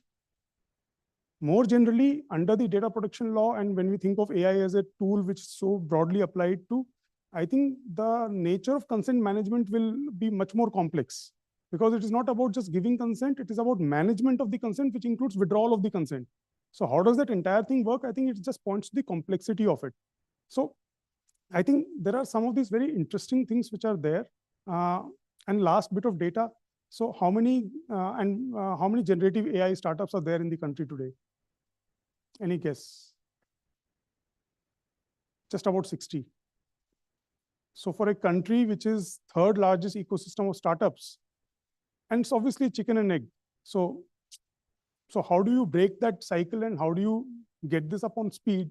I think there is a lot of thinking to be done. And what I like, and what Sharad said in the morning and it was repeated, is how do you think of a minimalist design in the context of AI model and DPI will itself be a challenge, because while we got the principle of minimalist, but we have to reimagine what that is in every new context which we think about it.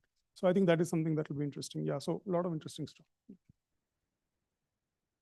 Shish, thank you so much. These are very interesting points. These are very interesting points because, after interacting with the industry, only a system can perfect itself. And it takes time. As we have heard in the last two panels, no model is a perfect model right in its inception.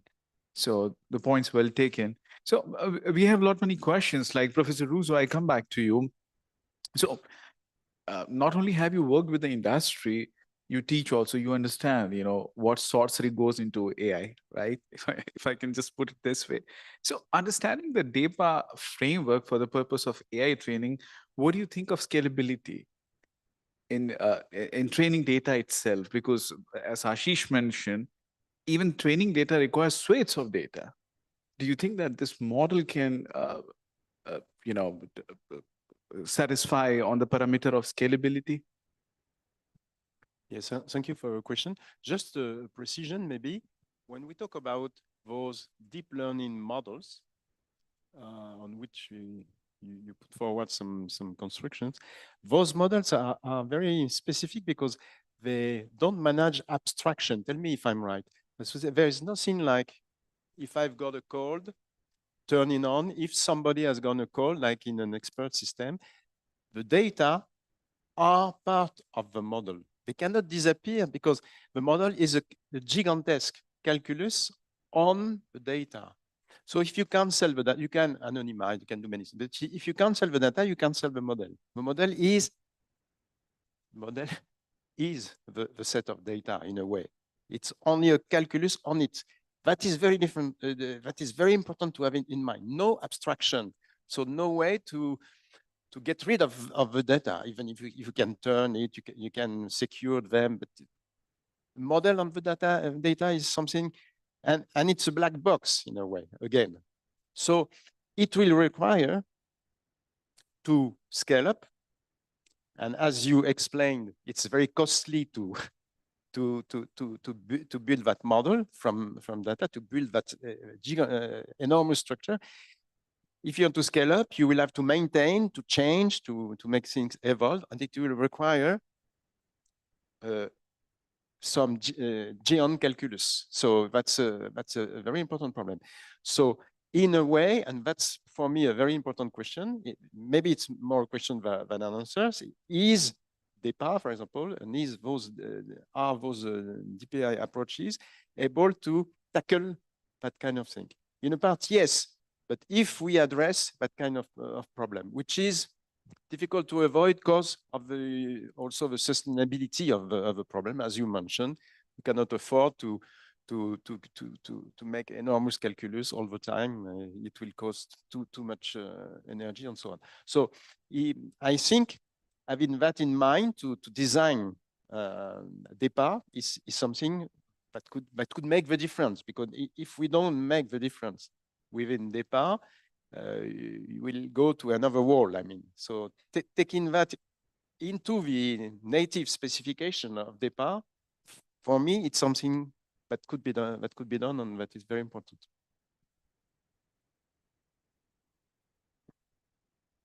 Let me see if I can build on what everybody has said.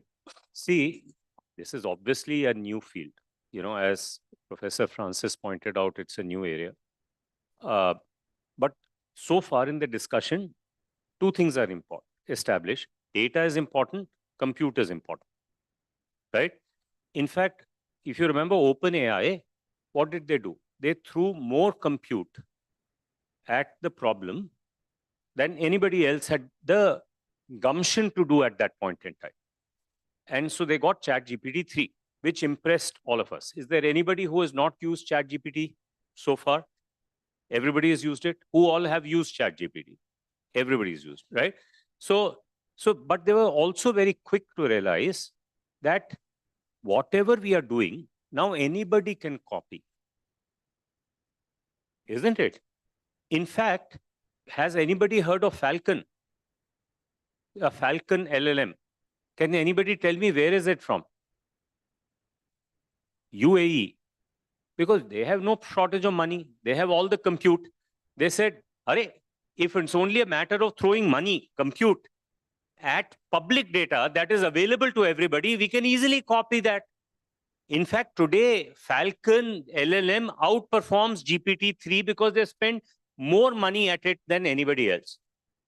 Because there's nothing to discriminate it. Now, OpenAI is obviously not stupid. They knew this is going to happen. So what did they say? They say for ChatGPT-4, if you don't put proprietary data in it, that data that is not available to Falcon, we will never be able to beat Falcon as we go forward. Does that make sense?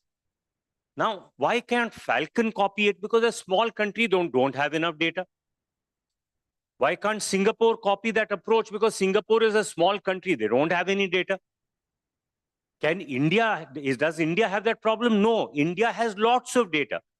If only we can make, as Gaurav said, that data available to an Indian company, will it be any better? Otherwise, if it is only public data and private compute, then whoever is a richer person will actually have a better model. And is that a game that India can play? India will never be able to play that game with UAE alone or Singapore alone, simply because they have much, much more money than we will ever have. Our ability to beat anybody, to beat ChatGPT-4 and to beat Falcon comes not because we can throw more compute at it. We must throw sufficient compute at it. But we can win because we can throw more data at it. Tell me, who has more travel data? UAE Emirates Airlines or IRCTC? Now, what will it take for our IRCTC data to become available to a modeler? Is anybody here from a modeling world? Let's pick Lizzie as an example, right? So let's say Lizzie is a modeler, and we have to find a way to give that data to Lizzie. Let's go through this. May I take a role model to explain this? Lizzie comes to me and I'm IRCTC and says, IRCTC, will you give me your anonymized data set? I said, sure, I can give you anonymized provided you keep it anonymized, right? Because if she or somebody in her office de-anonymize that data, then what happens? The DPDP Act will come and blame me because I was IRCTC. My customers' data was de-anonymized. The liability of DPDP Act applies on me. It may make me go bankrupt. And what is more, it has a reputational damage. So I have now an obligation to make sure that Lizzie or somebody in Lizzie's company does not de-anonymize that data, right? How do I do that? What is my mechanism to do that? In fact, IRCTC did offer a contract suggested to them by an American consulting company. They did an RFP, which they had to withdraw. If some of you know, you can easily see that IRCTC data monetization RFP that was withdrawn, because what did the American company said? The kind of contract we signed in America, you sign here in India. The problem is that the kind of contract that I would sign in America is enforceable in weeks in America. This is not enforceable in India at all, which is why IRCTC, after going down that path, had to withdraw that RFP because there is no way I, as IRCTC, can use the Indian courts, no matter what law comes, to be able to enforce good behavior on part of Lizzie. So what Gaurav is explaining is that instead of expecting good behavior from Lizzie, instead of me giving her my anonymized data set, we come to this table, temporary table. यहाँ पे हम संयोग कर देते हैं. क्या संयोग क्या हुआ? मैं अपना डेटा इस टेबल पे लेके आता हूं, आप अपना मॉडल इस टेबल पे लेके आइए. Sorry, Lizzie. हाँ, but this does make sense. Sorry, Francis. I will bring my data here. I, as IRCTC, you bring your model here. This is a secure environment. Your model and my data will meet in this environment. And this environment, secure environment called CCR, will ensure that Lizzie's model cannot memorize my data and go away using differential privacy. and will give Lizzie the confidence that I cannot steal her model and be richer as IRCTC because that is her private innovation. This system, this samyog that is going to take place now gives computational guarantees to both of us that for me, my business, my data privacy of my customers, IRCTC customers is preserved, and it gives her business secrecy, that her model secrecy is preserved. Are you with me? If you can make tech do this, then you don't have to rely so much on the courts at all. Are you with me? Now, this system is what is DPA training. Yes, it is complex because it uses confidential computing, a new area that is there. Yes, it's complex because it uses a new branch of mathematics called differential privacy, which is only 2006 vintage. You know, it's not even 20 years old. So it is complex. It is complex because it requires, for transparency, for proper regulation, it requires electronic contracts. So it is complex. But what it does today, this code, this DPI is already there. What it allows you to do now is for me as IRCTC to safely make my data available to Indian modelers. And Indian modelers to get access to my data now is golden, because now they can go to a VC and say, I can make a world-class model. Will you fund me? Why do I need money? I need money for the compute. Now, at one level, whether that compute happens in India or it happens on Amazon in the US, at one level, it doesn't even matter. Because the model is still with India. The data is with India. But it is desirable that the compute also happens in India. But right now, you know, we need to balance all of these things. They are all important. Compute is important. We should have our own compute capability. This secure samyog is important. The data is important. The talent, which is what Lizzie has, is important because that is what is creating the model to be able to do this. All these four things are important. But in relative importance, there are two things that are not fungible and two things that are fungible. The one that are not fungible is the data, my data, Indian data, continental scale data. And the problem that we are solving in India, that is also an Indian problem. We are rich in problems. What is fungible is if we can solve this and explain to people that this is doable here, some of the best researchers in the US, who are Indian, by the way, will happily come back to solve that problem in India. Is that not true? Right?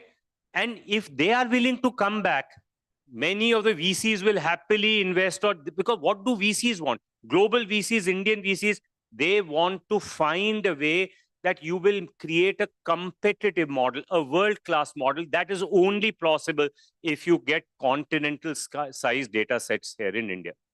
So if you don't create unlocking of the data sets, you won't have Indian models.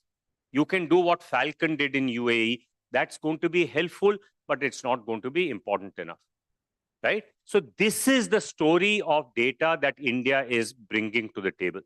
Now, this is not just important to India. Does France have a lot of compute? No. Does Japan have a lot of compute? No. Because all the compute is today based on one company, which is NVIDIA. Is that fair to say? You know, so far, mostly it is that. A100, H100. So that company is putting everybody in a queue and saying, Jo paisa dega, just say what happened with COVID vaccine, no? When COVID vaccine, if we didn't move quickly as India and we didn't do demand aggregation, we couldn't have got all the vaccine that we needed. And we were able to satisfy many countries and say, you are our friend, we will give you vaccine. Because we were able to bring vaccine manufacturing here in India, our own vaccine, which is Covaxin and AstraZeneca vaccine here. So I'm not saying compute is unimportant, but compute becomes important if you are able to unlock your own data. And to unlock your own data, you need to create this samyog between the modeler, Indian modeler and Indian data set at a scale that the world has never seen before. Now, why are we talking to you? Because this is not a concept. Few days ago, the sample code was put out in public at a place called depa.world. Go to depa.world/training. Go to the last part. It's called Getting Started. The actual code, you can try it out as a modeler and see for yourself how this works. And this is therefore not theory. This is not vaporware. This is not what will happen in the future. This is already in place. Only thing missing is now our ability to explain to lawyers. How many more lawyers here? Lawyers hate it.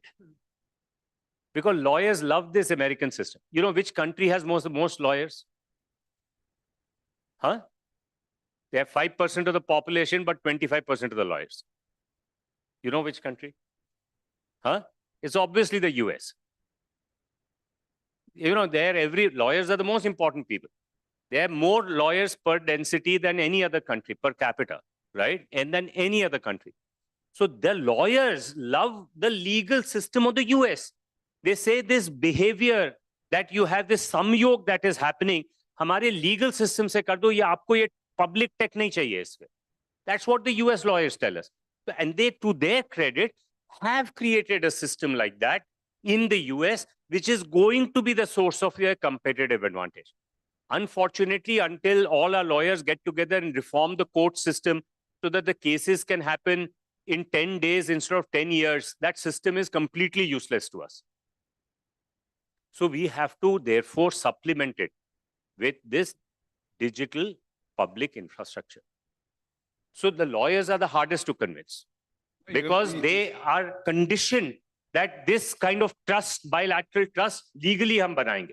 Are wo India mein, I do this test because this comes up very often. I don't know, you guys are all governmenty guys, so you may not do this, but let us try. Is there anybody who doesn't have a license? Okay, all of you have a license. Please raise your hand if you got your license without going through a driving test. Nobody is recording you. Right? This ought not to be possible. Right?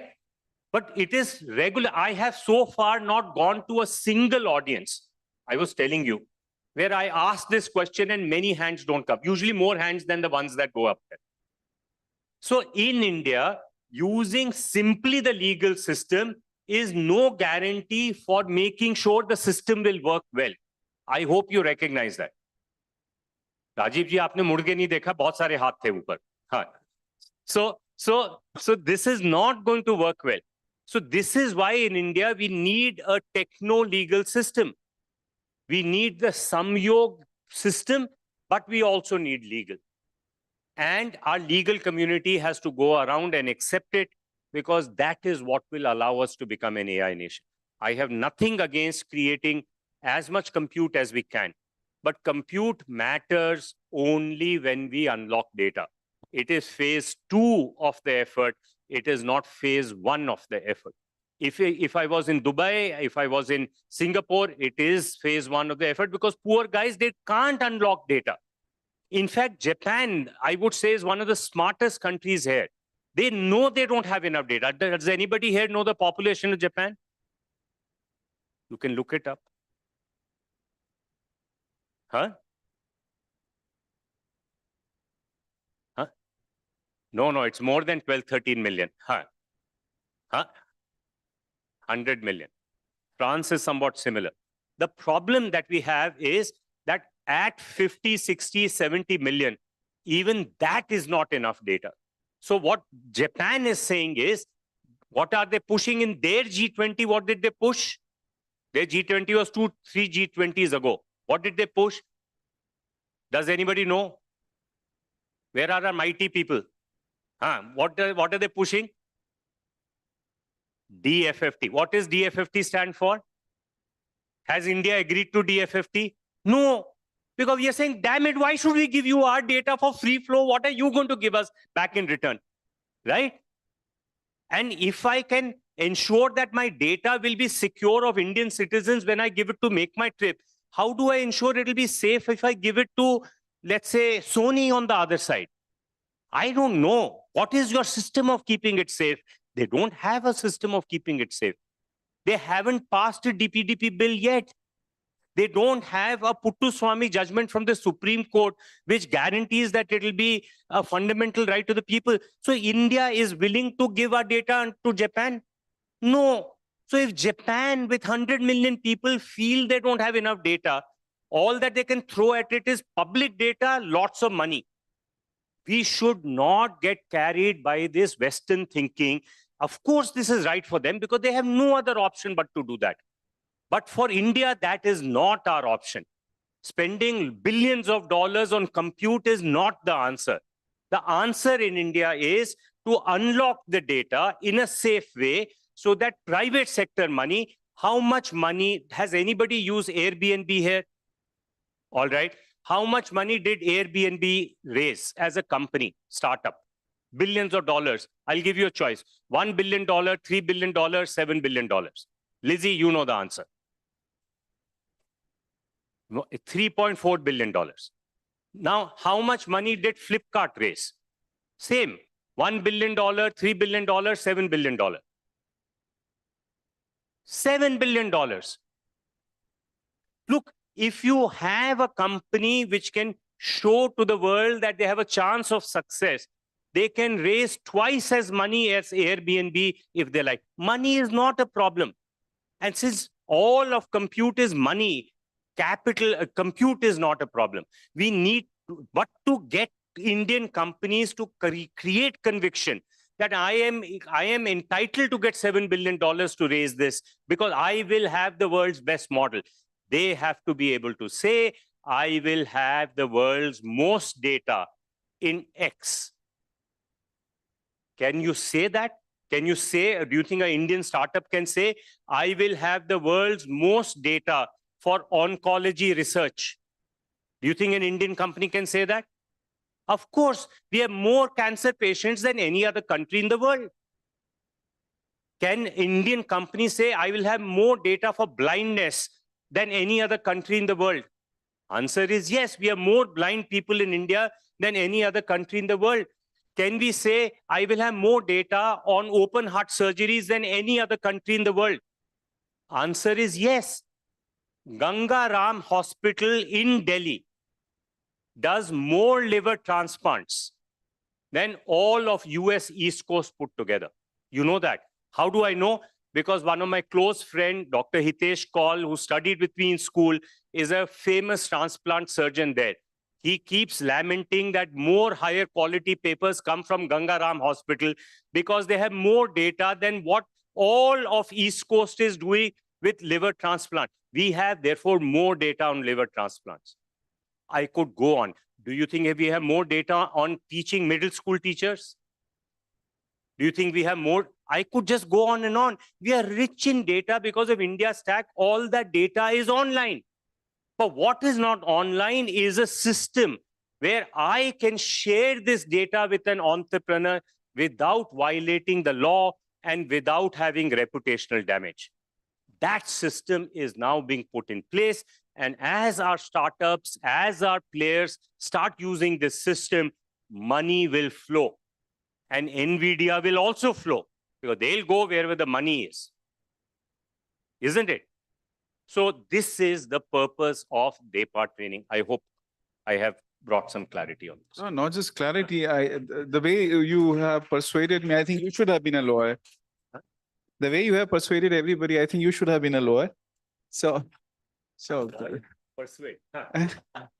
Oh, they do, right? Maybe the we try at least. We try at least. Now, so we don't have much time. I would request Ashish to quickly jump in and maybe. Yeah. So I think it's well established. The techno-legal process is the framework that is something that we can use in an effective manner, right? We can't afford any other way given our capacities and not even wanting to use the enforcement capacity in that kind of way. But I think what we need to understand is that for training, any kind of training, you need compute, right? So that is the basic. Today, without having domestic compute, our startups are paying $8, $10 per hour. That's very expensive. And that's the problem to solve. And a lot of time what happens is you do a training run and you figure out that something is not working and that's junk. And you need to do the training run again.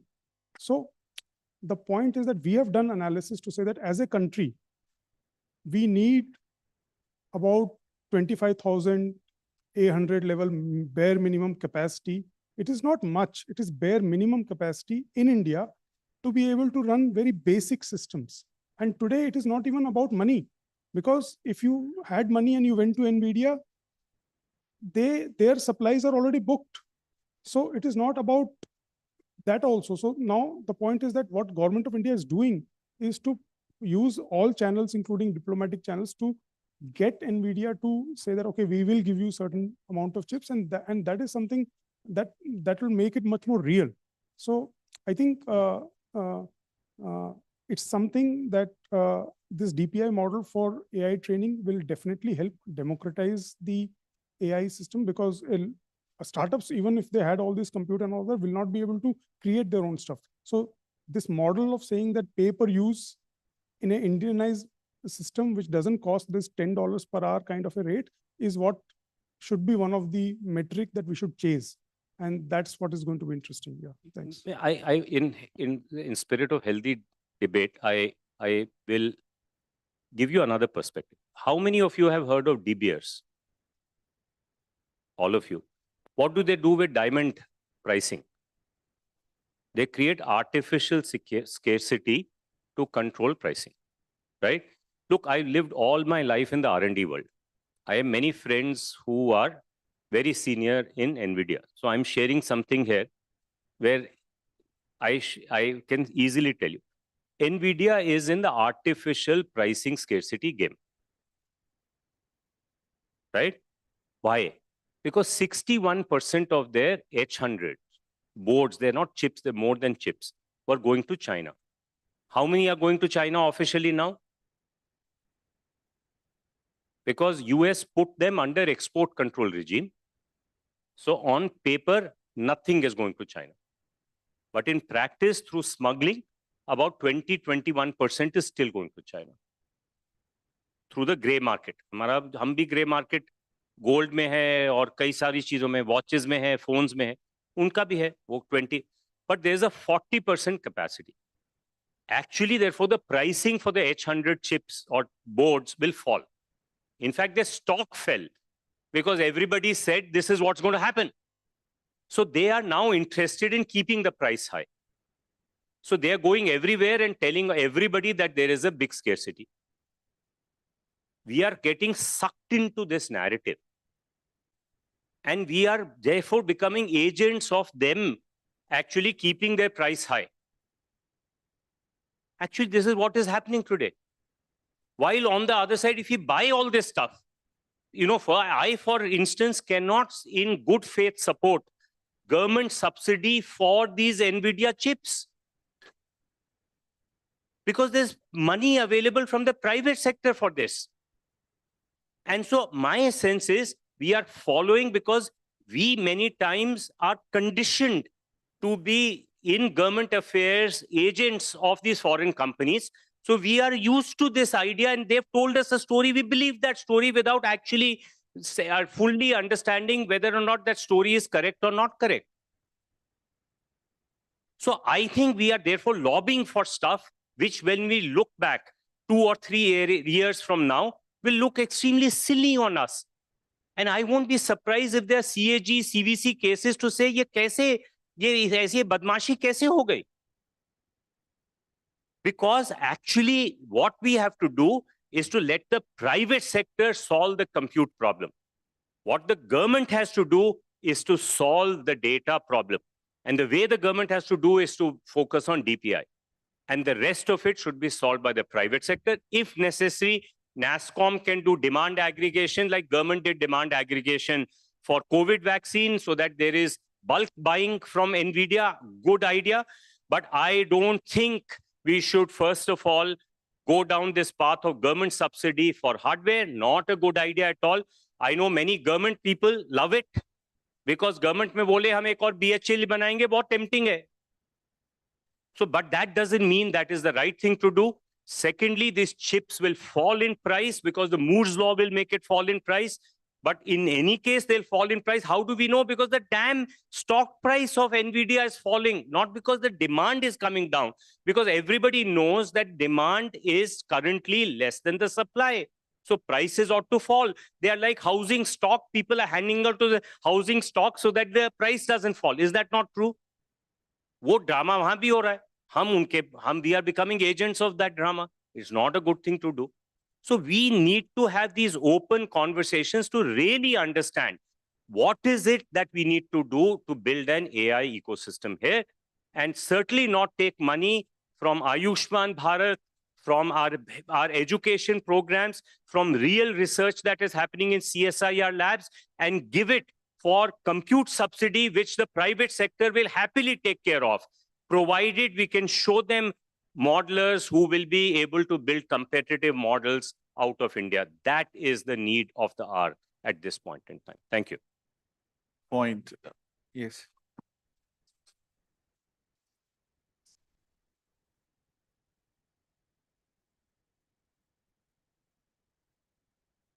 Because we keep talking about compute. Actually, like if you just, go out there, and it's not just the scarcity of hardware, which is the case. Even the compute need we have, I think there is a sort of a narrative about that also. Do you think if I were to create ChatGPT today, it will take $100 million? Make a guess. Answer is no, it won't even take $10 million. That's the reality. And in 2 months from now, it will probably take less than $5 million. Because first time you do something, there's no ChatGPT-like thing before. First time you do something, you will ramble across, right? You will do many, many runs. You'll make mistakes. You will not repeat the others' mistakes, right? Already there are proofs out there in the research world that the cost of training the same quality model has come down drastically. Another thing which is important for the data collaboration that we are talking about, in context, contextual data makes models much more superior. Smaller model with contextual data is far superior than a model trained on the web. Yes. That's a fact. Another 10x reduction in compute cost actually is what we don't really say. Again, in narrative, it's like, I don't want to name him, but like OpenAI CEO was here. He said India can't do it. They want that narrative to go. They want regulations to come in so that no one can do it. It's really a narrative because the cost of doing it, because of the techniques improving, it has come down by 10x, not 10%. And with good data, good in context, I'm not saying clean data. Data always has noise, so please don't mistake it for clean data. In context data, if you want to apply an education model in India, you need data from India. If you get it from rest of the world, it's not in context for India. See, you can ignore me. I am a pseudo techie compared to Gaurav. Seriously, Google researcher, been in this field for how many years? Practitioner, right? The whole AI revolution that Francis, you described happened from a 2017 paper. Do you know the name of the author, lead author? Ashish Vaswani. Who is our author of the first open house video that has happened? Kapil Vaswani. See, look, the point is, we are talking to you from a practitioner, dirty your hands, from a deep tech kind of a background of what is the story. And unfortunately, here in Delhi, there's a very hard, the gap between Delhi and Bangalore is sometimes bigger than the gap between Bangalore and some other country. Because Delhi doesn't want to listen to Bangalore guys at all. They're very happy to listen to what Americans are saying. They don't listen to what our Bangalore techies are saying. I hope that doesn't happen here. And because this is a mistake we will make again, people like Amitabh Kant have been instrumental in making sure we don't make that mistake in the past. Because if he had made the mistake, do you think UPI would exist? Is RF still here? Yeah, I'll tell you and I'll finish. I know we are running over. Here is a company called Razorpay, which is where RF works for. Company makes a bet on UPI. And if you go to August 2016 and you look for UPI, the first organic search results that would come would be the webinars done by Razorpay as the first organic result. Unfortunately, they had recently raised money from a company called MasterCard. Does MasterCard like that? So they went the board, because they were on the board, they told the company this is not a good thing to do.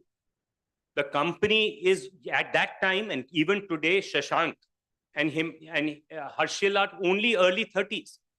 And if you go back 7 years ago, they were even younger, obviously, mid-20s. They know better. I and Nandan, twice we went to their board, telling their board, saying what's good for Razorpay is not the same thing as what's good for MasterCard. Who was on their board? Our own VCs. Did they listen to us? No. It took them a year to listen to us. And Razorpay is not the company it could have been had they not lost that year at that time. We are colonized. We are conditioned to listen to what the US is saying. US has no interest in seeing us rise as an AI power. They have only interest in seeing us rise as an AI consumer, not an AI producer. Mark my words. And so therefore, we must learn to listen and balance out here in Delhi between what the US is saying and what our Bangalore techies are saying. Who would you vote for? How many of you will vote for Bangalore techies? Show of hands. Rajiv ji, आप US के side में क्या? नहीं, आपको भी. See, this is the difference. This is not a discussion at all. When ISRO was rising as a space power, foreign entities killed our ISRO engineers. Yes or no? You know that? Is there any doubt? Even today it is said Homi Baba died in an accident. Vikram Sarabhai died in an accident. Foreign powers will not like to see India become an important AI power. We must become an important AI power in spite of those people wishing us to be so. And we have to have the sense to be able to understand कि वो सब कुछ जो बोल रहे हैं हमारे हित में कभी होता है, कई बारी नहीं होता है. ये समझना जरूरी है. मेरा रिक्वेस्ट दिल्ली में सिर्फ इतना ही है कि ये आप फर्क समझिए, बहुत इंपॉर्टेंट है. और ये नहीं कि वेपरवेयर ब्लाइंड ट्रस्ट करिए, कोड है. I grew up as a Unix kernel engineer. उस वक्त क्या पोस्टर होते थे? Code talks, bullshit walks. This is still the thought process in the deep tech industry. So we are not asking you to believe our bullshit. We are asking you to exercise the code and see for yourself whether this works or not. And since many of you are not coders, you can find intelligent people to do it for you and then make a decision. But please don't follow blindly what we had to overcome. This is the sad thing. We had to overcome this because the smart card lobby did not allow Aadhaar to give a 12-digit number. R.S. Sharma की आप book पढ़िए, उसमें बहुत clearly लिखा हुआ है. The Visa MasterCard lobby did not allow us to do UPI. Right? Now, the same Facebook and Google lobby fought against account aggregator and our consent architecture left, right, and center. And yet we won. We are having this fourth fight all over again. And here Koshi, who's going to come up, is on the fifth fight. He is trying to overcome what Amazon and all these foreign companies are trying to do with our e-commerce right now. We must learn. एक बारी नहीं समझ आया, दो बारी नहीं समझ आया, तीन बारी, चौथी पांचवी बारी तो पता चलना चाहिए ना. Sir, you cannot be an arbiter. You must realize this is a pattern that will not change. We must learn to play the game better and better. Every time it cannot be equally hard as it has been in the past. That is not fair to the people who are doing it as no greed, no glory volunteers. It is not respectful. It is not the right thing that you are doing. You are letting your own people down by taking that stand. This is being done by no greed, no glory volunteers. The beacon protocol that ONDC used has not been paid for. The protocols that DEPA and all these protocols are not paid for. They're free. They're built by no greed, no glory volunteers. And to again and again subject them to same kind of Sita ka test, कितनी बार आप test करोगे उसको? ये गलत है. अगर आप agree करते हैं तो क्लैप कर दीजिए, उसमें सेशन खत्म. Thank you so I much. just want to add one thing. Sometimes people, just one thing. No, I'm with Sharad, so I can't go alone. I mean, so this is not a reaction to ChatGPT. Sometimes people think we are talking about this. So this work started more than 3 years ago, and we covered everything that we could because there is no other model of this. India is unique. All the principles that Sharad talked about, we had to cover them. So we could see this happening. ChatGPT was not there. ChatGPT is 11 years old in a 11 months old in a 36-month thing that it took to bring this to life. Right? For 36 months it's been on. But the announcement of this, I don't know whether you know, it took place in Leela Hotel on August 16, 2017. August 16, 2017 is how many years old? 6 years old. Of that 6 years, 3-year inference करने में लगा, उसके बाद 3 साल से training पे लगे हुए. So ये please, don't do this all over again and again. In this, if we lose the battle because of the US thinking, we will not be able to, we will punish ourselves badly because AI is so important that we can't afford to lose this battle. And I'm telling you, it'll be a shame if we have won it 4 times and we lose it the 5th time. Why? Because we were still so conditioned to blindly listen to some Western companies who don't even claim to advance Indian interest. You think Google claims to advance Indian interest? No. Facebook? No. Nvidia? No. They are here to sell. And they are obviously in cahoots with their own government. Luckily, their government works very closely with them. Is that not true? So they are a federation that work together. Their universities, their think tanks, their companies, their state department all work as a group of people to advance their national interest. In their national interest, to see India rise as an AI nation is not in their interest, because in their interest is India be the consuming nation of AI, not the producing nation of AI. So let's please keep this in mind. Well, thank you so much. Thank you so much. You have vehemently and very clearly argued your case. Lot many messages, lot many points. I think, Vivek, you'll have a Himalayan task to jot down all the points. No, we'll finish here. We'll go to the next. Oh, wonderful. I thank all the panelists. Thank you so much. And we have the last session. We are not breaking for tea, right, Vivek? Over to you. Thank you.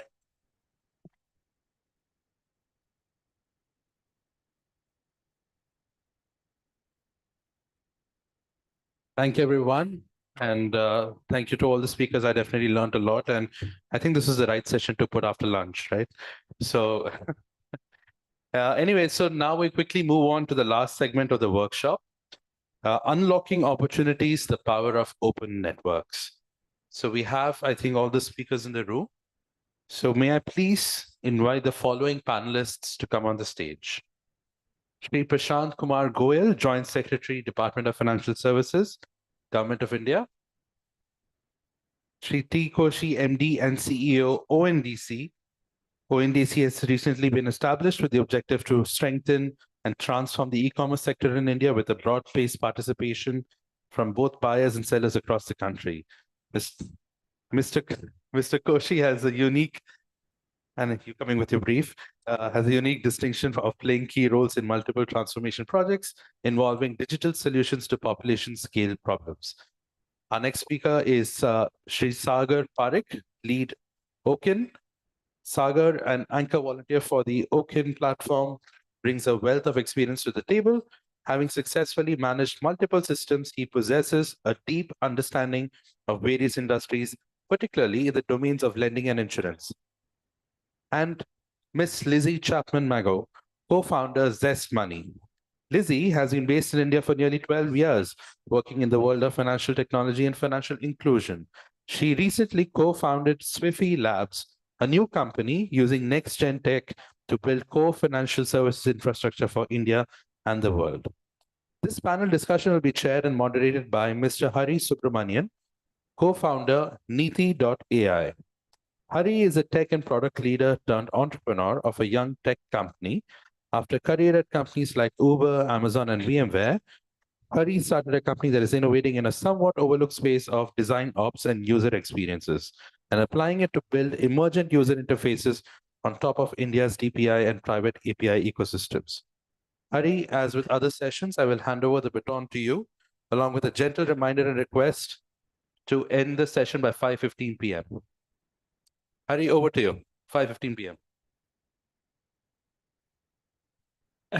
Okay, thank you very much. I should. This is an August panel, so in fact, when the agenda was shared with me, I almost went through like a few hours of imposter syndrome, and I think this is just pleasure talking to all these people and talking about this particular topic. So. I'll just start off with a short personal story of mine. Sharad was talking earlier about that he was a Unix kernel engineer when he started his career. I was also a Linux kernel engineer when I started my career.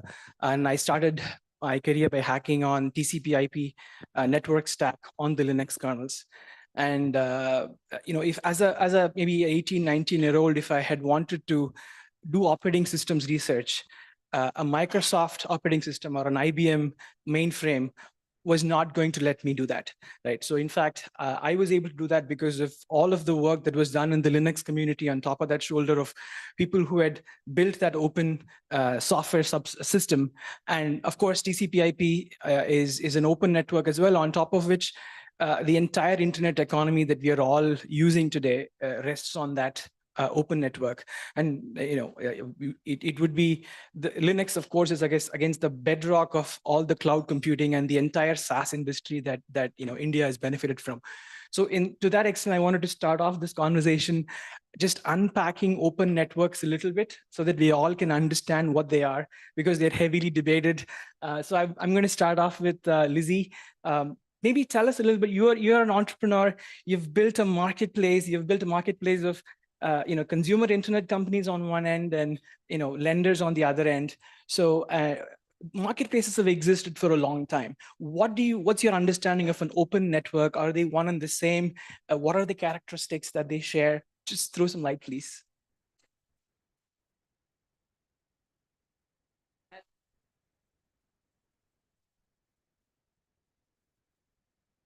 Maybe I'll give a quick personal story as well. Sometimes it's confusing.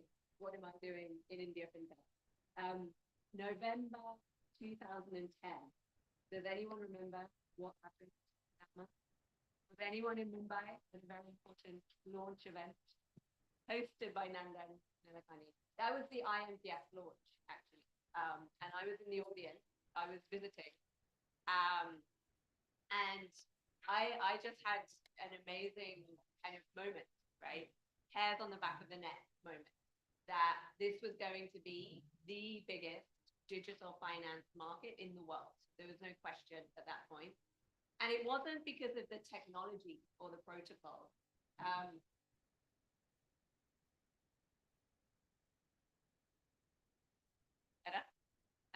No. Yes, there we go. Right. So the thing about IMPS, and I know we're going backwards, but it'll make sense. The thing about IMPS, it wasn't the technology or the protocol that got people like me excited, right? And literally a month after that, I moved to India, and the rest is history.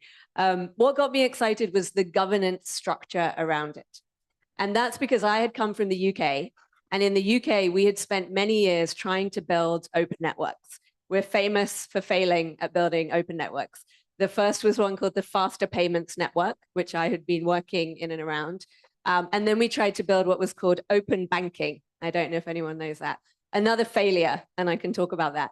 So when I saw the way that India was thinking about digital public infrastructure demonstrated in that IMPS demo, I could see this time it would be different, and that this governance structure was going to lead to absolutely incredible scale effects.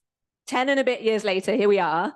And finally, everything we predicted is playing out on a scale I think most of us still cannot believe. It's truly incredible. Credit is where I'm most passionate. I believe, like Vijay said earlier today, the more credit we can get in supply, especially to the mass market, the greater we can grow this economy. And that's what all of us want. So I'm here building credit networks. I've mostly done that for the best part of 12 years. Most digital lenders today in this country are credit networks. What that means is we are technology in the middle of lenders and consumers. We create supply and demand. That's what most of us do in some form or another. Some people have now gone and got MBFCs, but let's park that. We've all created networks. I'll be very honest, I failed at doing that. And many of us have failed at doing that. Vijay says it's the winner right now. He's doing very well. But most digital lenders have not scaled. Most have failed to become profitable. And most importantly, most have failed in the mission to advance credit in this country. Still, there are less than 100 million creditworthy consumers, really. And still, there are only 1 million SMEs who have access to formal credit in this country. And that's the point. So the hope is that if we remove the traditional marketplace, which is basically a middleman, we all understand what a marketplace is, a middleman who designs the experience of the buyer and the seller, a middleman who designs the commercials of the buyer and the seller, and a middleman who creates the rules of the game. We're saying that model didn't work in credit. Why don't we create a decentralized, open network where there is no middleman? This is the important thing. There is instead a set of rules of the game, okay? There is no umpire, there are groundsmen. We design better rules of playing the game such that all the participants have open access to that network and create more intelligent and more scalable products. And in credit, that works beautifully because I'll tell you what happened. Borrowers got a bad deal. They had to go to 20 different platforms to get a loan. Lenders got a bad deal. They had to integrate with 20 different platforms to distribute a loan. And all of that cost and mess created confusion in the ecosystem. The dream of OND-CFS, and we'll hear more, and OCAN in particular, is that we remove all of that complexity and confusion. We remove bad middlemen, and sorry to say we are a bad middleman, and we create a much more democratic and open system. Great. I think thanks for explaining that so beautifully. And so in essence, marketplaces exist with or without open networks, but with an open network, it's like a boost to a marketplace. With those shared set of rules that you're talking about, now it's possible for a marketplace to actually, people in the ecosystem to go build those rails independently, but then everybody can talk to everybody else, very much like how TCP/IP protocol, the servers and clients talk independent of the implementation. Excellent. So I'm going to, with that, turn to, you, sir, Mr. Prashant, but everybody else can pitch in here as well. The second thing that typically open networks claim to solve is interoperability and leveling the playing field, right? So particularly, as a joint secretary to the Department of Financial Services, how do you see the democratization of credit or democratization of financial services happening through some of these open networks that can come into being in the future? Of course, would love to get your thoughts. Thank you. First of all, a disclaimer. I may be the least knowledgeable person in this gathering among the panelists as well as among the audiences. Actually, as you know, what happens, like we keep on shifting from one place to another place, one ministry to another. So that's why it takes time to build up the experience and knowledge. So, but coming to that question, like open networks, the way we are seeing in India right now, the growth of fintechs, there is a technology, Aadhaar framework is there. The basic requirement is KYC, like in any credit, this thing. KYC is very, very important, like to whom we are lending. So Aadhaar layer is enabling that, and there are protocols for sharing the data with UIDAI.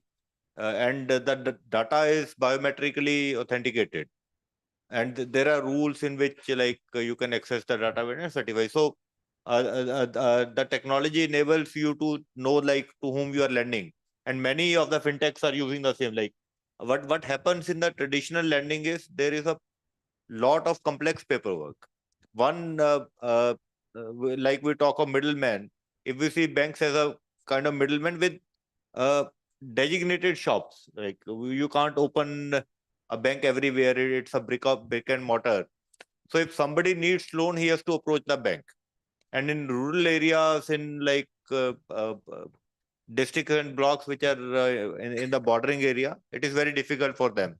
So that's why the money lenders used to play. So when we harness the power of technology, so then there is a competition among the private players. They can build on this Aadhaar network and link to the banks.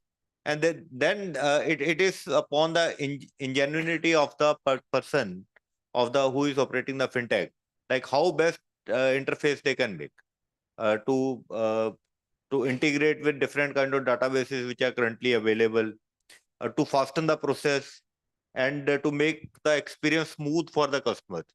So I think now all the banks, like private sector banks, were ahead of public sector bank in partnership with fintechs, and even MFI and NBFCs, they have kind of operating on the same model. But now public sector banks are realizing the same. Like if they have to serve the unserved people, reach the rural area and lend to the MSMEs in a non-traditional way, like the cash flow based credit and underwriting, and banks were not doing earlier. So now all the public sector banks are partnering with the fintechs, and this is all due to open networks which we have set up. Thanks a lot for that. I'm not sure if any of you would want to jump in on that as well. In terms of your thoughts on the interoperability piece. Of course, one thing to add, as you were talking through, I think you were talking about the flow of the information, flow of the identity itself, which is Aadhaar, which enables a lot of this. We talked about the flow of data earlier when the panel was discussing DPI in the previous session, but essentially this decoupling of the borrower side and the lender side, or as the case may be in ONDC, the buyer and the seller side, this decoupling enables, and laying down these rules of engagement enables independent people that are in that network, particularly say the application builders can go off and build the best possible consumer application for selling products on ONDC, or the best possible loan origination systems, as the case may be in financial systems. So that decoupling really helps for innovation to happen, and those common rails are what is actually helping with the interoperability. Not sure if you have wanted to add something there. No. Let me just pitch in the big picture, the big ultimate ambition on which we are all working together. Please do. When you say open network for digital commerce, normally when you say digital commerce or e-commerce, we think the consumer product that you're very familiar. But if you look at when there is somebody who wants something and there is some provider who has ability to give something, then they come together to have an interaction. It could be to buy a phone, it could be buy a consulting service, it could be buy a financial product, it could be to buy an insurance product, it could be to hail a taxi, or it could be to order food, or it could be to buy for the factory to buy some nuts and bolts. All of them are two sides. One, somebody who wants to give something, and somebody who wants to take something. So what's our ultimate vision is that any product or service which is catalogable. The word is catalogable. So for example, you and I have a private deal, you don't need a network. Anything that is catalogable will be available in this open network using this open protocol. There'll be a different kind of buying application would come and help their kind of clients buy whatever that is needed for them. So what is the big picture? Everybody, every provider is there. And different kinds of buying assistance will come and help them to buy. Some buying assistant may say, I'm going to be very focused. I'm going to only look at consumer products. Some buying application may say that I'm going to be very focused. I'm going to be B2B. Somebody may say that I'm going to be in financial services. The beauty is that every provider need not worry who is the one who's going to get it to his end consumer. So long as he has a meaningful offer that is relevant to a larger audience, he is present and discoverable. And there will be different enterprises who will come, some with very focused and some with broader focus will come and help. And there will be, that's why. So in a way it becomes, there'll be some, that's why I say there'll be some nets which is following only on mobility. But they are all talking to you. That's a ultimate vision. So it is not that we are going to create another one, what you call the platform of platforms. It's not the idea. The idea is that they're all present and communicate each other with a protocol. And that's what we are trying to do. So we demonstrated first, everything you have to first demonstrate it, like Sharath earlier said. Otherwise, everything is vaporware. So what we have done is we have demonstrated with the most painful part, which is grocery, food, and mobility. But in the last 2-3 months, practical, and we have reached pretty decent traction in a short period of time. If I just give you one quick number, in January, altogether we did 1,200 transactions. In this month, the October month, we have done 4.5 million transactions. And I'm sure by next year, there'll be 1.0 got added. And there again, we are seeing in the last few months, we have announced the other segments like fashion, electronics, everything has set up pick up well. And the FS related thing, which is for everything from credit to, they're all related to insurance, everything is out and many cohorts are already in advanced stages of implementation. So the only thing that ONDC that additionally, in addition to making all this work, is to give an institutional support. Because whenever something is not, it need an institutional support, not to control, but to facilitate, enable. Otherwise, it is not easy for them to. So that's a role we are playing. And I think that's a role we are all trying to make it happen. I think that's what will give you the big ambition that as a country we are attempting. Oh, thanks a lot for that. I think the other very interesting thing as you were speaking about these open networks is how the data, now that you have data that is on the supply side and the demand side, these open networks also enable for that data to actually flow to wherever the unlock can happen. Instead of closed systems where the data is going to lie just with that entire service provider who is end-to-end controlling it, these sort of open systems allow for the data to flow and the value to get unlocked, and then does not impose a tax on whoever wants to use that data anymore. I happen to have a lot of friends, like many of you here, I'm sure, that live in other countries, and they are looking at India and all this innovation that's happening in India from afar. And one of the questions that I get from them is just the DPI and these open systems. Do they actually stifle innovation, right? Particularly private innovation, right? So people that are more open market focused tend to ask this question. So I'm going to turn to you, Sir, Mr. Koshi. What would be your response to that, to some of my friends there? Does it stifle private innovation? In a lighter way and say, I'll tell them stop smoking something that's not the right thing to do. Because it's completely out of even common understanding. I don't know whether they even have common sense. Because if you really look at, when you have limited platforms, all the innovation is only within them to maximize the interest of their shareholders or their market. When you have an open network, it allows humongous amount of private innovation. Even for 3 graduates from BITS Pilani recently took up our protocol and came out with something very interesting, quit and say, hey, now I've created only one building block. Somebody may take it and I'm going to go on. One of the fundamental opportunity that open network gives you humongous amount of innovation and specialization. Whereas when you try to do, we have seen that happening even something, if I just give for example, remember when the telco company started, they tried to do everything by themselves. Then they realized they are not the best guy to run the tower network. That's why finally Virgin Mobile came and said, I have a CRM and I have a billing system, everything else is done by them. So when you unbundle it, helps innovation, it brings in specialization, and the best guy can serve. It's not that everybody gets equal market share. Good ones will succeed. Enormous amount of competition. And what drives innovation is competition. So open network is what's enabled. Oh, absolutely, great. So essentially, this interoperability ensures that the incumbents do not rest on their laurels. They have to actually continue to innovate and be nimble, so that and this also allows for new entrants to come and compete as vehemently as they can, which in turn eventually should lead to better innovation from all parties, private or public. Beautifully said. So I'm gonna turn to you, Sagar, to talk about Oken. So I've heard that Oken from you and others that are friends, that Oken is fundamentally changing the way credit is going to work in India with a lot of innovation in that space. So just throw more light on what you guys have been up to. You did an Oken 4.0 launch very recently. So tell us more about that.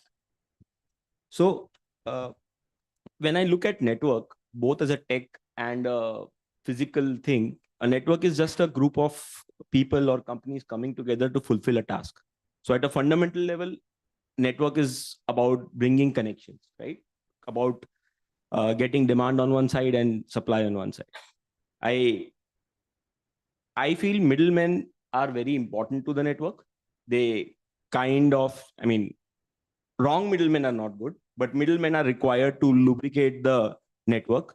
If you take the example of internet as a network, which is the most fundamental network that all of us use, you have the internet service provider, you have the sites on one side, you have the consumer on the other side.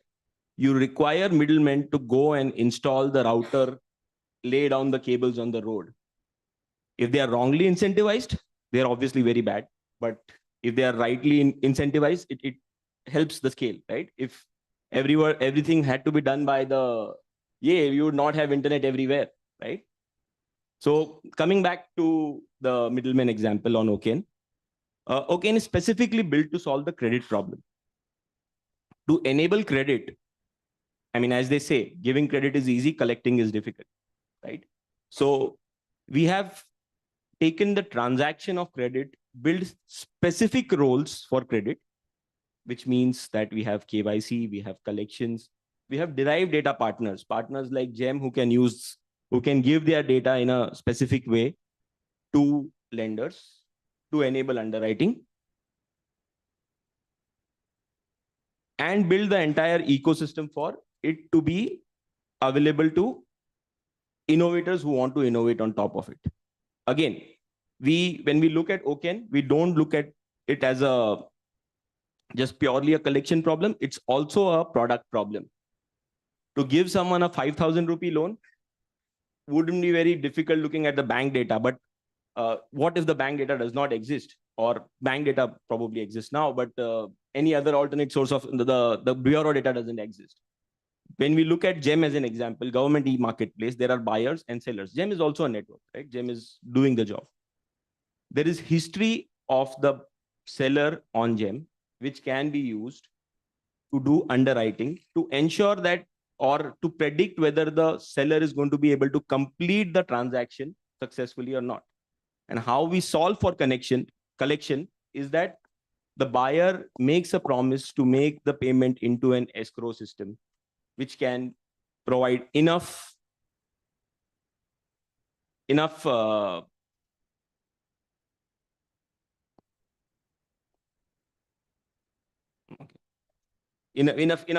guarantee or enough assurity to the lender to go ahead and say that I am going to underwrite this loan. Along with that, there are ways where you look at giving a 50,000 rupee loan for 2 months was not profitable because there were a lot of costs involved. A lot of these costs are being reduced by Oken. So GEM becomes a borrower agent, and there is a distinction between a loan agent and a borrower agent. I'll come to that shortly. They unlock their data, which means they are not charging the lender for the data. The cost of acquisition is zero because you're not getting a lead anymore within the traditional model of getting lead to actually giving a loan. All of this is made possible because the right kind of middlemen are.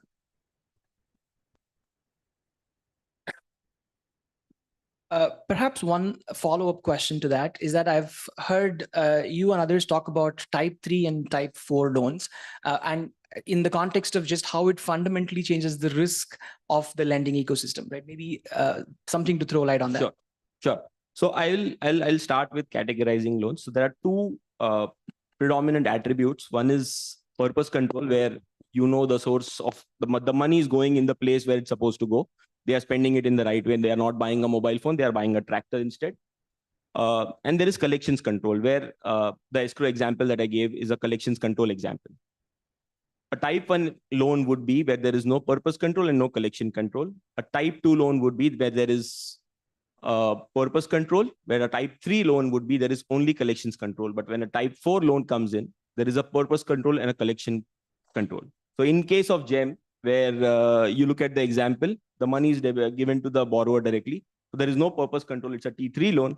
However, when we look at the examples that are coming up with OK, and we are looking at many T4 examples, which actually reduce the risk profile of the customer, of the borrower in this case, right? So because they don't have to go and worry about collections, fundamentally, it does that. One more important thing about the middleman, I missed that earlier, is that there are a lot of roles that require to be very local to the, either in case of GEM, it's a digital proximity, but in some case, if I were to attribute to a particular state or a particular district, it could be a viable model for someone to become a borrower agent. A CA in a particular district could become a borrower agent, charging them a fee, not getting incentivized from the lender, but getting incentivized from the borrower for giving advisory service, much like it happens in the mutual fund space, right?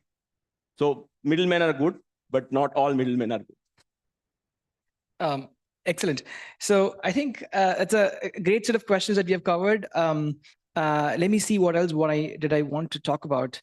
Now, the next topic that came to my mind was generally around challenges. And as a practitioner and an operator in this space, Lizzie, you have built marketplaces where you've laid down rails with the lender side, laid down a ton of rails with various consumer internet platforms, and that is a fairly arduous task to undertake. Right? And kudos to doing that. How do you see an open network changing the amount of effort that would go into doing something like that? So what sort of challenges does it address if you were to go back and redo that in an open network model? And what sort of new challenges do you actually see the open network itself posing on you, right? Yeah, and maybe this is kind of also like good advice for anyone building an open network. Let me give you the digital lender's view, or the financial services kind of ecosystem view, right? So I think everybody loves to refer to UPI, and I keep hearing people say, maybe this is the UPI moment for credit. But I think most of us in lending will say that's not true, because we believe that credit is a much more complicated product. And whilst you're right that it's not about lending, it's about collecting, what goes into good collecting is good risk underwriting and prediction and analytics. And a lot of that is considered the secret sauce of the lender, even his practices on the back end. So how one collects, how one integrates collections and underwriting. And a lot of that is very hard to standardize in comparison to, say, UPI, where a payment to a bank has to be standardized by definition. So I think one of these issues is this standardization of flows. And this is where you get a lot of pushback from the ecosystem. I know, I represent them. I hear their grumbles. I hear their complaints. They don't like the standardization because they like their secret sauce.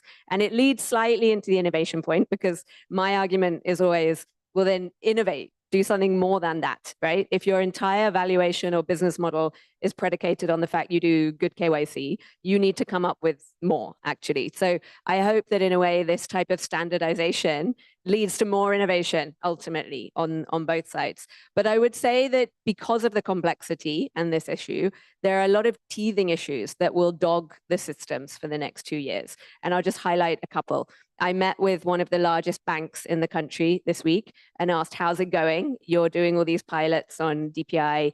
How's it going? They've released a complete AA flow, for example. He said, disaster. we get a 70% failure rate on our AA flow right now because SBI is the main counterpart that we're pulling data from, and their systems go down every day because this number of pings on their core banking system had never been anticipated, even by the bank, right? So these are the kind of teething problems that will be fixed in the next 2 years, but are non-trivial and will require a significant amount of ecosystem work and collaboration to resolve. I'm not going to state the obvious, but data is the next big one. And I'm going to tell you again, the insider view, unfortunately, there is a lot of leakage in the system. I think we all know that. We were regularly, as a lender, approached by what I would call TSPs, who would try and sell us data they had taken from another lender, illegally. And exactly as Sharad said, it doesn't matter what the rules say because there's no implementation. And so when there's profit at stake, people will abuse and misuse data. And I don't think we've thought through all of those connotations yet in financial services because there's a lot of profit at stake for data sharing. And this is a big concern of mine. And then finally, in the long run, I would just highlight exactly this point, and I won't call it the innovation problem, but I will call it the capital problem. And that is that the venture capital and private equity world is very bad at innovation. They don't think of innovative things. They love middlemen businesses. They love agency broker models. They fund them all day long. And they're up in arms. They're saying, what are we going to fund now? The government's building everything, right? So I think we also, just as we are educating the ecosystem, we have to educate the investors to understand these systems and platforms, because it's the investors who are putting pressure on good young IIT founders to just build more boring middleware, right? And that's, I think, one of the biggest gaps at the moment. The P guys have not been brought along on the journey yet, okay? Beautiful. So just to summarize what you were saying, the first point was problems of discovery, testing, in the integration that needs to happen between these systems. The second point was, the third point was largely capital, and the second point was largely around data, and the third point was, innovation and private equity. Where is it going to go? So just one thing, one parallel that I was drawing to the open networks that is happening in credit, to the TCP/IP open network that we started off talking about, open networks. While TCP/IP allows for the server and the client to communicate, there is a whole slew of protocols like ICMP, DNS, ARP, and reverse ARP that enables for integration, that enables of discovery. So there is an ecosystem that needs to exist in terms of that enables discovery, testing, interoperability for it to work well, right? And to connecting that to your third point about where can capital go, I would tell your VC friends that perhaps the ecosystem of these discovery, testing, and integration services need to exist for this ecosystem to come alive and the network to come alive. And those are worthwhile projects to fund for them. And I'm hoping that, I would hope that Gaurav and Sharad and all the account aggregator and the DEPA team would actually be able to solve the data problem that you talked about, right? So, yeah, excellent. Thanks for covering that. So, the next topic that I think, as I was kind of thinking about it, to discuss with you all, particularly was around open source and open networks. So, they both can exist, like open source and closed source systems can exist independent of open networks and closed networks. Particularly, ONDC, I think, has taken an open source approach to building an open network system. So I wanted to get your thoughts on that choice of open source. What do you think it benefits? What are some ways in which you believe open source can actually complement the goals of an open system to come alive? What we have done is to find the best way to put together such a open network. So we have been lucky to have the underlying backend protocol, which is completely available for the open. Okay, because it is able to bring significant amount of collaboration from a wide group of people. You worked in Linux, so I don't have to tell you. So what it can bring together And they also have a group, exactly like in Linux, unlike some of the other open source, which got sucked into stopped being open source and getting limited in that sense. This happens. Okay, so what we have done is that, that governance framework, like you said, is in place. One more step that we've gone forward is that the backend at the bottom layer is a transaction layer. When it comes to buyer and seller or somebody exchanging things, we brought what we call the network layer, which is what make it possible. And the nuances that is needed for different kinds of products or services. What is needed for mobility is a little different from what is needed for consumer goods and so on and so forth. So we have, there again, instead of trying few guys sit down and tell them this is how to be done and just dictate terms, we have taken this approach of wide participation. When it's an open network, it is going to, we want to get a wider participation. That is possible only when we are willing to take the feed, the opinion, inputs, everything, to bring something that is good collectively. So that's why we have made that, we have made it, CCND. So finally we said India should get credit, but it's completely free for anybody to take it.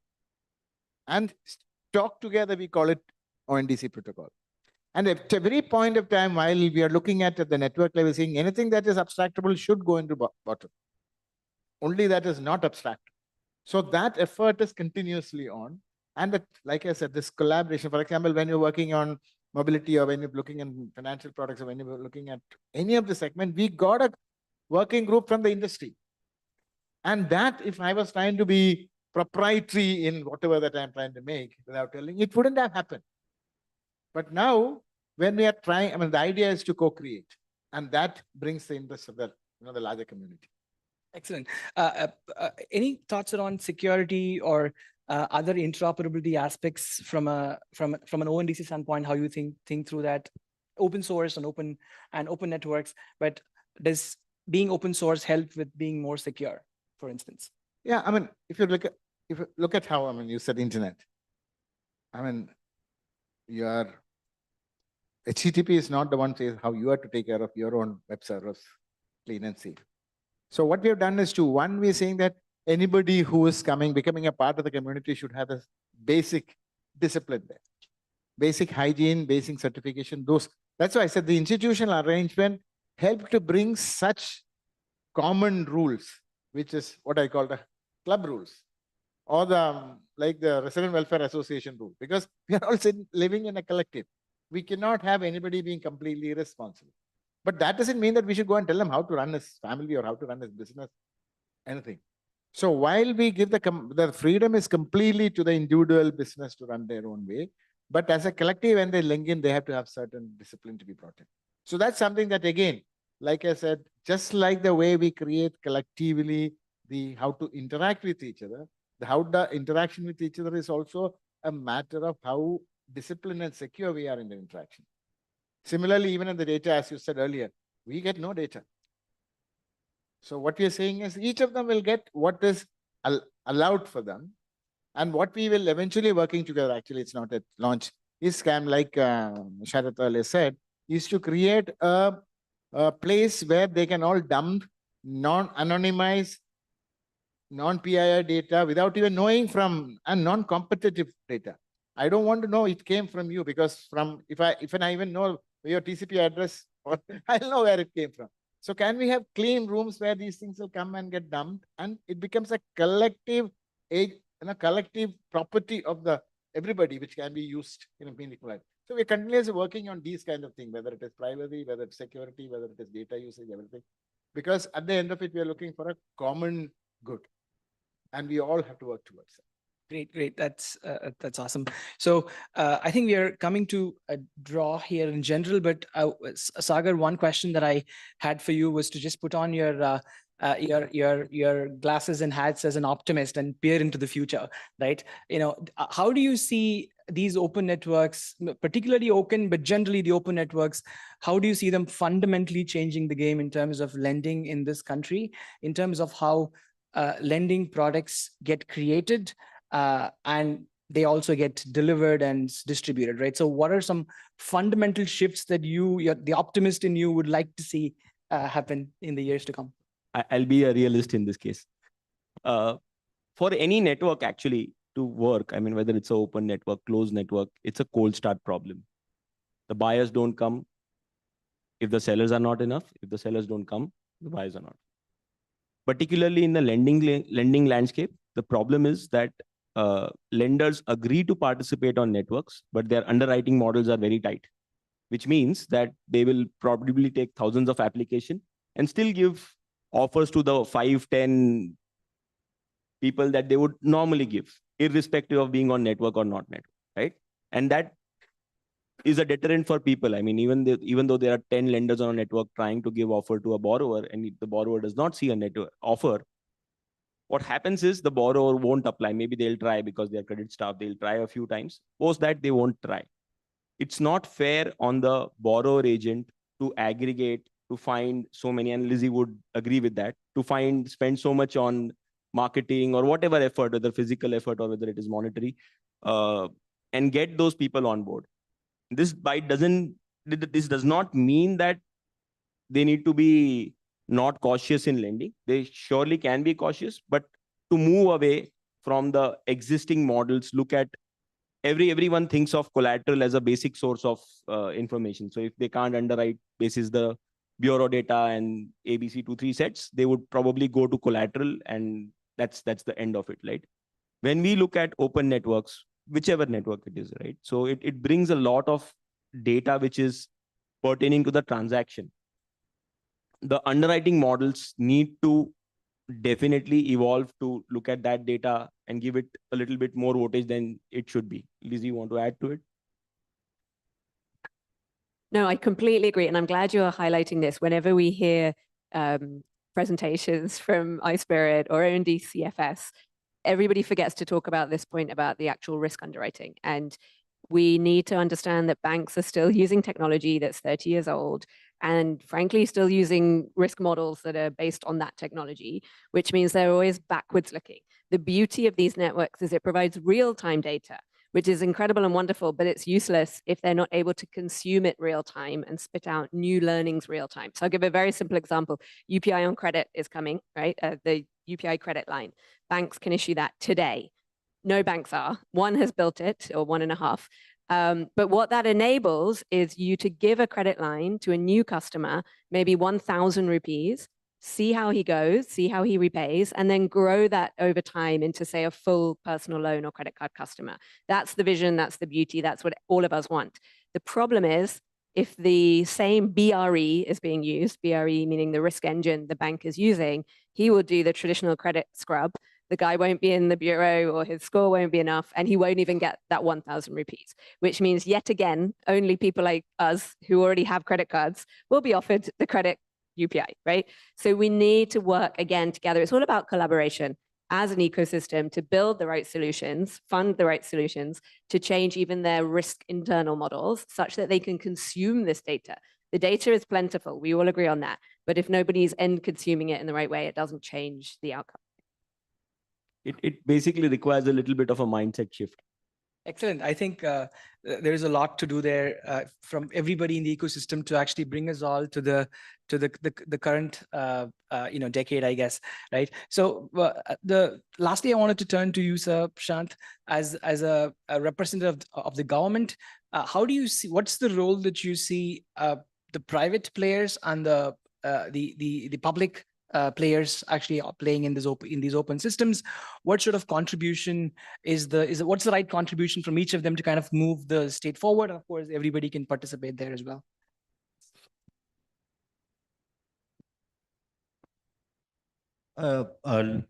Like has been said, like there is a basic core in every open network, be it UPI, be it ONDC.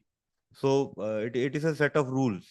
So those rules have to be formed. Like wherever we have seen, like UPI, we say that it has revolutionized, or Aadhaar has revolutionized KYC or identity, and even beyond credit. So there are so many transactions which can be done. Even in case of ONDC. So basic, I would say that first, everywhere it is the public sector, maybe government entity, or there is a push because private sector doesn't come if the system is in a nascent stage. So like if there is a somebody is a IT graduate, has some brilliant idea, if he approaches a private company, so that we will go to the proprietary model. It's not an open model. So if a company invests, they would want to keep the entire thing with them and make profit later on. But the role of government comes like there is a good idea after different discussions. So they take pains or they make effort to develop that idea, build a set of rules. Like ONDC, it is said that in January there were only 1,200 transactions. Now we are into multiple of millions. So it will scale up. Similar for UPI. So if we say that ONDC could have been built by a firm like Amazon, is a kind of network between buyer and seller, but it is privatized. It is not open network. So role of the public entity or the role of government, role of regulators is very, very important, I would say. And they have to move first everywhere. And when the system is robust, when all the private players, they see that, okay, like there are entrepreneurs, there are risk takers, there are innovators. They see that, okay, there is a core and I can do something on top of that. So then they start building applications. And like innovation is when there are say 100 brilliant minds, they are competing, trying to offer the service. So they have different kind of scenarios in mind, different technologies. Maybe they are more up to date. So they bring better customer oriented or business oriented better solution. So I would say that the collaboration is very, very important. Role of government is to set the system in place. Or the public entity is to set the system, lay the foundation. Over top of it, it has to be built by the private players.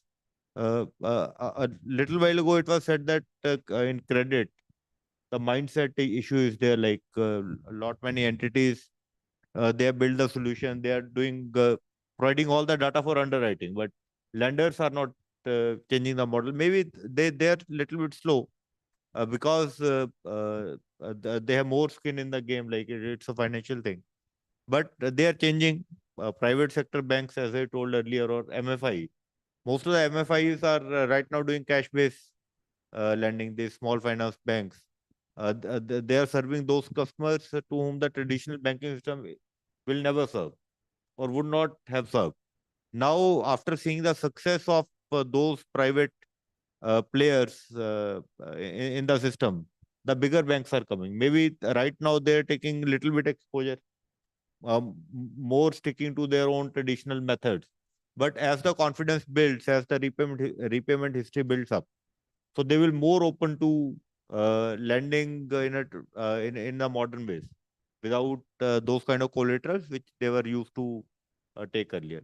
Plus the role of, like in UPI, I would like to say that role of regulators is very, very important. Like the rules of the game have to be set by the regulator. Like in UPI, we know that the payments are secure. Why? Because RBI regulates it very tight. There are set system by which the payment has to be processed. There are set timelines. There are set regulations which all the player in the system have to follow. So regulation part is very, very important. To the rules of the game should be very tight. Within that, there is innovation, and I am hopeful that with this concept of open network and government also getting the experience and having the right kind of infrastructure right now in place, bigger databases, be it like GST database, be it health database, be it Aadhaar database, bank accounts. So I am hopeful that in coming days, more and more such kind of foundational networks will be created, which will be helpful in ensuring the public delivery and improving it in a much better way than we can even think of as on. That's a great point. So as a highly regulated industry, and there is also multiple public sector entities here, multiple regulators across which sort of financial service product you're talking about. And we had this very interesting lunch conversation about this. So I wanted to say, if either from the ONDC side or the Open side, or as a technology service provider, Lizzie, if you had what sort of collaboration would you kind of seek out to the regulator and say what sort of proactive action would you want from the regulator? Any of you, please feel free to jump in. So basically the regulator, you would look at ensuring that there is enough regulation, either tightened or loosened, to have the transaction go through, whatever it is, right? Whether it's buying an insurance product. So just giving an example of the same thing. On IRDA, you would have to register your insurance product and then launch it. It would take a while. And now they've changed their stance. In case of OCEN, or to be more specific, lending, right? To be more broader lending, you would look at KYC and some of the other issues which kind of break the journey, right? So there is intent, there is a match on both the sides, and the journey breaks, which is the most painful, right? So, I mean, just go through so that enough, and I know there have been digital lending guidelines ensured to do this, but there are some teething issues still there in the lending landscape which require to be done. I'm not sure if anybody else wanted to add into that, but essentially what you're saying is make sure that the right amount of stuff that you require for underwriting that loan is requested, but not more, not less, right? So essentially the entire transaction, like there are regulation around KYC, there is regulation, will be a regulation around a lot of other things, right? So just ensure that there is enough so that a digital transaction can be completed, because networks rely on things to be digitally done and not physically verified, right? I'll give you a big picture thought. You look at the business, enterprise, innovators all together, try to find a better solution, a better product. I'm not talking about credit only, anything. I mean, that's the way the whole thing is. And they are driven by profit maximization. That's the best thing. That is what should be driving. If you look at what is a regulator try to make sure that whatever these things are done is not done in a runaway fashion, has taken into all possible risks to the society at large. And they try to sort of assess it and then put in the rules, guardrails to be there, which is the right way to do. But only thing that there is sometime what happens is, I will make only one point. The regulators also have to think about innovation in regulation. They have to realize that they cannot say, this is the way it has been done, so nothing cannot be changed. Sometimes that's a kind of mindset. They feel that this protection is to be there. But that protection was for the world that was then. The world is changing. So we need to drive a mindset of innovation among the regulators, not into creating product, but in making sure that these right products are encouraged and allowed to be proliferated faster. Makes a lot of sense. So I think we are almost coming to a draw here on this. I wanted to see if people had any closing remarks from the panel side. Otherwise, we could go for questions from the audience. Excellent. There is a question. A couple of hands coming up there. We'll go to the gentleman on my left. If we could get a microphone over.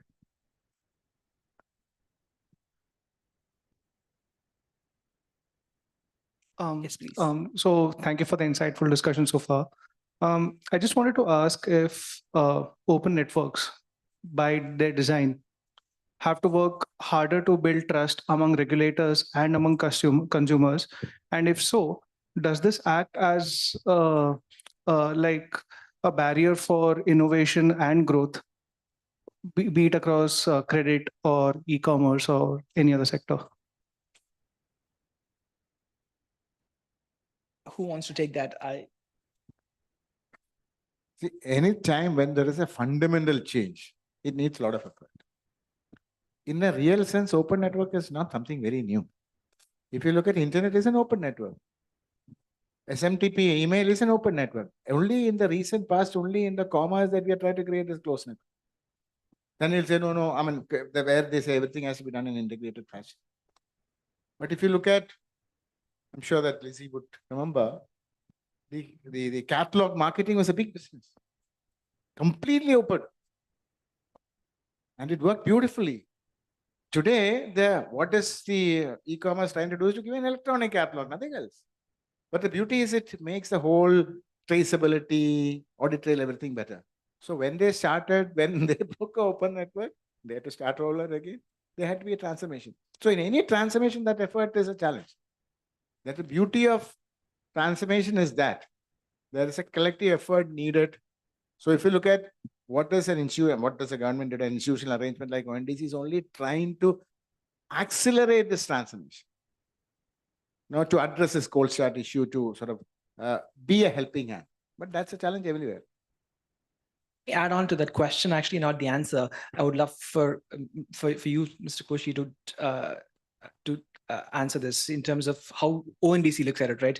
When we talk about trust, one thing that comes to my mind is that if I purchase from an Amazon or a Flipkart, I actually get full service from that entity, and I'm able to go back to Amazon and they pride in their customer service, right? And then they're able to make that transaction right. From an ONDC standpoint, from an open network standpoint, how do you see that trust building happening? And how do you see that, either recon or reconciliation of these problems? What sort of ecosystem are you trying to create to bring that trust into the system? Okay. Again, the problem is we have been conditioned to think only an integrated solution can give you trust. How did the example I just gave you, your catalog market, how did they build trust? They're completely unbundled and interoperable. So I'll tell you, I'll try to with a quick answer, because slightly this question gets answered in every form. And we have even published a paper on that in the ONDC webpage you can download. But let me just give you a couple of very set of questions. So let me just give you a couple of points. Imagine a country where there is no hotels. And suddenly Taj Group comes and set up a 5-star hotel. You think the only way to run a hotel is 5-star. But that's not our. In 5-star hotel, when I walk in, they'll charge me $500 for a coffee. And if I do like this, they'll change it and say, sorry, sir. If I go to a dabba wala, I say, 25 rupees ka jo milta hai, le lijiye, sir. And I am a person, all of us sitting here are the people who can afford both. And we are different customers in both places. We are a very demanding customer in 5-star and a understanding customer when you go to a dabba. So that's how the world works. There are different kind of sellers giving different kind of services to different kind of consumers at different SLAs. They will all coexist and they'll come to balance. Point one. Point two is the point I'm taking again from, in any marketplace, I'm not giving any name. The market is not responsible for the product. The seller on record is the one who is responsible. They try to, for example, in the 5-star model, let's say, for example, I'm giving a very simplistic answer. If I want to sell to a marketplace, first I'll go and sign up a contract, which they will tell me that everything that I do has to be as per them, which is fine. And then when the buyer gives them the money, and they keep it with them. So they have a contractual tightness on me and the money tightness on me. That's a model. There's nothing wrong or right about it. NDC also you can do the thing. Assuming that you are a buying application who's going to give only to, very, very, very 5-star clients, you will make an offer saying that I will give you the money back if you don't like it in 15 days time. No. Only thing is, when you say that I want, let's say, a shirt, when you broadcast to the network, you say, this is my condition. So he's not forcing any seller to accept the condition. So you as a seller will say, this is coming from those, those privileged guys. I'm using some name, let's say MX or HDFC. So I'm going to charge this for 2,000 rupees. Fine. I know there is a 20% rejection. It's fine. I'll absorb. She may say that I don't want this business. I'll not even respond. So she has a right to choose what kind of response she wants to give. So that itself will bring in differential behavior. And the final thing is that, like you said, we have 2-3 quick big points that I'm saying is that we are trying to create a network-wide scoring. We already have a very strict due diligence of how people are coming. We have a mechanism to publish their performance. Scoring of both sellers and buyers or sellers. So what we have done is, into the B2C buyers, we have not made it mandatory. It's not completed. We are saying that let the B2B buyers, they're free to do. But B2C, B2C. B2B mandatory for buyer and seller. But the seller is mandatory. So these are the kind of things that will reduce the probability. So at the end of it, checks and balance and audit trail is what makes a difference. I'll give you one quick example from, you can see my gray hair for a long time. So India went through a humongous amount of transformation in capital market. Nobody even thinks about it. We had all this problem.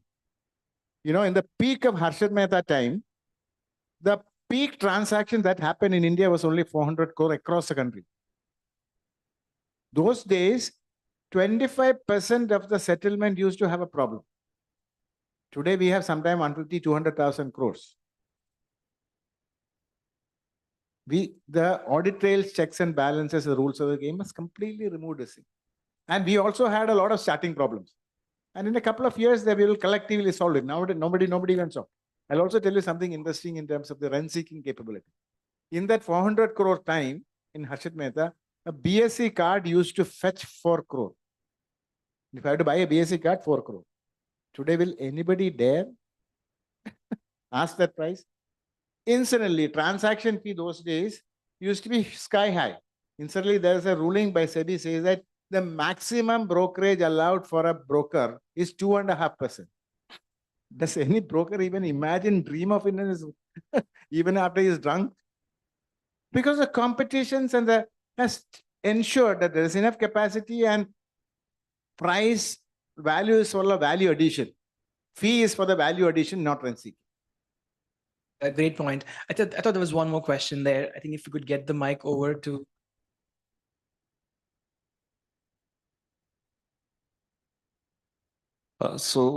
My question is for Lizzie, as you had listed out some challenges. So there are two questions to it. So first is that do you have any proposed solutions, or how can we overcome those challenges? And second question to you, of course, it's like, can you share any success story or any case study where open networks have really transformed the financial landscape, particularly like if in terms of increased access or improved efficiency or some kind of reduced costs? Can you please share? No, I'm very happy to talk about that, especially the second point.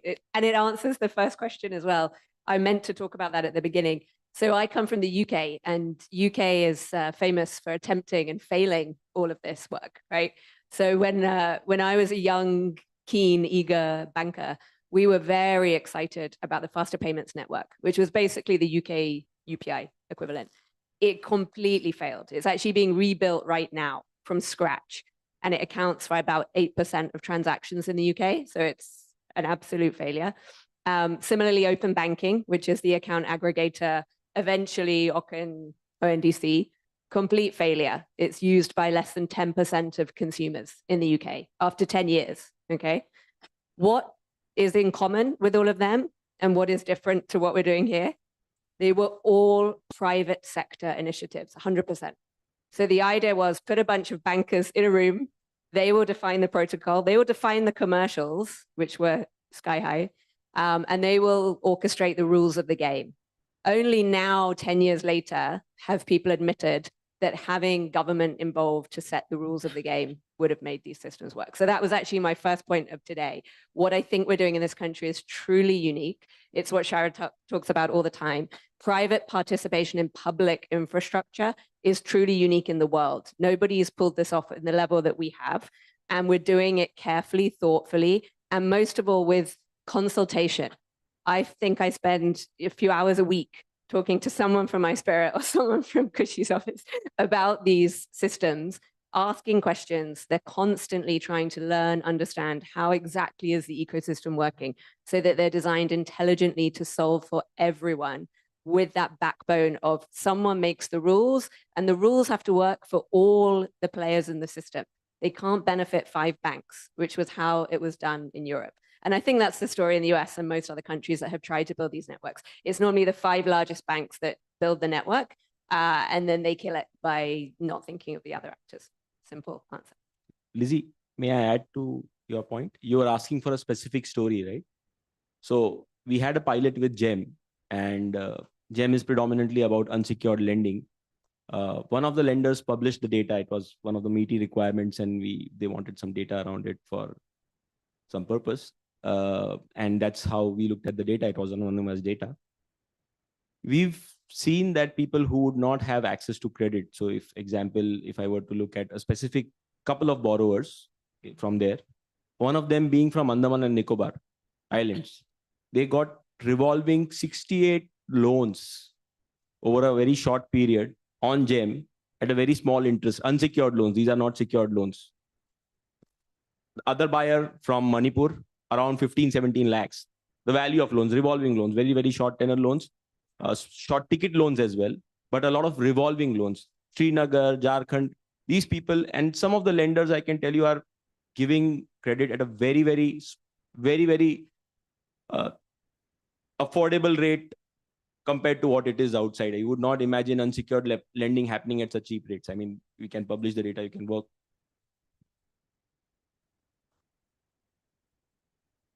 Thanks, Sagar. Any other questions? That is because of 2-3 things. One is that there is enough data available on GEM. The second thing is that collections cost is very low, acquisition cost is very low. Collection cost happens via escrow. Acquisition cost is negligible because GEM is not charging the lenders for the loan application. These are some predominant reasons why the rates are very low. Thank you, Sagar. I think there's one more question there. If we could get the microphone over. Sagar, I have one question to you. That in the current context, when we have so many data available, and as Liz was saying, that even Just Money has got a lot of data around how people are using credit, be it on the sourcing side or on the collection side. Why do you feel that B2B segment of India is still struggling for credit, and the might of the players like Rupee Fee, Minty Fee, or many other fintech companies have still not been able to increase their ticket size, and they want to restrict it to 1 lakh or 2 lakh, something like that? So thank you for asking that question. So what we believe with Oken is that lending is not just a collections problem, it's also a product problem. So predominantly how business loans are looked at is either working capital limit or a 1-year term loan, right? But no amount of data is going to change the risk perception of the lender. And the risk perception of the lender comes either from 3 years of continuous upward growth, which is very less, which is, if you look at, it's a very, very minuscule number for a lot of MSMEs. So the solution lies in 2 things, and that's what we are attempting with Oken. Is one is fix the product, have more T4 products like I earlier spoke. And second, because they are T4 products, they are going to help you with giving you a surety of end use control, and also going to help you with collections. The third thing that we are trying to work and we are trying to inculcate with a lot of these borrower agents is bring recourse mechanisms. So in the GEM 2.0, we are bringing a recourse mechanism so that even if for some reason the borrower games the system, the other borrowers who are genuine don't get it. So you have incident reporting, which kind of affects the rating, is ability to get more orders on GEM, kind of blocking them and doing a ban on them if they don't end up paying the loan for whatever reason that happens. Once these collection mechanisms kick in and more evolved products like GEM, and so we have numerous other examples we can give that. Once they more kick in, I think the coverage will be bigger. A lot of these small fintechs who kind of source themselves, do the lending themselves because they understand the data point, they do it, but they have a limited ability to scale. So I get your point. I believe that the journey from T3 product to T4 product can actually unlock a lot of economy in India.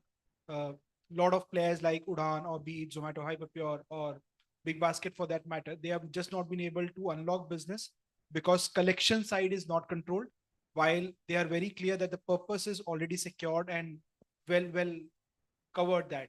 So we'll see how India moves on that. There is enough demand for credit. So definitely you don't have to look out and go for borrowers, right? If you put a board out, you will get 1 million borrowers in no time, right? So it's a collection problem that needs to be solved. Yeah, I think there is a question there. Let's take that. Yeah, one question for Mr. Koshi. So with respect to DPIs in general, we are seeing a lot of demand, and especially with respect to the foundational DPIs, whether it's digital ID payments. Was just curious about how ONDC is faring that way. Are countries reaching out to us because it's a beautiful model? It's breaking the monopolization of big tech.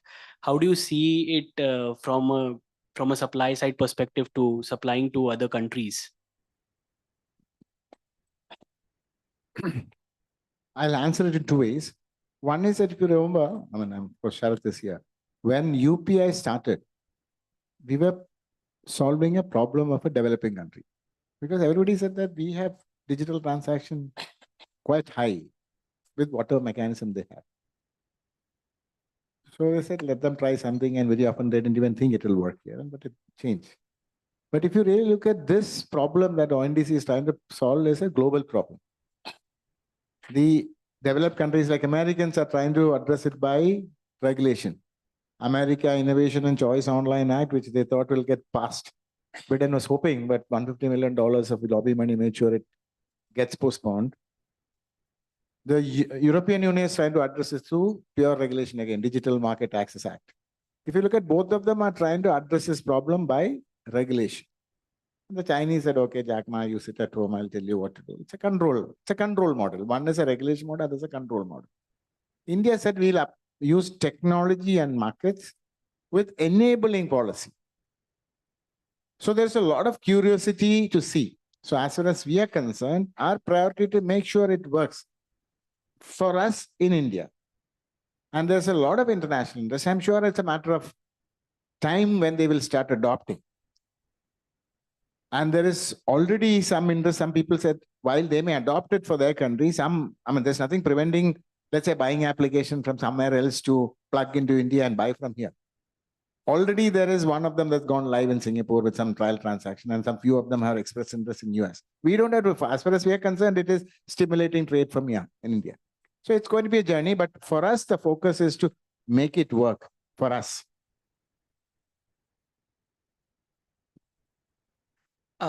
Yeah, if there are no more questions, I think thanks for joining me today in this discussion and having a very lively discussion. And thanks for all the wonderful questions from the audience. So with that, I'm going to request if we could wrap up the session and do the closing remarks. Thank you. Thank you.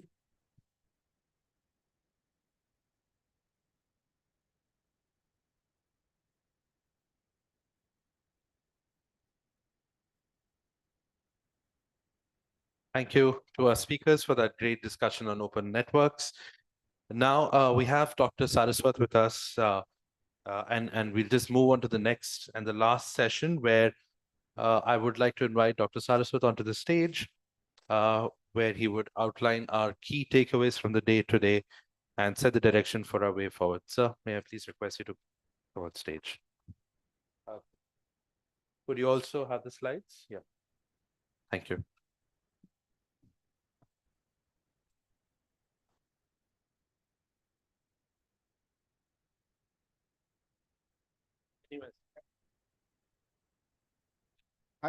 I thought you are going to no summarize thing of it. No, nothing. Okay.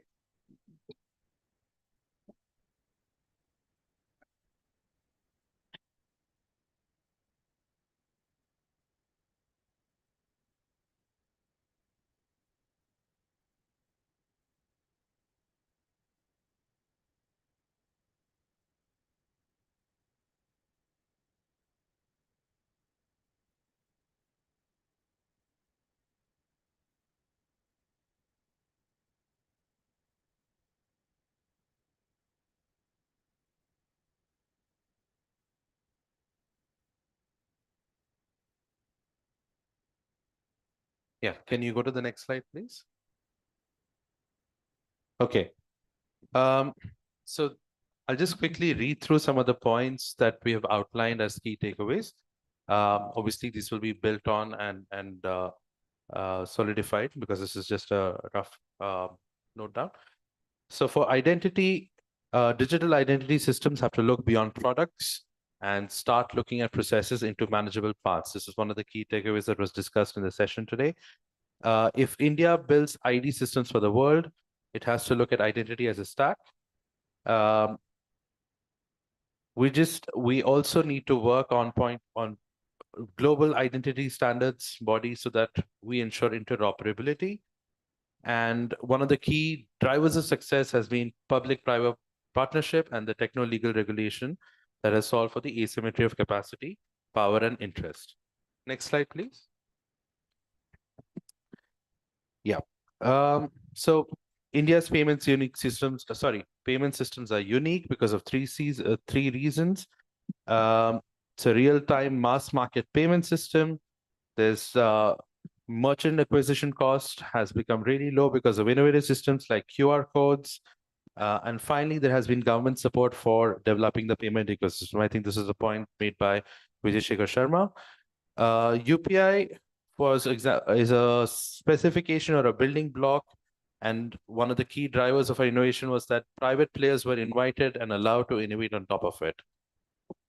I'll just skip down to the lower part of the slide. UPI International has been targeting 3 things: making UPI payments outside of India, ensuring P2P remittances, and aiding countries in developing UPI like DPI.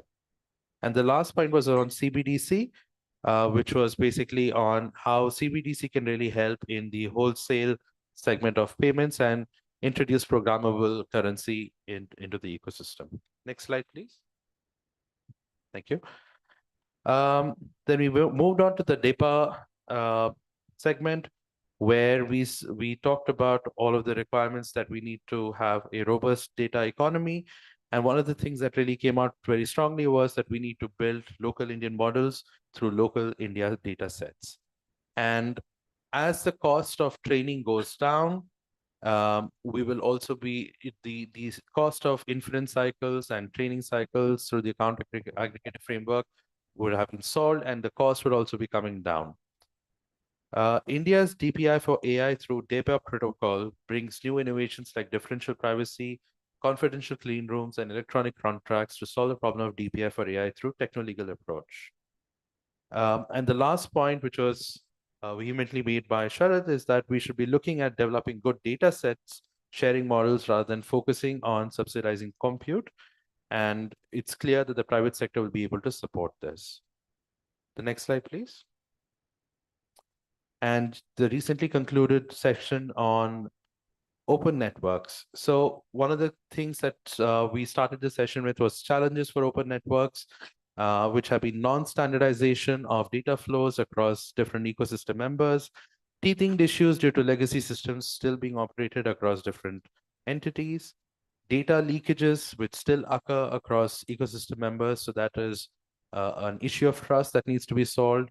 There's a cold start problem because networks need to acquire both sides or all sides of the equation before they are successful. And there's a capital problem as intermediaries start getting displaced by open networks platforms.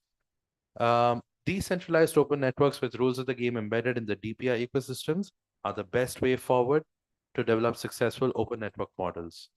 And one of the points that was discussed was around open source, which is more suited for open networks as open source has more collaborative models developed or embedded in it. So this is where I end. I invite you to please deliver your remarks. Thank you, sir.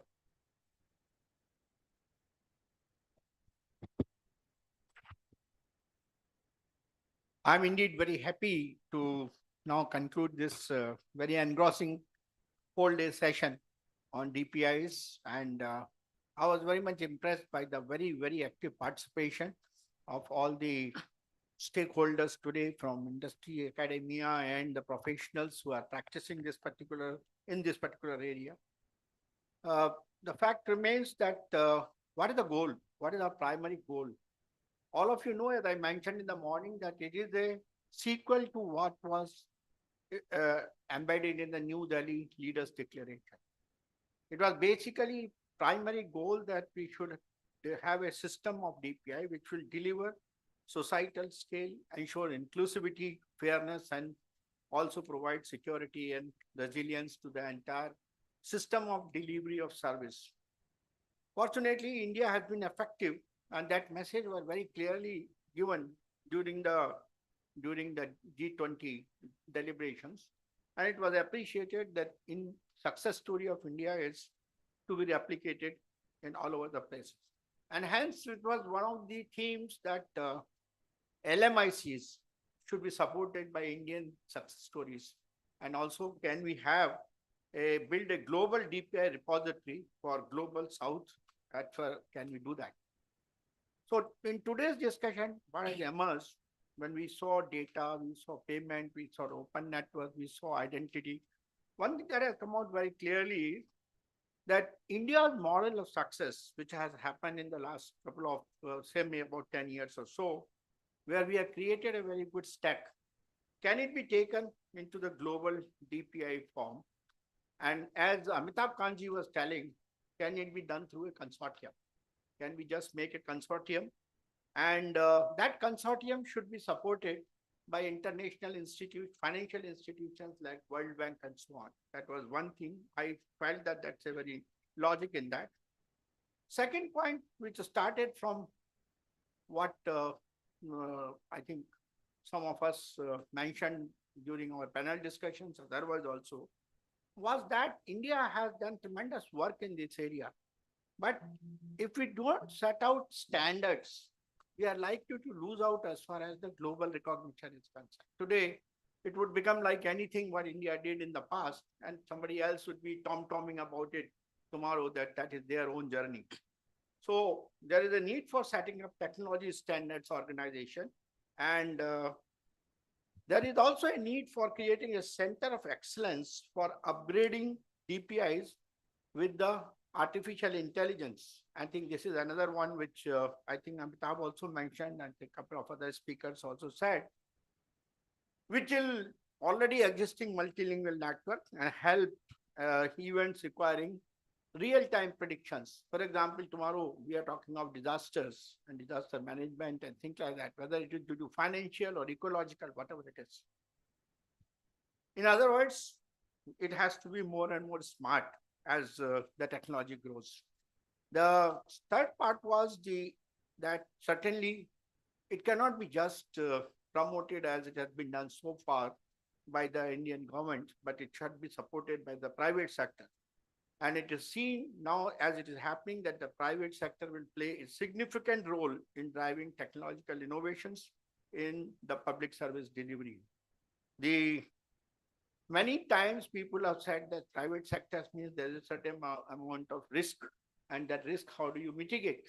So obviously it becomes important that for enabling very active and high degree of penetration of the private sector, there should be a regulatory framework and engagement models that can be developed, so that will help us in taking DPI across in a much bigger manner.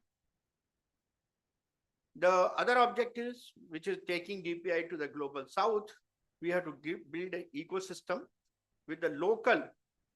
We can certainly take what we have done, but I think customization and localization of the practices, what we have done, into the framework of the regional regulatory frameworks, legal frameworks, it becomes important. One point that came out very clearly was whether we can sell a system or we can buy a system or make a system. I think it is, and it was advocated by speakers, that I think building a system is a better approach because that leads to organic growth, which has happened in our own country. So I think this is one point that should be taken care of, that we should try to replicate our system across when we go in the international journey. One point which I personally believe is a very important point, because most of you in your discourse have focused on the software stack as far as the DPI is concerned. But I think DPI is not just software. I think DPI has to rely huge on the hardware stack. And the hardware stack, I think only one speaker mentioned that one has to also look at what data centers are there, whether there's a broadband communication is available or whatever interconnectivity, how much is the 5G penetration that has taken place. It becomes very important. So we should really look at both software stack as well as the hardware stack when you try to build the DPI for that. I'm repeating that point that India should now focus on its standardization to ensure that Indian brand is carried forward. There was one more point that came to my mind, was that the concept of having a regulatory authority like UIDA for Aadhaar has worked very well. Do you think that it will be worthwhile replicating such authorities for every specific DPI? Will it work when you go into fintech, when you go into open networks and so on, whether it will be requirement? that can also be debated. The most important point that comes, and which I mentioned in the morning also, the privacy as a default, data security and cyber security are paramount. And I think how that will be done is not as an add-on. It has to be organically integrated as part of the development that has to be done. Any add-on layer is always susceptible and vulnerable. We cannot work on that. So there should be a future, as we saw in the last discussion when we are talking of open networks and all that. So credit, e-commerce, and logistics are going to become more and more prominently taken through the DPIs, and their implementation strategies have to be really looked at. This is the era of I listened to the discussion in the last panel. It was very engrossing. The open networks have emerged as the backbone of the digital ecosystem, no doubt about it, because while facilitating the flow of data, it ensures that users retain the control. It prevents the monopolistic tendencies and allows equitable distribution, equitable benefits of the digitalization, both whether it's OSN or OHSN or ONDC, all of them are, I think, thriving on this in a big way. So I can see that we have necessary strength in our country. We have done wonderful work so far. I think with the more and more participation of the private sector and also improved regulatory framework as we can have, plus integration of the hardware stack and the software stack, bringing in the security, data privacy, and data and the cyber security elements into the DPI. And most important part is skilling.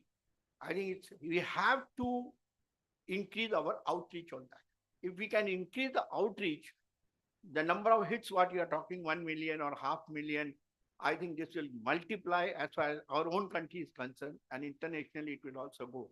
The fact that some of the other countries have started taking clue from what we have done augurs well as far as the capacity what India has built up and what is the future for us as this as a DPI as a market, as an export market as far as the economy is concerned.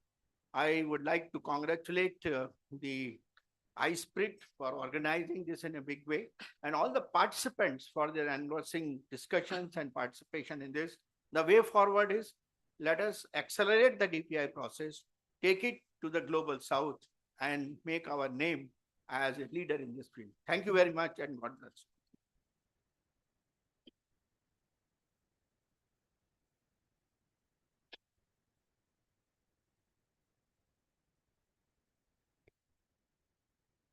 Thank you, Dr. Saraswat. And with your permission, we may close this workshop.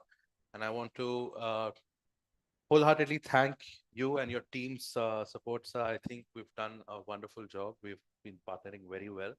And in a space of less than 10 days, maybe a week's time, we've been able to put up this workshop. Thank you all for coming on a Sunday. I know it's not easy, especially in your schedules. So thank you, especially for those who traveled for this. I know somebody who's traveled 2 cities today just to be here for this workshop. So thank you, everyone. And yeah, we look forward to hearing from you on the next steps.